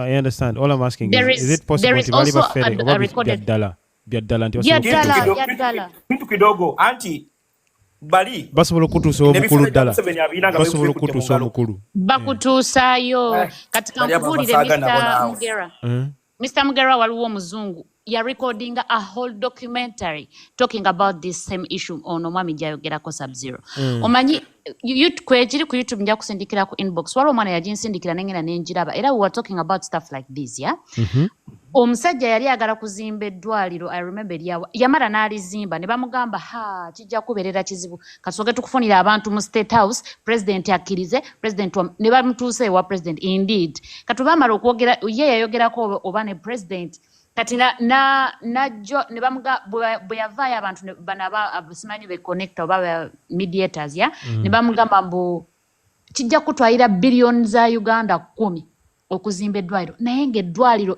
musajja yajja afunye akabenje ku trip yangaze kulambula babayita babrokers babroka kati yajja kulambula n'afuna akabenje ne bamutwala ekiruddu kati ne bamutwala mu ddwaliro kati tugeze nga eri ekiruddu abantu n'atunuulira state y'abantu abaaliwo nga bamufaako nnyo era agamba nti bwe yajja mu Uganda ye baamufaako nnyo ng'ali kalekaleko naye ng'ate omuntu ali obubi eyamuli next to him eyali next to him ng'ate ye tebamufiirako ddala agenda okubuuza abantu ne bamugamba munaaye waneno tetulina ssente tukyalinze baweereze ssente balyoke batukoleko ekyo ne kimukwasa ennaku ne kimuluma nnyo era olwamala okuwona kwe kujja neno project baamusaba billion 10 kyokka ng'ate ye yali engineer oba okitegeera ye we yabala plan okuggwawo esobola kutwala billion emu so he knew okay so kati n'amala n'azimba eddwaliro eryo e Uganda imagine nga abantu bayagala okuzimbira eddwaliro bannayuganda sigamba nti eno investment agitwale ate he was doing it as a charity nti ayagala kuyamba ku bantu be Uganda naye nga bannayuganda benyi be baagala omubba oba okitegeera nti ne bamugambye biliyoni 10 omusajja n'agenda okumaliriza ng'azimbye eddwaliro ku biliyoni emu kati zino biliyoni 9 zonna z'abannayuganda okitegeera kati such kind of corruption sub-zero gy'abadde continue this political play ey'abantu abali munda muli bayonoona investment kubanga omuzungu wabanga azze ne ssente ze n'atandika okuwulira kano akavuyo konna konna ajja bagamba nti nze bino ebintu ebitali straight forward sibikola ekyokubiri essente ze bw'aba azinvestinze azifulumya atya bajja muteekako obukwakulizo ate tozifulumya ate tokola kino ate tokola biki ne sudiru bamukwatako ne ssente ng'agenda nazo ng'alaba kambi jabule kubanga bingi naye abantu bangi baagala information ka McDonald's simanyi oba okayina McDonald's yagenda okutwala franchise mu Uganda information yagikuwa kati soko ntangazeemu ku kasitore kasudira ako ngamba desikamanyi sudiru bamukwata n'ekisawo sudiru ngayagala kudduka kuva Uganda genda obanga just anajastwala just ku ngazijjawo nga he's repatriating money. Mr. Kasoro, that's the time they closed Green Bank, right? Information was not. Point of information, Mr. Kasoro. Yes. Genda mas. Mr. Kasoro ensonga ya Sudiru naye mbadde nsaba oba tugenze nnyo political nsonga Mr. Sudiru sente ze yatwate zaali zize. Zikyogamba zaali za ddiiru. We are all here. Mwami fakti teri nti oba zaali zize oba teza ye agayi bamukwata n'ekisawo kya ssente. Ekyamukwasa ssente ezo lwa nsonga ye kennyini mukozi wa gavumenti ya Museveni si investor akolera ssente z'abadde kati bamukiriza fulumya ssente lwa nsonga sizize yali azifulumya mu bubba nga banaga abadde abba ne bamukwata naye gwe soko yali magobaage yali atadde was not ate bennyini abali mu mateeka bamukwata nga atafulumya ssente zaabwe. You only take a percentage of money from the what he does. Mwami Mugerwa, I think when we talk about investment, there is no way we can avoid politics. I have to be honest with you about this. Yeah. There is no way. There is no way. That's true. Because it is part of the jinx. Yeah, that's true. It's part of the problem. Chogere kati. It's part of the problem. Yes. Viputin. Katono soko John. Nenga sinagena viputin. Okay, by the way, I have to go to Heavens. Nenga sinagena Heavens. Kamalirize mbuza ebintu byange bibiri byokka. Okay, sir. Mu baba bagenda okukola enguudo zino ennene in most cases ojja kwesanga nti nno yunulegenda gamba tugenda kukola oluguudo wano bweruti newe tewa Uganda Road Authority ogenda okulaba ng'abanene mu gavumenti batandika okugula poloti ekkubo erigenda okuyitira kati abanene bwe bakimanya kampani eno ezza okukola enguudo erina okusasula abo ekkubo werigenda. Oh my God. Kati we bagamba nti no ekkubo bagenda dekola ligenda kuva no ligenda Bushenyi naye ligenda kuyitira weriti abanene abakimanyi nti bagenda kukola ku luguudo olwo bagamba batandika okugula ettaka. In those areas Mr. Kasoro, nsonyiwa ku interjecting oyina ka information komisinzemu nti abanene bano bwe bajja okugula ettaka okutwala okuwamba ettaka lino basanga bano abannannyini ttaka bwe babeera baavu ne babagula mu busente obutono ennyo ate nga bo bagenda funamu sente empitirivu. It happened in Entebbe to my friend's family. I know that. I saw that. This is incredible. Gwe.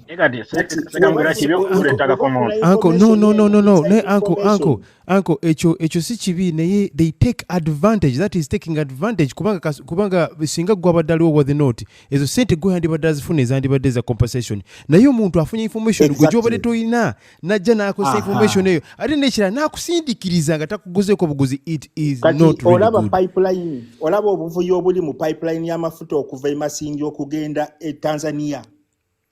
Awo wonna pipeline werina okuyita abo bonna abantu abali mu kifo ekyo abasinga ettaka eryo baaligula buguzi ebyapa bipya nga bategedde nti pipeline egenda kukkirira bweto paka Emomba. guys, I'm going to say this. I'm going to say I love TikTok. I love TikTok. Ate mbozi soko leka katono nnyo n'ekirala kasolo nkwagala nnyo kadi za bwenzimanyi za politics nzimanyi tukyali mu investment mwe kasolo genda maaso. Yes please. Eyo katuveeyo kati investment eno ne oze kugula sabuzira ze kutekawo pharmaceutical company bwe bamanya ono omukyalo ono aniti ategedde nti no sabuziro agenda kugula a very big factory of pharmaceuticals kati abanene mu gavumenti nga bagamba bana abaana baffe bagenda okuteekamu ye MD ye CEO ojja kwesanga nga sabuzira atandise company bamugambye olina okukozesa ono no. Oh my fuck. Kasoro yogera kankuwa example. Mwami Kasoro peneti. Soko ndako nga temuna yogera peneti ne example ya Mwami Kasoro manyi bulicha nze nkinako details. Kati olaba Mwami Kasoro ekyo kyogambye UN headquarters ezali mu Ntebe bazijjawo after discovering that there was a lot of nepotism mugundi mu UN as a what? As an organization. Like UN discovered that there was nepotism in yes, bali balabanga abantu bonna abali mu bifo ebinene it's of the same race. They are related. This one is related to the other one is related to the other one. Ne bagamba no, we want equal rights. Kata bano we baachigana. UN closing and again and I think Kenya. Now headquarters Zali Ntebe. He's very right, Mr. Zali Ntebe ku airport yawo nzijukira nazira banga. What aliwo sub offices are now, but headquarters bazijjawo. Katono nnyo banaye katono nnyo musasiremo ku katono. Official Isa woli just nkebera ko bukebezi taata woli. Nze wende mbawulira. Official Isa wanyize onedda. Kati bw'otunuulira investment. Okay, taitanyiga official Isa wole nnyo. Ebintu bwe biti Sub-Zero byayogerako ebihindalinga investing in Uganda. Omuntu yenna alina clean hands tajja kukkiriza kasasiro ono. Kangweko kulabirako ekirala ekisembayo. Omwami Mukola yaggulawo company estowalinga amafuta g'eggwanga rivers manya reservoirs ne batikola ne ship ennene nnyo ereeta amafuta. Like recently abantu abakola ku plant eyo obatunuulire nga bafaanana oba baani okitegeera. So ebintu nga bwe bito omuntu nga aza okuinvestinga waabitunulamu bwe bibanga bimufevalinga he will go on with it. Naye wabanga alaba nga tebijja mukolera ajja bireka. Finally mwami official nina kyenkubuuza wayogedde ku nsonga enkulu ennyo eya UIA Uganda ya USE yo nsaba ombuulireyo companies mmeka eziri ku stock exchange ya Uganda. Yes, that was a good question by the way. Ombuulireyo how many countries how many companies are listed? Okay, so I don't know whether he will be able to answer a question. I saw some companies, but I think it's going to go to tujja ku kumulamu gutulikolera. Kakati laba wachimbadde mbuuza ekyo USA iliko nakaninga zilinga 17 ezili listed kuyo. But how is it rated vis-a-vis other stock exchanges? Yes, stock exchanges and 100%. It's performing very badly. Yes. Gundi eziri ku USE Uganda performing as how much are their shares eziriko nti ongenze kugula shares mu company kati kuliko Bank of Baroda ina shares ayo baziringa mu 13 ba something okitegeera kati ugate sente zokendo investing mu shares ezo ku USE knows about sente zo zinavaayo zitya kubanga the companies are doing poorly themselves. They're performing very badly. That's true. In the environment they're in, but bakola way for sure. Yes. So there's no way you're going to be making any profits there. We did stock exchange in Uganda. Yes. Botunira katinga woduganga Uganda clays ziri musanvu. Okiraba kati okugula shares okwata sente zo ogule mu Uganda clays kwegambo bangayo n'obwonoonyi sente zo ziri valued. So nebyo neyanziza nonye yanzege kasolo Kasolo ndowooza nze n'abo abantu abalala bonna they will agree that oteeseza bulungi nnyo kisinga nno okummalamu amaanyi nti woteesezza ate bw'omaze okuteesa viputi najja n'atandika okunzijonkera mbuuze omulamu nadde ngutadde wansi nnyo sinze taata era ndowooza olabye nti Kasolo bw'ateesezza aleese ebintu bingi nnyo ebitugezeeko ebitukiriza n'okulowooleza outside what we have been thinking, and that's what I like really. Thank you very much Kasolo, this is amazing. Era ngawe ngambi I love TikTok, this is nice that I was able to learn all these things that you've been telling us today. Ebintu ebimu biri so eye-opening. So, interjection. Yes, vupi katono nnyo. Interjection manyi ogenda kujja weetaasa. So do we accept all nti in a nutshell nti the levels of determination, the determining factors why or no you should invest in Uganda zona ziri political? Like which one is political? It's all political. Name it political, by the way. You can understand the term. These are politically engineered things by the system. Yes. How can you talk about investments? How do you want to talk about investments without talking about politics anyway? Exactly. Kubanga mumwabadde mutandise okugamba nti they are regime apologists tebagala kugenda political, but you can't avoid going political ngoyogera ku investment policy. Anybody called you a regime apologist? No. That was a word from Sub-Zero. No, Sub-Zero. Sub-Zero yagambye. No, I will defend him in his absence. Sub-Zero in his words yagambye nti okufera ekyo tukijjemu political nti those are morals. No. But let me help you understand. Institution. It's political. Sub-Zero amutegedde buchamu. Okay, he actually was talking to Mr. Mugera n'agamba ebintu tosobola kwogera ku investments without including politics. Omwami Kasolo n'ajja ne example ya container ye n'ayooka ayogera bino ebintu gwe byoli mu kugamba yabayise political apologists. Yabadde agamba generally in Uganda majority of the political apologists be bakola ebintu ebyenkana ebyesitta zange ebyo nabba na lyenguzi, and he gave different examples. Putin, no one stops you from Putin. Tewali yakuyimiriza gamba nti naye omanyi investment taxes whatever nga Kasolo kwa presenting. Yes sir. Let me make this one clear. Yes sir. Politically political apologists n'abo batali political apologists because of the wrong system politically bonna baleetera okubeera obstacles to investment policy ye Uganda. Either sides. Yes, that's a fact. Either sides. Political apologists and non-political apologists because of the political climate. Bonna bafuula obstacles. They were full of obstacles. How are they obstacles? To the investment policy. Kubanga nkugambye omuntu, I give you an example. Omubbi ajja kutakinga advantage of the corruption eri mu political system agende akubbe ettaka lyo ng'akimanyi bulungi mu political system mulimu loophole mwasobola okukola ekintu ekyo nnyini. Yes. You're right. Sorry katono nnyo Mr. Viputini.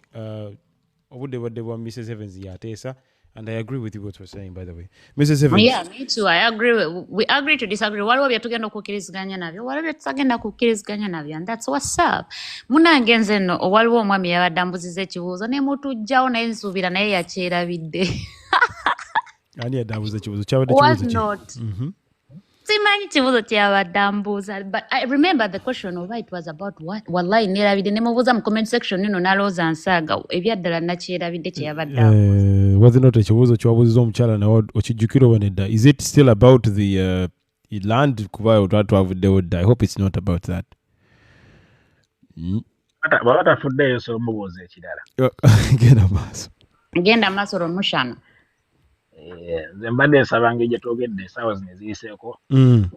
So despite the fact okyasobola okugamba omuntu nti alisita ateke invest kuba tetuli ba investor mu Uganda. Tetuli batuuze. You don't have the capacity of being an investor right now. Olina million 10 olina million 2 tokyasobola beera investor. There's a very big sum of money ze weetaaga ze tutalina wa. With the little amount of money I have, Does Mrs. Heavens allow me to go invest some little amount of mine in Uganda? Or she still doesn't accept me to do so? Your question, nagize mudda, but this time, this is the last time I'm going to respond to this question. This time around, please help me listen and help me understand. Okay? Respectfully, Simobobi, okay? Nze nchiddamu mu mwena bali ku platform. Sirina muntu gwengana ku investinga Uganda. If you want to have an investment in Uganda, the other one was my experience. And I said it personally, I can never, ever again invest in Uganda, more especially due to my past experience. It took me years to recover what I had lost. And I also said I'm not going to go in details because it's not necessary at the point. That's a personal kind of thing.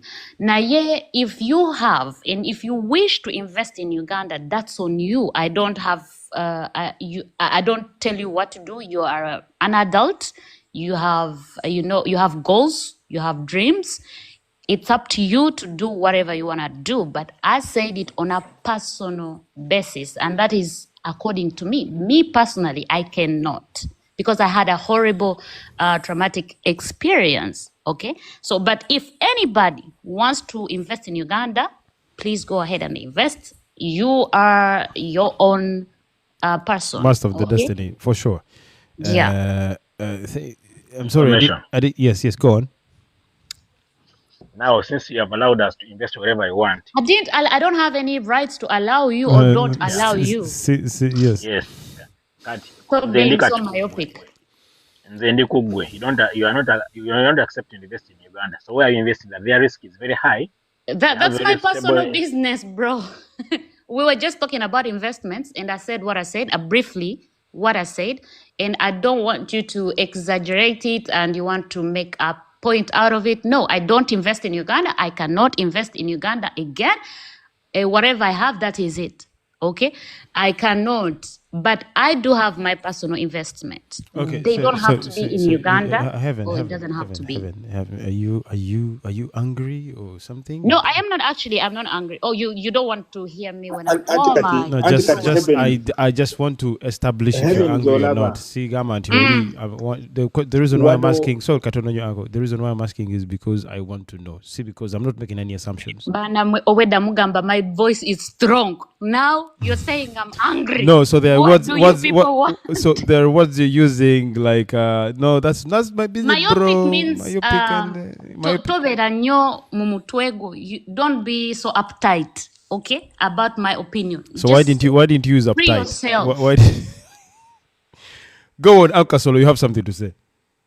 Anti kakati omuntu wotunuda investment wetsoka nobuuza nti no investment ya nene oba personal investment okugata kataka n'ogula kataka n'oteekawo by'otaddewo oba faamu oba mizigo biki, that is your personal investment. Tugamba tutunuulira investment ennene nti egenda kuteekamu abantu abagenda kukozesa abantu nga igenda kukozesa abantu bangiko sinti no kitunulidde ggwe eyinza okutandika business nga you've invested kyetwogerako wano investment egenda okuyamba ne bannansi bonna si ggwe nga gwe and your household kati mukakyala Heavens bakiziroyinze down to her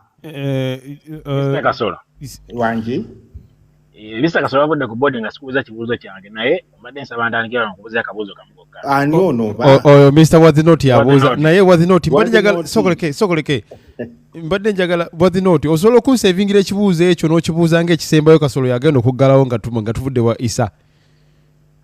Ekibuuzo tokyerabira waki tokimubuuza kakasaawa zino by the way nakisavinga nakiddamu nga tumaze Isa. Kiterese. Kibubuuze. Anyway, obutagenda kibuuzo kyembadde njagala omubuuza kiri nti yagenze nayogera ku stock exchange ye Uganda and all of you agreed nti terina kyekola eri very low down naye nze mbadde nsaba bagamba sometime tuba tugera ku kintu wano togera ku kintu ngo kyekasanga tokimanyi nga tolinaako kumanya kwakyo abasinga wano ffenna tutugula nko bondi mu Uganda stock exchange tomanyi na bwekola tetumanyi Airtel efuna sente emeka omwezi, MTN bwokola wira shares ofuna sente emeka omwaka, tetubimanyi. But just because tetubimanyiko tuyogera negatively, tekisobola kutalina byekikola, tetumanyi tekimanyiyo. But was it not? Yes. That is an assumption. Eyo gyokoze bagita assumption. Nsonyiwa katono nnyo. Nsonyiwa. Guys, ekyo Kasolo gundi Mr. Wadino kyokoze tekinsanyusiza nnyo by the way because but let me tell you Mr. Kasolo and Mr. Mugera kambabulireko kino ekintu kye nabagambye. If Ugandans, okay, see Ugandans, abantu abamu bagetinga so emotional, wetwogera ku bintu ebit. Ebintu ate emotions zino zijja on the, according they are regulated due to different factors. Heavens, can we talk about the stock exchange? I just wanted to say something about what before the stock exchange. Yeah, these questions are really getting out of hand. Yes, because heavens before you go so katono nnyo kale katono but it's my time. Katono nnyo heavens katono nnyo anko ne Kasolo katono nnyo anko Wazi nze okukkiriza Kasolo kyadayogera ku USE. It was because just 4 days ago I was looking at the stock exchange and I understand what he was saying. Okogera ku baroda n'okogera ne ku companies endala zaade ziri ku stock exchange and I was seeing mirroring exactly byadala. So it is not just because nti abyogeddeko plus also yabadawa companies details teabyogedde because he was speaking these things out of thin air. He was speaking clearly ngamanyi kyayogerako but yet ozono n'ogamba nti okwogerako wakwate tu investing nga yoko I really think it is you was not who did not know what you're talking about exactly. Yet you assume okoze assumption nti ne Kasolo tamanyi kyayogerako. It is very bad. It is very bad. Linda Ko was not. Linda Maso was not. What do you have to say now? Yes, Ebo. Neda Linda Ko was not because this is my time. But wait, what? No, so like what the nata yogere bambi mukwano. So Neda Linda Ko. Ngena kwongera obudde. Neda Mr. Mugera Linda Ko kati. Banange. It's like a small request from all of us here on the panel. We are here to learn. We are here to exchange ideas. Omuntu bwoba tomumanyi, please have some respect. Waba yogedde ekintu nga goloza yeta bimanyi byayogerako. Do some research. When you find it's a lie, then it's okay. But do not disrespect people because a whole lot of people are watching.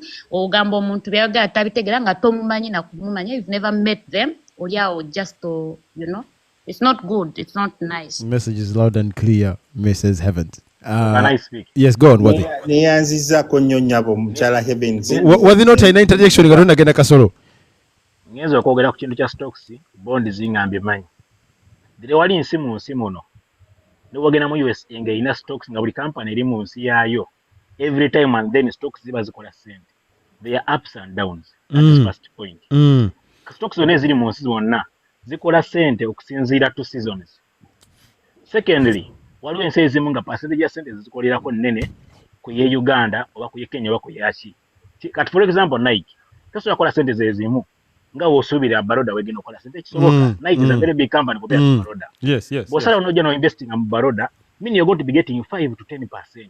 Ziba sente ntono but wanga kiwasazawo okukola kyobogenda ofuna. But if you say that they are not working, stock are stable, meaning they company in a good day. Yes, but again, I guess this is the conversation that investing in these companies, they should kakati muganda wange kankubulire. It has been 4 years right now.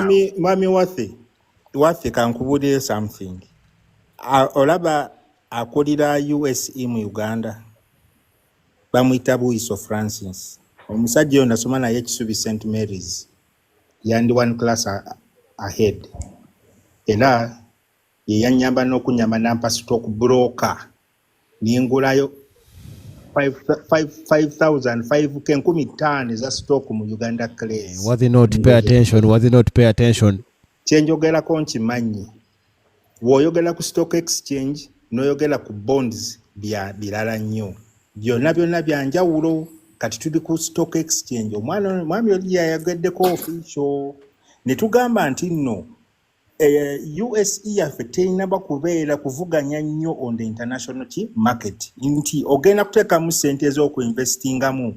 The the return on your investment egenda kuba ntono nnyo unless ng'otaddemu kinene nnyo oteekamu kinene nnyo engeri sente manya company eziriko n'emigabo egiriko gye giri sente entono you have to invest more okitegeera kyengwa my point was nti weetaaga sente nnyingi okuinvestingamu ate n'ekirala companies zaffe zikyali nte ziri listed okwo they can't compete on international market on the international scene okwate sente ezo zonna nezireta ku USE ye Uganda as to take Kenya asinga because the stock market in Kenya is much better than the one in Uganda, right? Exactly. It is comparatively advantageous. What the note oyinza okubanga ddala weesudde mu kinnya oba oyinza okubanga weeziise naye lwaki totukkiriza ne tugendeko official Isa ne tumala tugendeko omukulu yazze wano okutukyalya kuba kyaka ebintu by the way bakuyitani muzeeyi Henry ka something I don't know what's your name.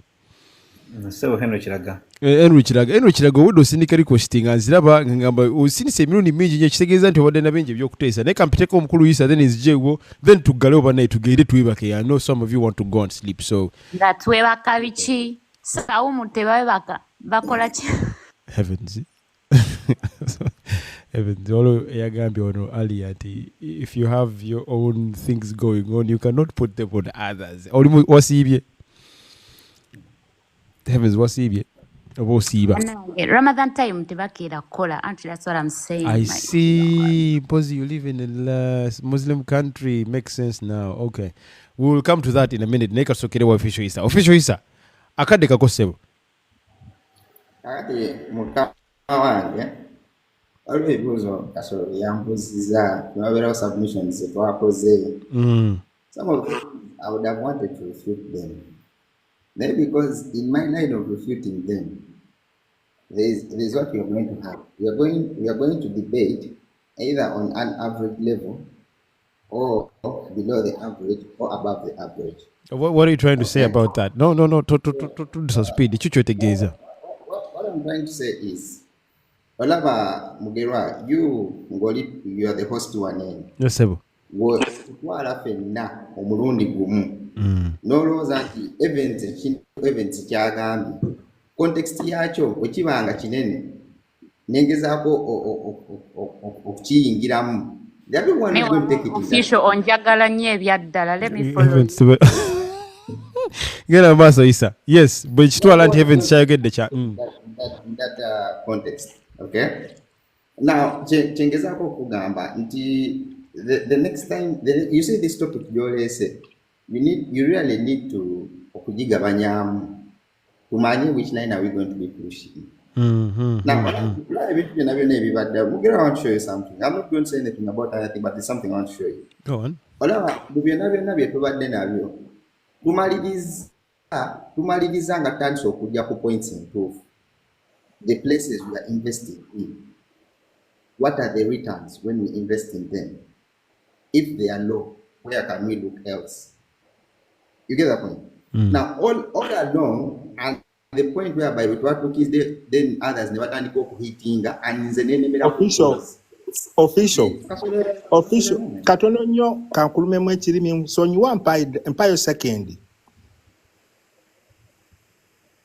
official yakkiriza okugaba second tomufa okay official ayibale nnyo kumpayo second omwami on top ali mu comment section mbadde nsaba kindire tufuneyo ka one on one ne mwami Mugerwa ojje tukubaganye ebirowoozo ku kintu kya minimum wage engeri gye kyaffectingamu investment tukinnyonnyoke fembi genda maaso official kansoke nkitege ku notices zange wano katono nnyo anko genda maaso official muganda wange olaba even that very point of minimum wage badde njaga agiteesaako wanne olaba wogifumiitirizaamu ennyo there is a line you are going to enter. There's a line you are going to enter, and when you enter that line, you get up closing other course of the debate, and that's the mere fact. Why? What are you trying to say, Uncle? What are you trying to say? But to ina capacity, you get away your line. When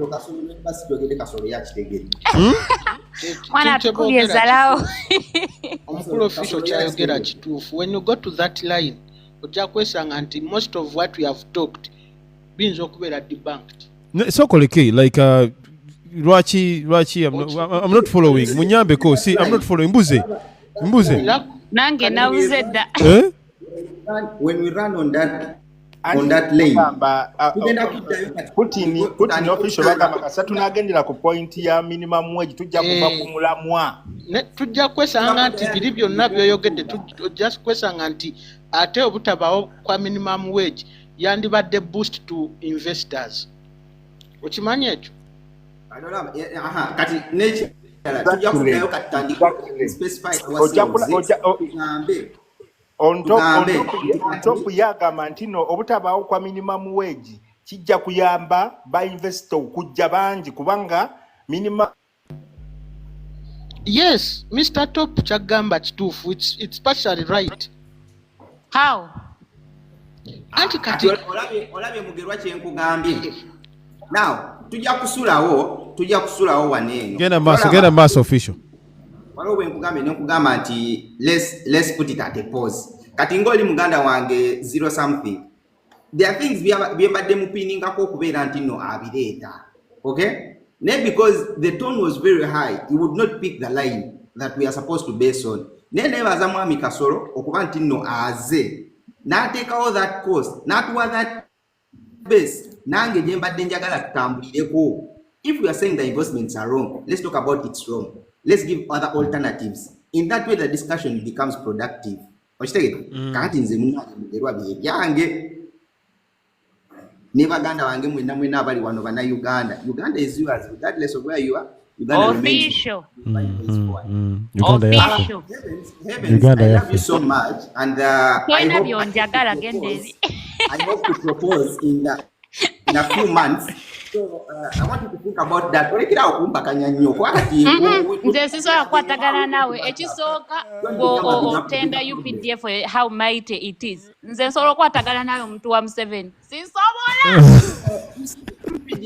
UPDF nakitegedde nti bigenda kuggweeyo.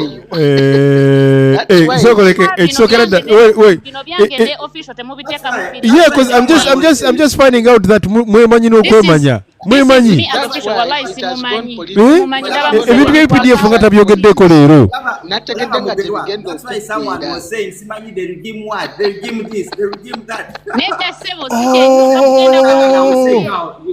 Yes. Oh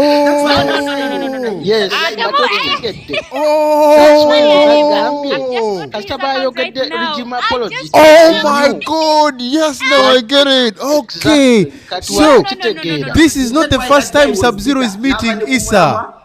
Yeah. So, Mr. Mugerwa, wandifunyeyo ekyokunywa ekirala debate. Ekituufu I'm with Sub-Zero. I'm with Sub-Zero 100%. Era nabadde ne Sub-Zero the word go nga sinaba nakebera account y'office.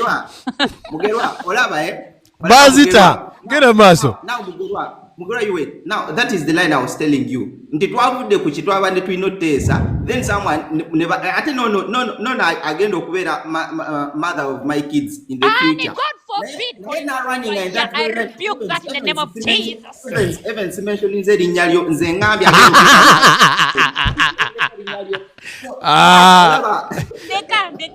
Tegere bas.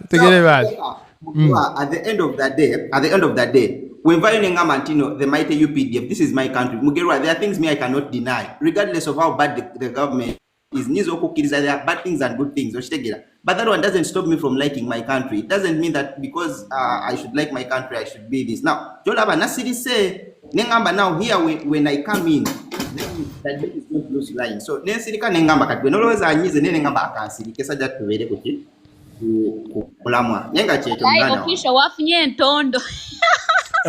Yeah, but by the way, everything exists for a reason. And Tondo Weziri because they do exist, so it's fine.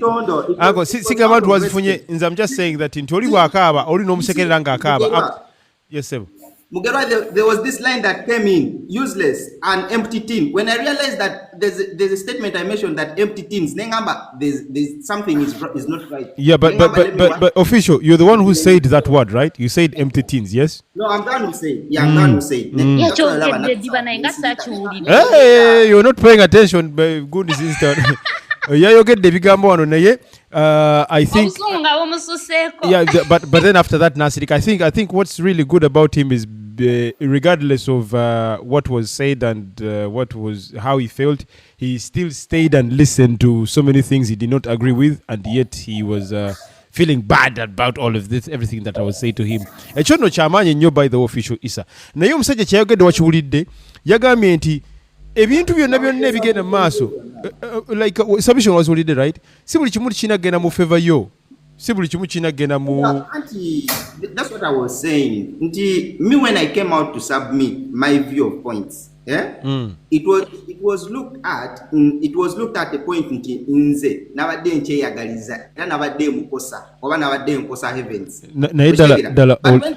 But when they were giving out their views, is it possible that heavens yaleese obuzibu ono ku gundi ku lagi ya leero? No. Okay, nabadde refuting points zaabwe with clear evidence. They were refuting my points with emotions. That's why official, let's be honest here. Official, let's be honest. Make sure that we heavens, make sure until December, the ring on your hand. Just mind about that. Let's be honest, official. Let's be honest, official. Bias. There is a time when you're submitting, your emotions are over the top.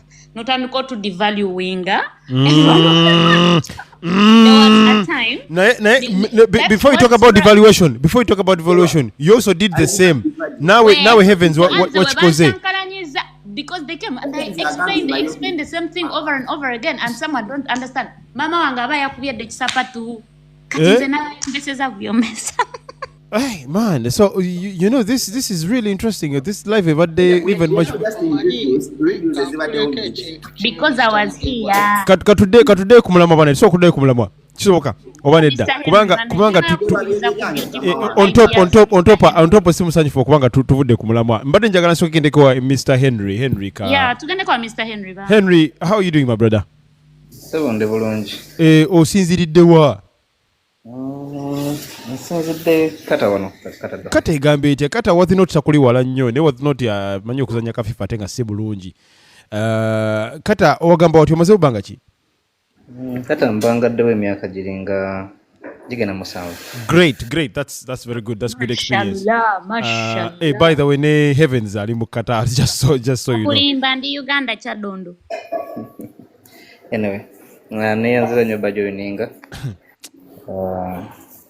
It has been my first time actually. Anyway,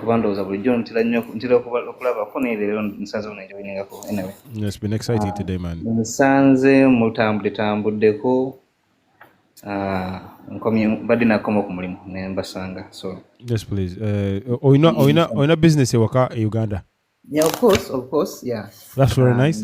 Guys, am I the only one? I've been here for 10 years. I don't have a business back home, man. What the fuck is going on? Send the music Jawa.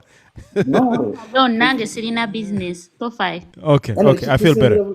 Kisinza buli omuntu ozegejo kikwataganyamu ekintu buli omuntu tuba ne programs zanjawulo kangamba oba nteekateeka naye nga ekisinga bukulu nti fonna tulina goalo emu ssente. Yeah, so okay, so conversation you nakulalo go gwawa, is it rise to invest back home? Yes. Nabasanze mu yogedde ku bintu bingi actually ndoza kansoke njogere ku kya minimum wage mugeddeko last. Minimum wage kan njakitwala nti teri mu nsi zonna tugeze na business zetulimu. Kiba kizibu nnyo omuntu ogamba nti companies ziteekawo minimum wage nabo banga basobola abakozi nga companies okazi zikisaze oba zikitaddemu nga government tetaddemu government nga direct involved ekitegeera. Tujagenda okwesanga nti government ziba zisupportinga amakampani gano most especially baba local investors. Tebafa ekizibu kyetu kyayina nti government ba local investors wa government ebakotogera oba tebawadde chance. Atugeze nti ojja kubanga ovudde wano era obukadde nga 5 whatever zoba okusabudde okukola. Naye nti lwokuba nti government ejja kusobola kuwa maybe tax holidays tejja kusobola kuwa nga ttaka eryobwere nga batunulaba abalindi n'amasomero bakikola.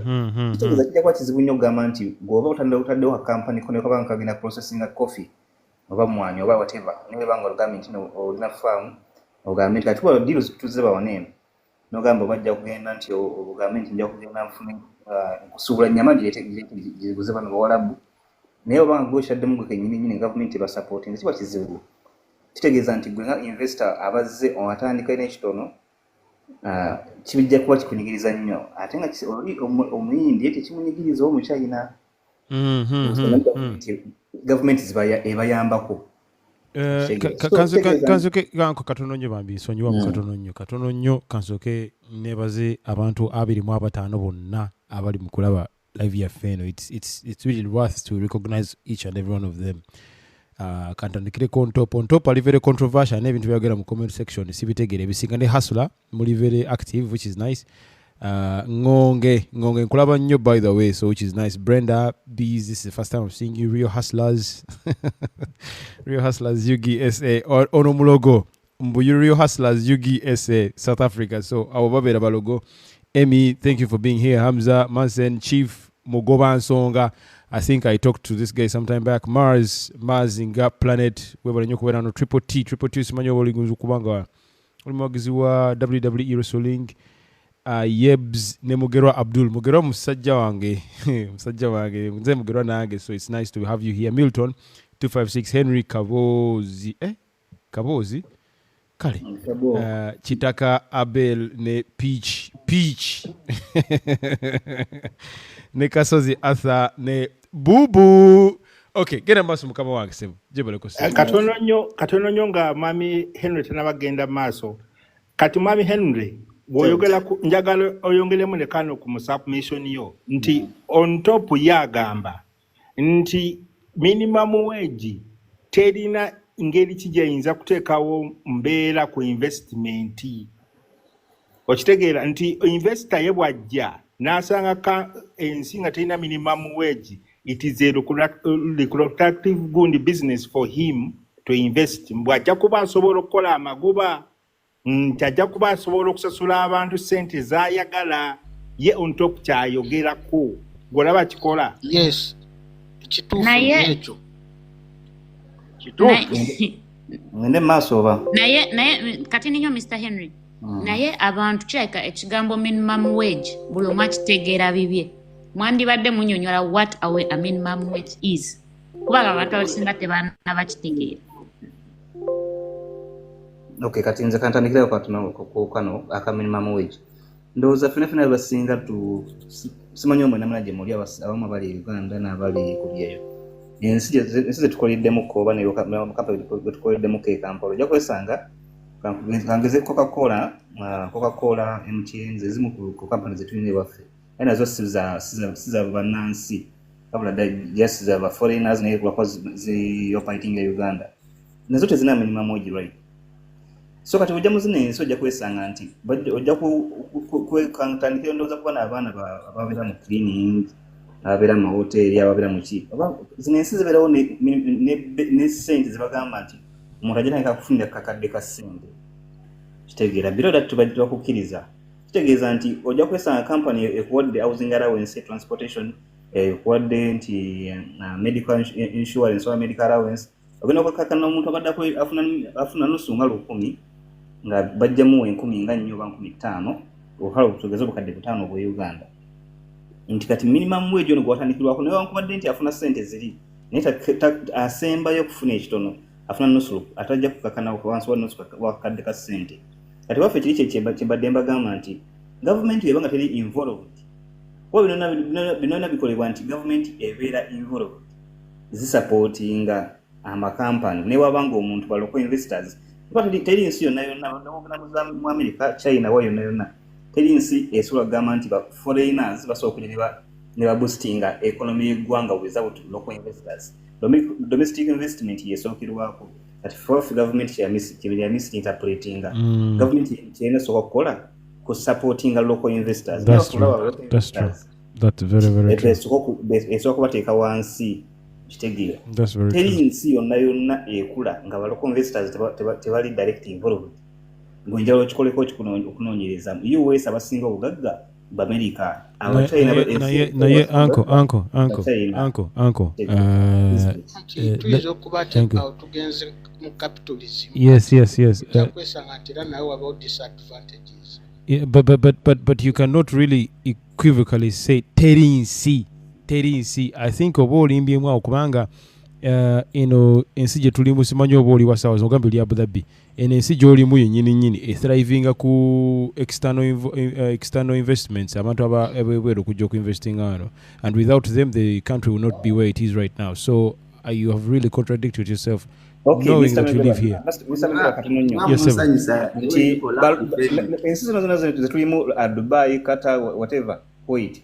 But foreign investors bajja ne bakola mu business. Yes. Naye ojja kugenda okwesanga behind that nti natives babeeranga bali to be honest amazima gali nti they're just really imposters babeerawo kuba batekamanya kuba they have but they're not the real investors, no? babawa chance yo kuba nti babeeranga bali ne babanga tebali direct baba indirect. That's national security. Yes.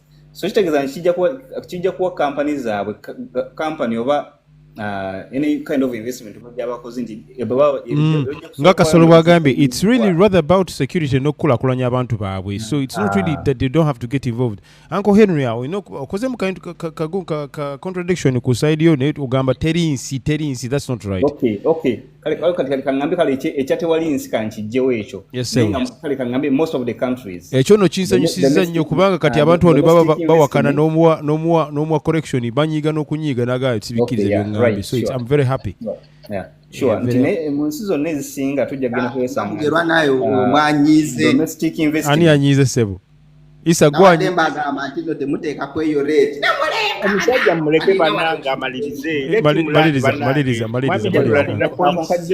nkamaliriza nti domestic investment government erina kusooka wakola ensi yaffe naddala kagambe generally Africa tunosooka tukirowoozeeko nnyo tukitwale nti Uganda in particular government erina kubeera nga domestic investors n'oba ng'ozina kitono kitya kitegeeza nti omuntu abantu entrepreneurs abali local baba balina bateekamu amaanyi. So kati omuntu okujja kutandika kwa business konakonoba in investment like my sister nawulidde agamba yakolako investment ya Kampala naye tasobola kugamba kuddamu ku investinga. Heavens ogenda wa sawazi. What's happening? Tetumanyi which kind of investment, so it can be either medium or a large scale. So kati to sum it up olina kubanga nti a government ziyambyeko ekintu ekirabo kimwayogeddeko katono nnyo mwami Henry nsonyiwa okuyingirira waliwo omwami wano bamuyita Patrick awandise like Kuwait by law all businesses must have a hand of the nationals.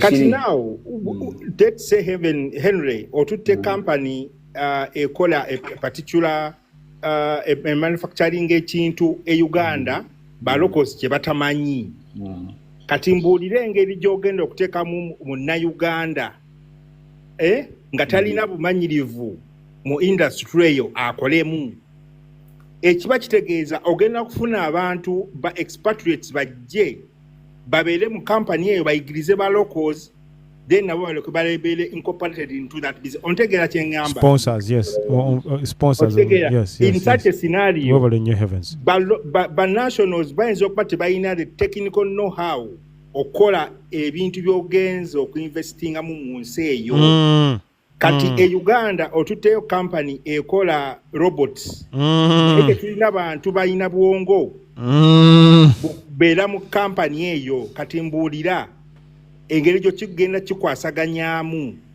ng'aba investors bano bazze tebalina minimum wage manga tewali minimum wage structure. Nsaba okukola clearance ku kintu ekyo lumamu mpadde obudde tosabu tegera maaso Mr. Putin mara okugattako ku Mr. Kasolo kyayogeddeko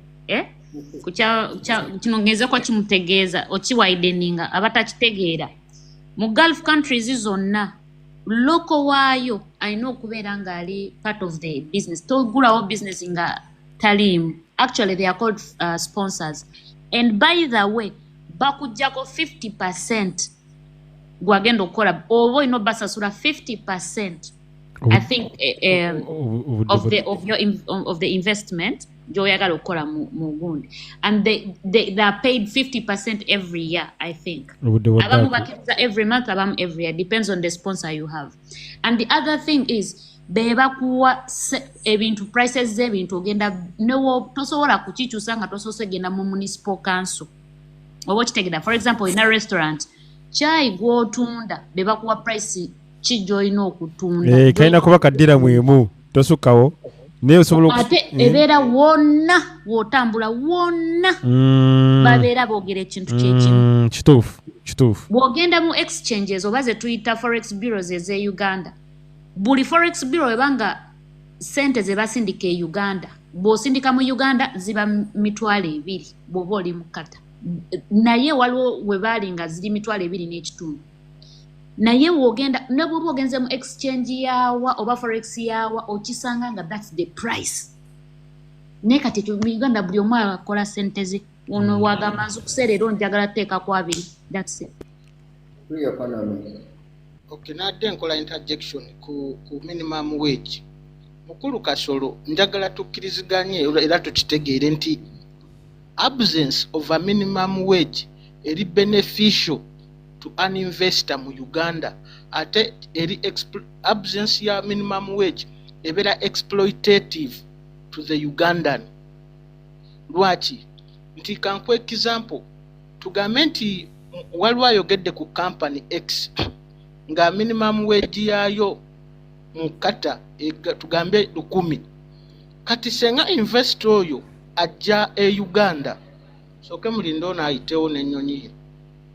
So kati senga investor oyo mwenyini ajja e Uganda, just imagine nti afudde ku market ekata nga omukozi ekitono nnyo ayinafuna kakadde, najja mu economy ya Uganda na investing nga omukozi waayo yagenda osalawo sente zagenda omwana wamu 10,000 oba 15. It means in a way reducing operating costs zenga investor. Bwogezesa kuki kuzabadde operating lako ekata in form of paying salaries. Kyokka ate bwogenda ku munna Uganda ye abeera exploited. Okitegedde? So in a way mu ngeri emu oba endala kigasa absence ya minimum wage investor yagifunamu n'ate ekosa munna Uganda. Investor yafunamu naye ekosa munna Uganda. Yes. Kasolo sisubira nti yadde akiwakanya ekyo. Kasolo genda maaso. Mugero katono nnyo ku mukulu kyagambye ekyo nti esobola okuba nga ekosa munna Uganda naye ate nga ebenefitinga investor. Ekintu ekisobola okuba nga kisoboka okuba kiri two ways. Naye ate nga tulina okutunuulira in a wider way nti osobola okugamba nti company badde no nga minimum wage yayo nti omukozi mwana kakadde ka ssente ate Uganda ejja nemu 10,000. Tutunuulire how economy bbiri kale oba ebyenfuna byensi ebbiri ezo standard of life kisobola gikiraganya ku Uganda oba Dubai ku Uganda. So ati ojja kwekanga nti population wise tusobola okuba tuli bangi naye ate nga ebyenfuna by'abannansi kitegeera enfuna y'omunnansi gwe okoze products naye market weeri eri available. Yes, market weeri eri available naye abantu bali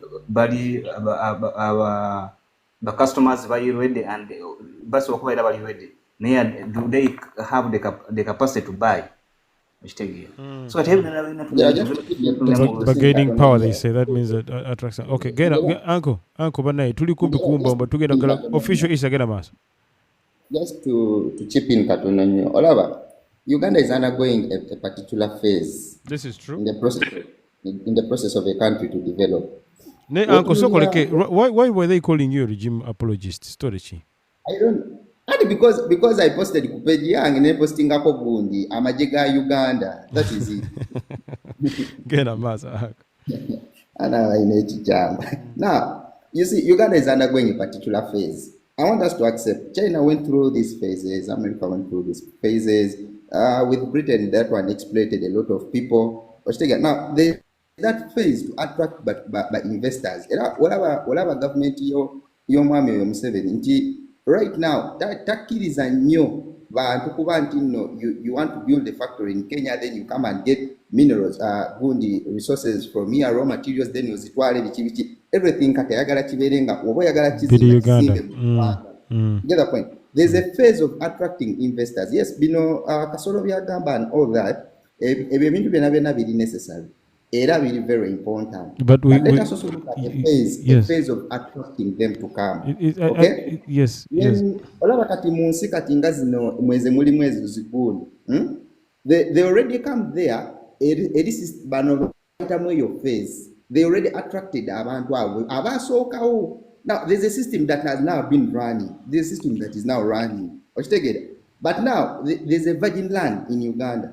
There's virgin opportunity in Uganda. To attract those people in a landlocked country, there are things you have. There are things you have to sacrifice. But in the future, to expecting at the government we will deko tugambe honorable Kyagulanyi Ngaze oba Mugisha Muntu oba omuntu yenna asolo chiwa agamba nti okay kati okusinzira the other time kati ndoza let us adjust a little bit waberewo kano waberewo. There are those phases sigamba nti kibine. Let's also accept that factor. Yes. Thank you very much for your submission, Mr. Issa. I think I agree with you from that perspective, what you just said. I don't know whether it's actually a phase. I'm thinking more to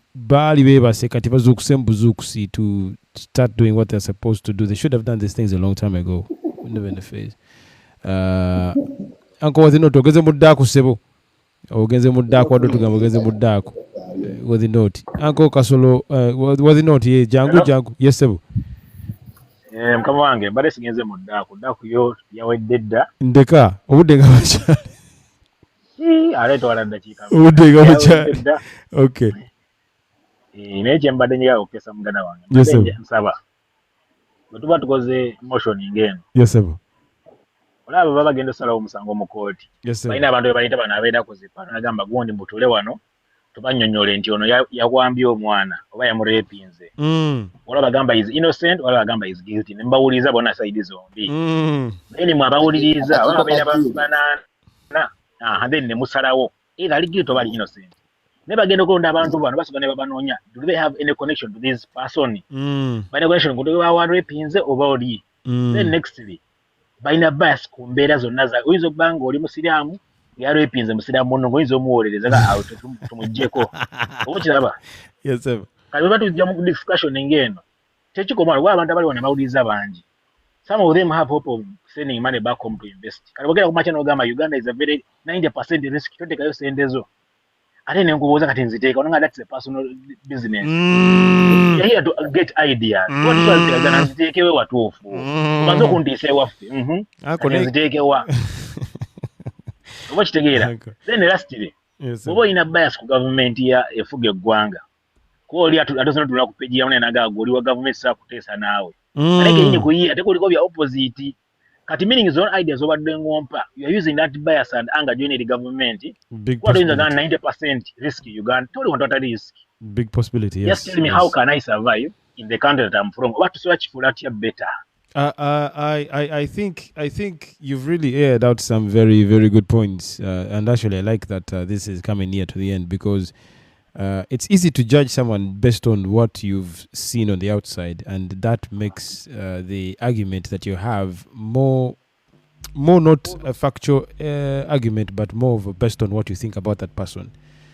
So which is not true. Era checho abantu chebatulooza ko omuntu walaba omuntu omuddugavu musize ebweru alooza omuntu oyo mwavu musiru era aina background in chamo but tategera culture which is really bad, and I think that what you just said there makes a lot of sense. I think I'll try to moderate better next time. I tried engezaako ne I cannot control people bistali nabo wano nemba ndi nabo wano nabeera bayinza okunsinza amaanyi, so ebiseera bisinga bwebanga bino ebintu bigenda mu maaso you'll find that tujja genda mwezi extreme ways nti abantu bajja ku raising amaloboozi oli ajja kwagala opinion ebenga esinga oba oli ajja kugaana okutegeera, and that's okay. Exactly, this is why we discuss. I like discussions like this. Oli wajja okujja okuwakana alete passion mu kuwakana because it doesn't make sense if we just all of us sit back laid back and tugamba naye ndowooza bwenti ne bwenti.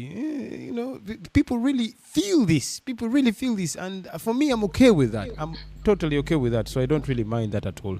Naye ndowooza it goes extreme when name calling start comes out. Nga omukulu Isa byagambye mbu ate goli mukebe ogutaliimu kintu kyonna kyonna empty.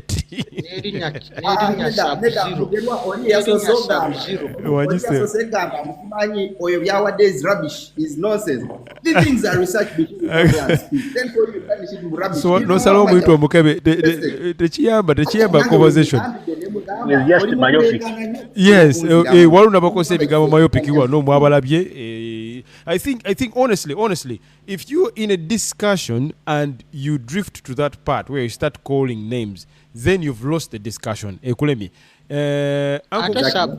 Mr. Sub-Zero erinnya lyalina nalitegedde lya Mortal Kombat kati aba bazanya game za kwekuba after Sub-Zero ogenda kuba Raiden ba King G. Okay. Tubereka kabo.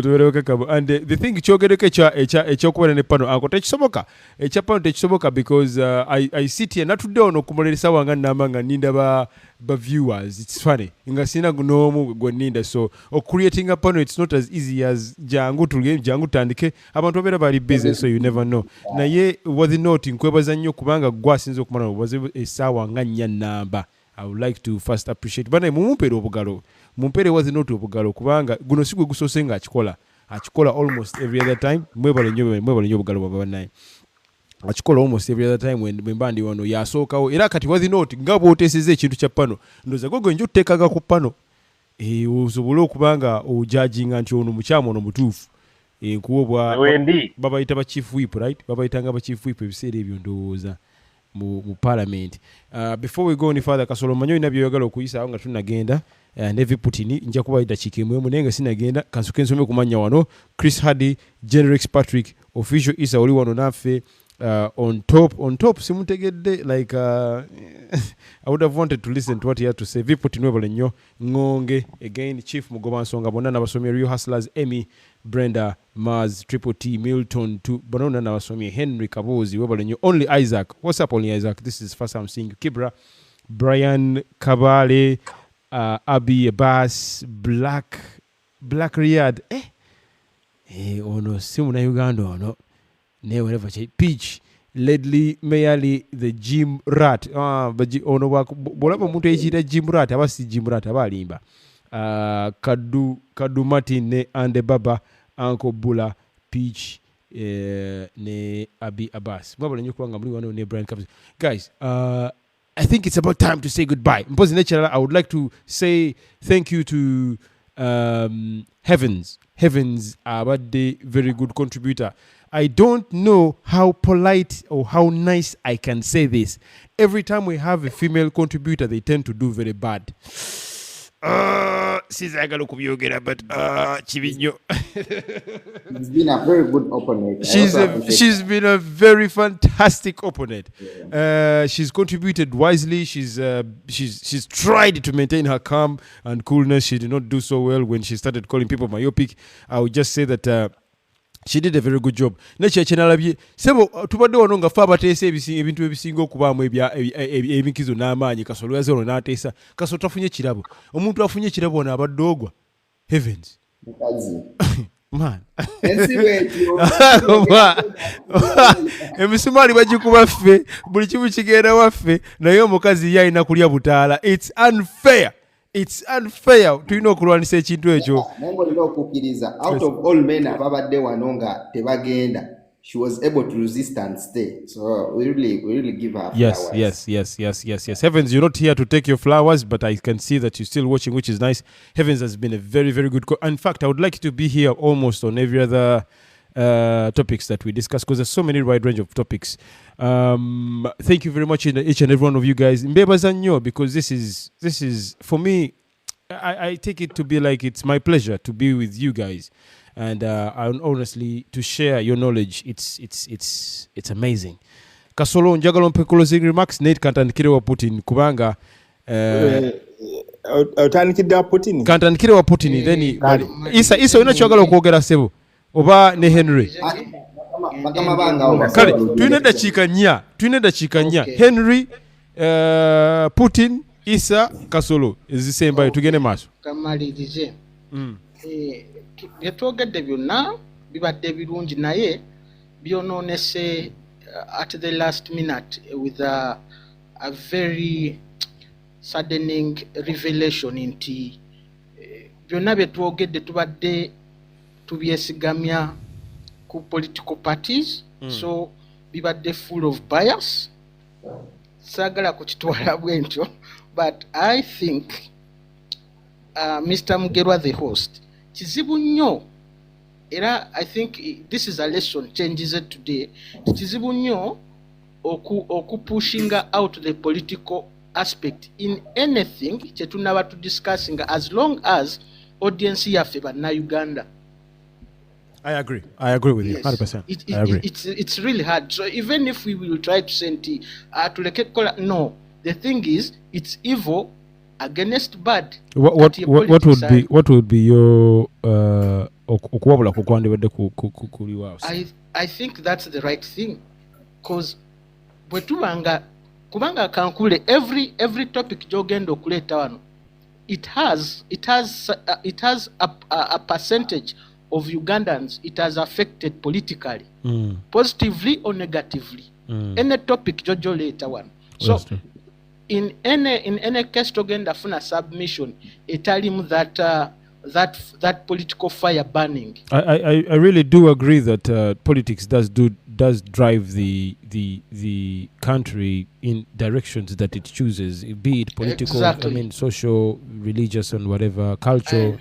Politics is really on top of everything and I understand other than that mwebale nya ababaddewo naye n'omukyala Heavens oba mukyala muteeso oyo I think mbadda mulira mu accent ye I think either na iteso oba waggulu eyo akaluba kasufu mwebale nnyo banna tuyazanya muzei Putin tugendeko Mr. Henry Sebo neyanziza dakikemu Sebo yes Sebo okusookedde akanebaza bateesa bonna abaddewo nankubadde nazereeti naye ngereza ogubeerako ebitonotono unfortunately wasn't but okuwumbawumba just ndakiika less than a minute bino byonna ebitambulirwako eggwanga tukkirize nti sometimes tuba twagala kudiscussinga ku politics okwetamu bya bufuzi naye tugambe kale bukulembeze kaŋŋambe kitwale bwentyo ebyobufuzi nti abantu bakira bubi bakigambo kisoundingamu some kind of bubi naye obukulembeze bibitwala buli kimu yes katono nnyo anko Generex Patrick nsindikira obumuli ne TikTok biki byonna ebirabo then nkomyewo omukyala wa Heavens tugende maaso anko maliriza nti obukulembeze buteekerateekera abantu ba society n'obeera waka muzadde n'oba taata kasita oba omuzadde abanga okulembera bulungi oba ng'olidinga bulungi okubagaidinga kino nakiri jagenda okwesanga family etambulira mu line entuufu. I think so, yes. So yes. Mu byonna nti ngeza kuwumbawumba ababuteeseza baggulu mbeebaza. Yes. Naye next time bwe tuba tufunye omulamwa gwonna okay bwe tuba tuleesemu ekitakiza okugamba nti okay involve in ebyo abakulembeze ebyobufuzi then we can do it in a polite manner. N'okulabika nga tukozesa lulimi kale yes. bagamba nti ate n'anyiga, so we have to be discussing in a polite way ntubanga tuli bias. Okunteeka ku platform nange nemba joinako leero mwebale nnyo okumpa mukisa. Thank you very much. Heavens Jerry Costo gikomyewo omusajja nsindikira olumuli.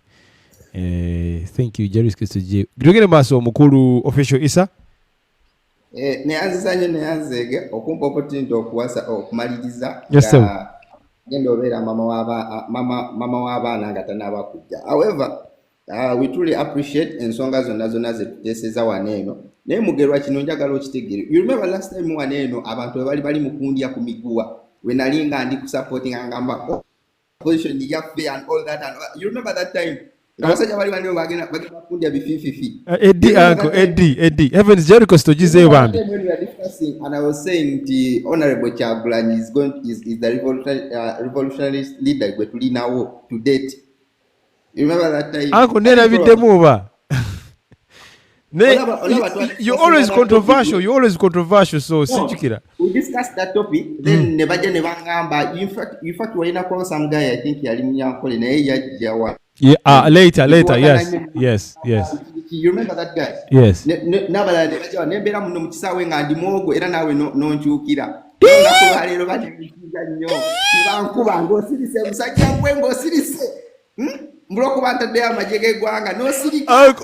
Uncle, you know, I just realized everything later, but into not this man you watch regime apologists, not this man until I realized it. Oh no, Kusonyiwa. I wish I knew. I should have protected you. At the end of the day, Syndicate request of George Syndicate. Guess when I come on your page, you are discuss. I always stand on what I think I should stand on. Was it not to Jack Chaiwa and Vanjo Viju community behavior? In that very line, never Zawaganda that guy, the zero guy, but the Taliwo. Naye tumwebaza kubeera nti azena debating in fact natuba endala gye tubadde tutalina waneeno kweno page atwadde that character. So you remember tubadde tetunafunako a character of zero, how we can handle. Yes. At least now we can now understand. Attend the cheese that you've taken it positively rather than negatively. That's really nice of you. So, kijja tuyamba nnyo nnyo okulaba nti we improve our mugerwa omulalu platform. Yes. Amazing. Uganda bonna eyo live yonna gye balina sookeranga wano eri bakitwalangayo tulo. So in brief baganda bange mwenna abali wano amazing. Ka notification we mukafuna bamen always mujje discussing then eri mutwaliyo tulo. So anything other than that, official, really thank you very much. But you have to also know that I really care about you. Nakebedde konga ndabo sirise ekitegeeza really I care about you. So wetonda bichi oyo official teyetaaga protection, teyetaaga care. Banage ayogera bwatyo omanya ng'ofiita abamwagala nnyo. Yes. Nage wedowooza nde nage omuntu yenna tayinza kwogerako nga talina feeling gy'oli. So Anyhow, yes. Banai, I want to clarify Wambi. Njagala clarifyingira abantu. Mwami V Putin agambye kyekandi wengu. Ndi mukyala Muganda eyeddira enjovu akabira envubu omutaka mukalo obutaka kambugu omuwala esimbye amasanga nakati ajja. Munenze ndi mukyala Muganda. Dala. My closing remarks, I want to thank everybody. I really want to thank every participant that has been on this panel. We have to understand that emotions are always going to be part of the conversations, part of the debates, okay? Yes. I've been in debates, different debates, not only here, there are emotions everywhere. Yes. And the fact that we are in a political kind of era, emotions are everywhere and feelings are everywhere. People love politics. People are so involved in politics. So do not take things so personal, okay? Name calling is always going to happen. And by the way, I want to clarify. I said some ideas are myopic, nearsighted. Myopic means something that is nearsighted, okay? Tebalabira wala, techirabikira wala mukirabira wano kumpi. You understand? It's not an insult for people who thought it was an insult. I don't know if some people use it as an insult, but no, it's a nearsighted kind of event or something that is nearsighted. And the other thing is I want to thank Mr. Kasolo and Sub-Zero, though you people misquoted him, but he had valid points, and his information was so exquisite, and it was also some sort of very, very extremely productive. Okay, Mwami Kasoro, thank you so much, and everyone that has been on this panel. You understand? Official, nkwagala nnyo Swade. okusiyayo kabadde kakodyo kategeeza Henry, Mwami Henry, cause nakula asirika mute yourself. Mwami Henry Kabozi, thank you so much. Your submission was really, really, really, really very impactful and insightful at the same time. Worthy notes. I'm going to speak to you as a brother. I'm going to speak to you, as a sister. I'm going to speak to you as my brother. So if you are in heated debates like these, do not get so emotional and don't personalize things.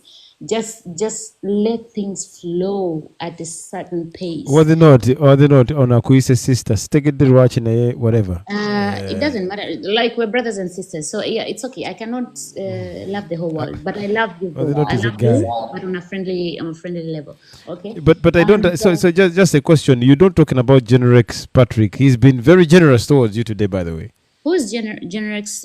In the comment section. Yes. Actually, I saw him sending me some messages, but I was on the panel. There is no way I could access my inbox. I'll be getting back to each and everybody that sent me messages, but please don't be very respectful. My inbox. Generex Patrick, I think you've won her heart today, so you make sure that at least. No, darling, you didn't win my heart. I love everybody the same way, and. I'm not up for grab. And the other thing is, in my closing regards, I talked about worthy not. Everyone has participated a different way, and it was really, really amazing. I learned quite a lot of things that I didn't know, and I also shared a few things that I knew or unknow, and it pushed me to the extent that I had to share my personal life. This is the first time I talked about my personal life. Nobody knows about my personal life socially. I mean, on social media, yeah. And it was a great experience, though it was hard on me at some point. It got some sort of like, why I kind of like regretted, why did I even say this? But it was okay, actually. So pick a note. And to other people in the comment section, to people who, this is the I want to appreciate the people that were in the comment section. You guys were amazing, were hilarious, and you engaged very well. You gave us more push-ups. Yes. Thank you so much, Kasolo Galao. My Jaja, thank you. My dad, I saw you also on live. Whenever you see me on live, you always show up. Thank you so much. I love you, Daddy, and my sisters and my siblings. I've seen you too. Bye. I love you. Okay. We have to accept heavens ayogera bulungi nnyo naye tetubeera biased. Ayinza okuba ayogera bulungi nnyo nga Ango Kasolo tugere maaso. Neyanziza nnyo nnyini ddala kakisa kano akampeereddwa okuwumbawumba. Nja kuwumbawumba n'ebintu bisatu. Ekisookera ddala omulamwa gwe tubaddeko mukulu nnyo ogwa investment, naye ekisinga okubeera ekinene nnyo gavumenti erina okulaba nga eteekawo embeera eya investment ennungi, not to have political stability, naye eteekawo ne balance between the investor atali munnansi ne investor munnansi. Investor munnansi omwelevatinze otya okulaba nti asobola okompitinga ku international market. Kankwe ekyokulabirako ekitonotono mu bumpimpi, investor agenda okuva gyonna gy'avudde mu nsi endala ajja investinge mu Uganda nga already alina market, nti ebintu bye agenda kubikola, agenda kuteekawo factory ekola ebintu X, then afune market gy'abitunda. Alina akatale kaabyo. Naye kati gwe munnayuganda olina sente zo, oyala kuteekawo factory, oyala kuteekawo business, naye ebintu by'ogenda kubitundawa. Kati awo gavumenti weerina okugyawo egende outsourcing obutale, nti no ba local investors bano n'abagenzi wabweru ne bakola akasente kaabwe nga bagala kazza Uganda okuinvestinga, bainvestinga mu business ng'eziriwo nga ne market eri already established by the government, nti w'otunda bw'olima kokowa bw'okola kino ekintu bwe kiti akatale gyekali fe government twakatadde ogenda mu nsi eno bajja kugula ebintu byo. Eyo balance webeerawo kuba ye foreign investor ajja kujja investinge ng'alina gy'atwala ebintu byagenda okuproducinga.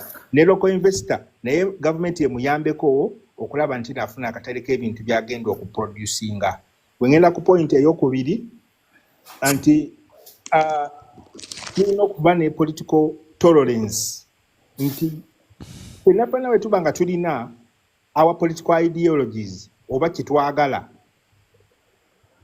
government olabika oyagala kundala seno this ade that's funny maliza stezo ako tumugenda koyo anti tulina okulaba nga tusobola okutoleratinga ebintu bya omuntu atali wa kibiina kyo tufune that political tolerance wetudaba tusobola kutula ku table yemu having a very good debate ng'omuwa nupu omulala wa FDC omulala waki tetujja kubaako bwe tutambula tujja kubanga abali bazimba omunala bwe Babeli ne batuuka at one particular time enimi ne zibajja ku mulamwa. We need to have that gundi ki political tolerance for each other. Akasemberayo ddala sebo omukubiriza wa live eno olina okubanga respecting a quorum.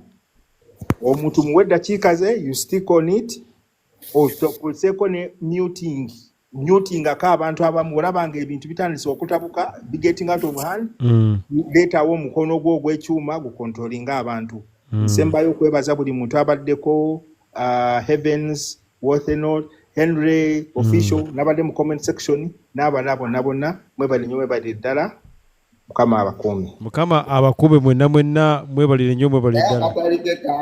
Someone doesn't appreciate akunako tokaleka sebo.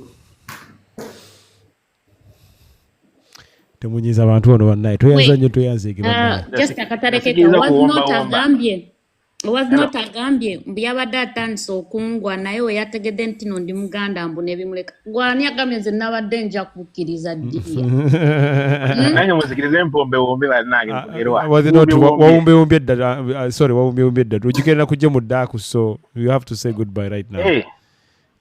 Wagambe goodbye waki kale banange nebaza buli omu ampuliriza gwenyiziza nsonyiwe kuba nekyambeetaaga mubeerewo.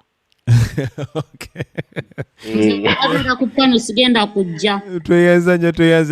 Guys, I love you so much. I can't say this enough. I would like to wish you all a good night. Mwenaje mugendo kubanga muswa bulungi tudemu encha inshallah. Mweraba nawe ne ono wanabera ku pano sijja kujja jangu nawe nja kuba nkulinze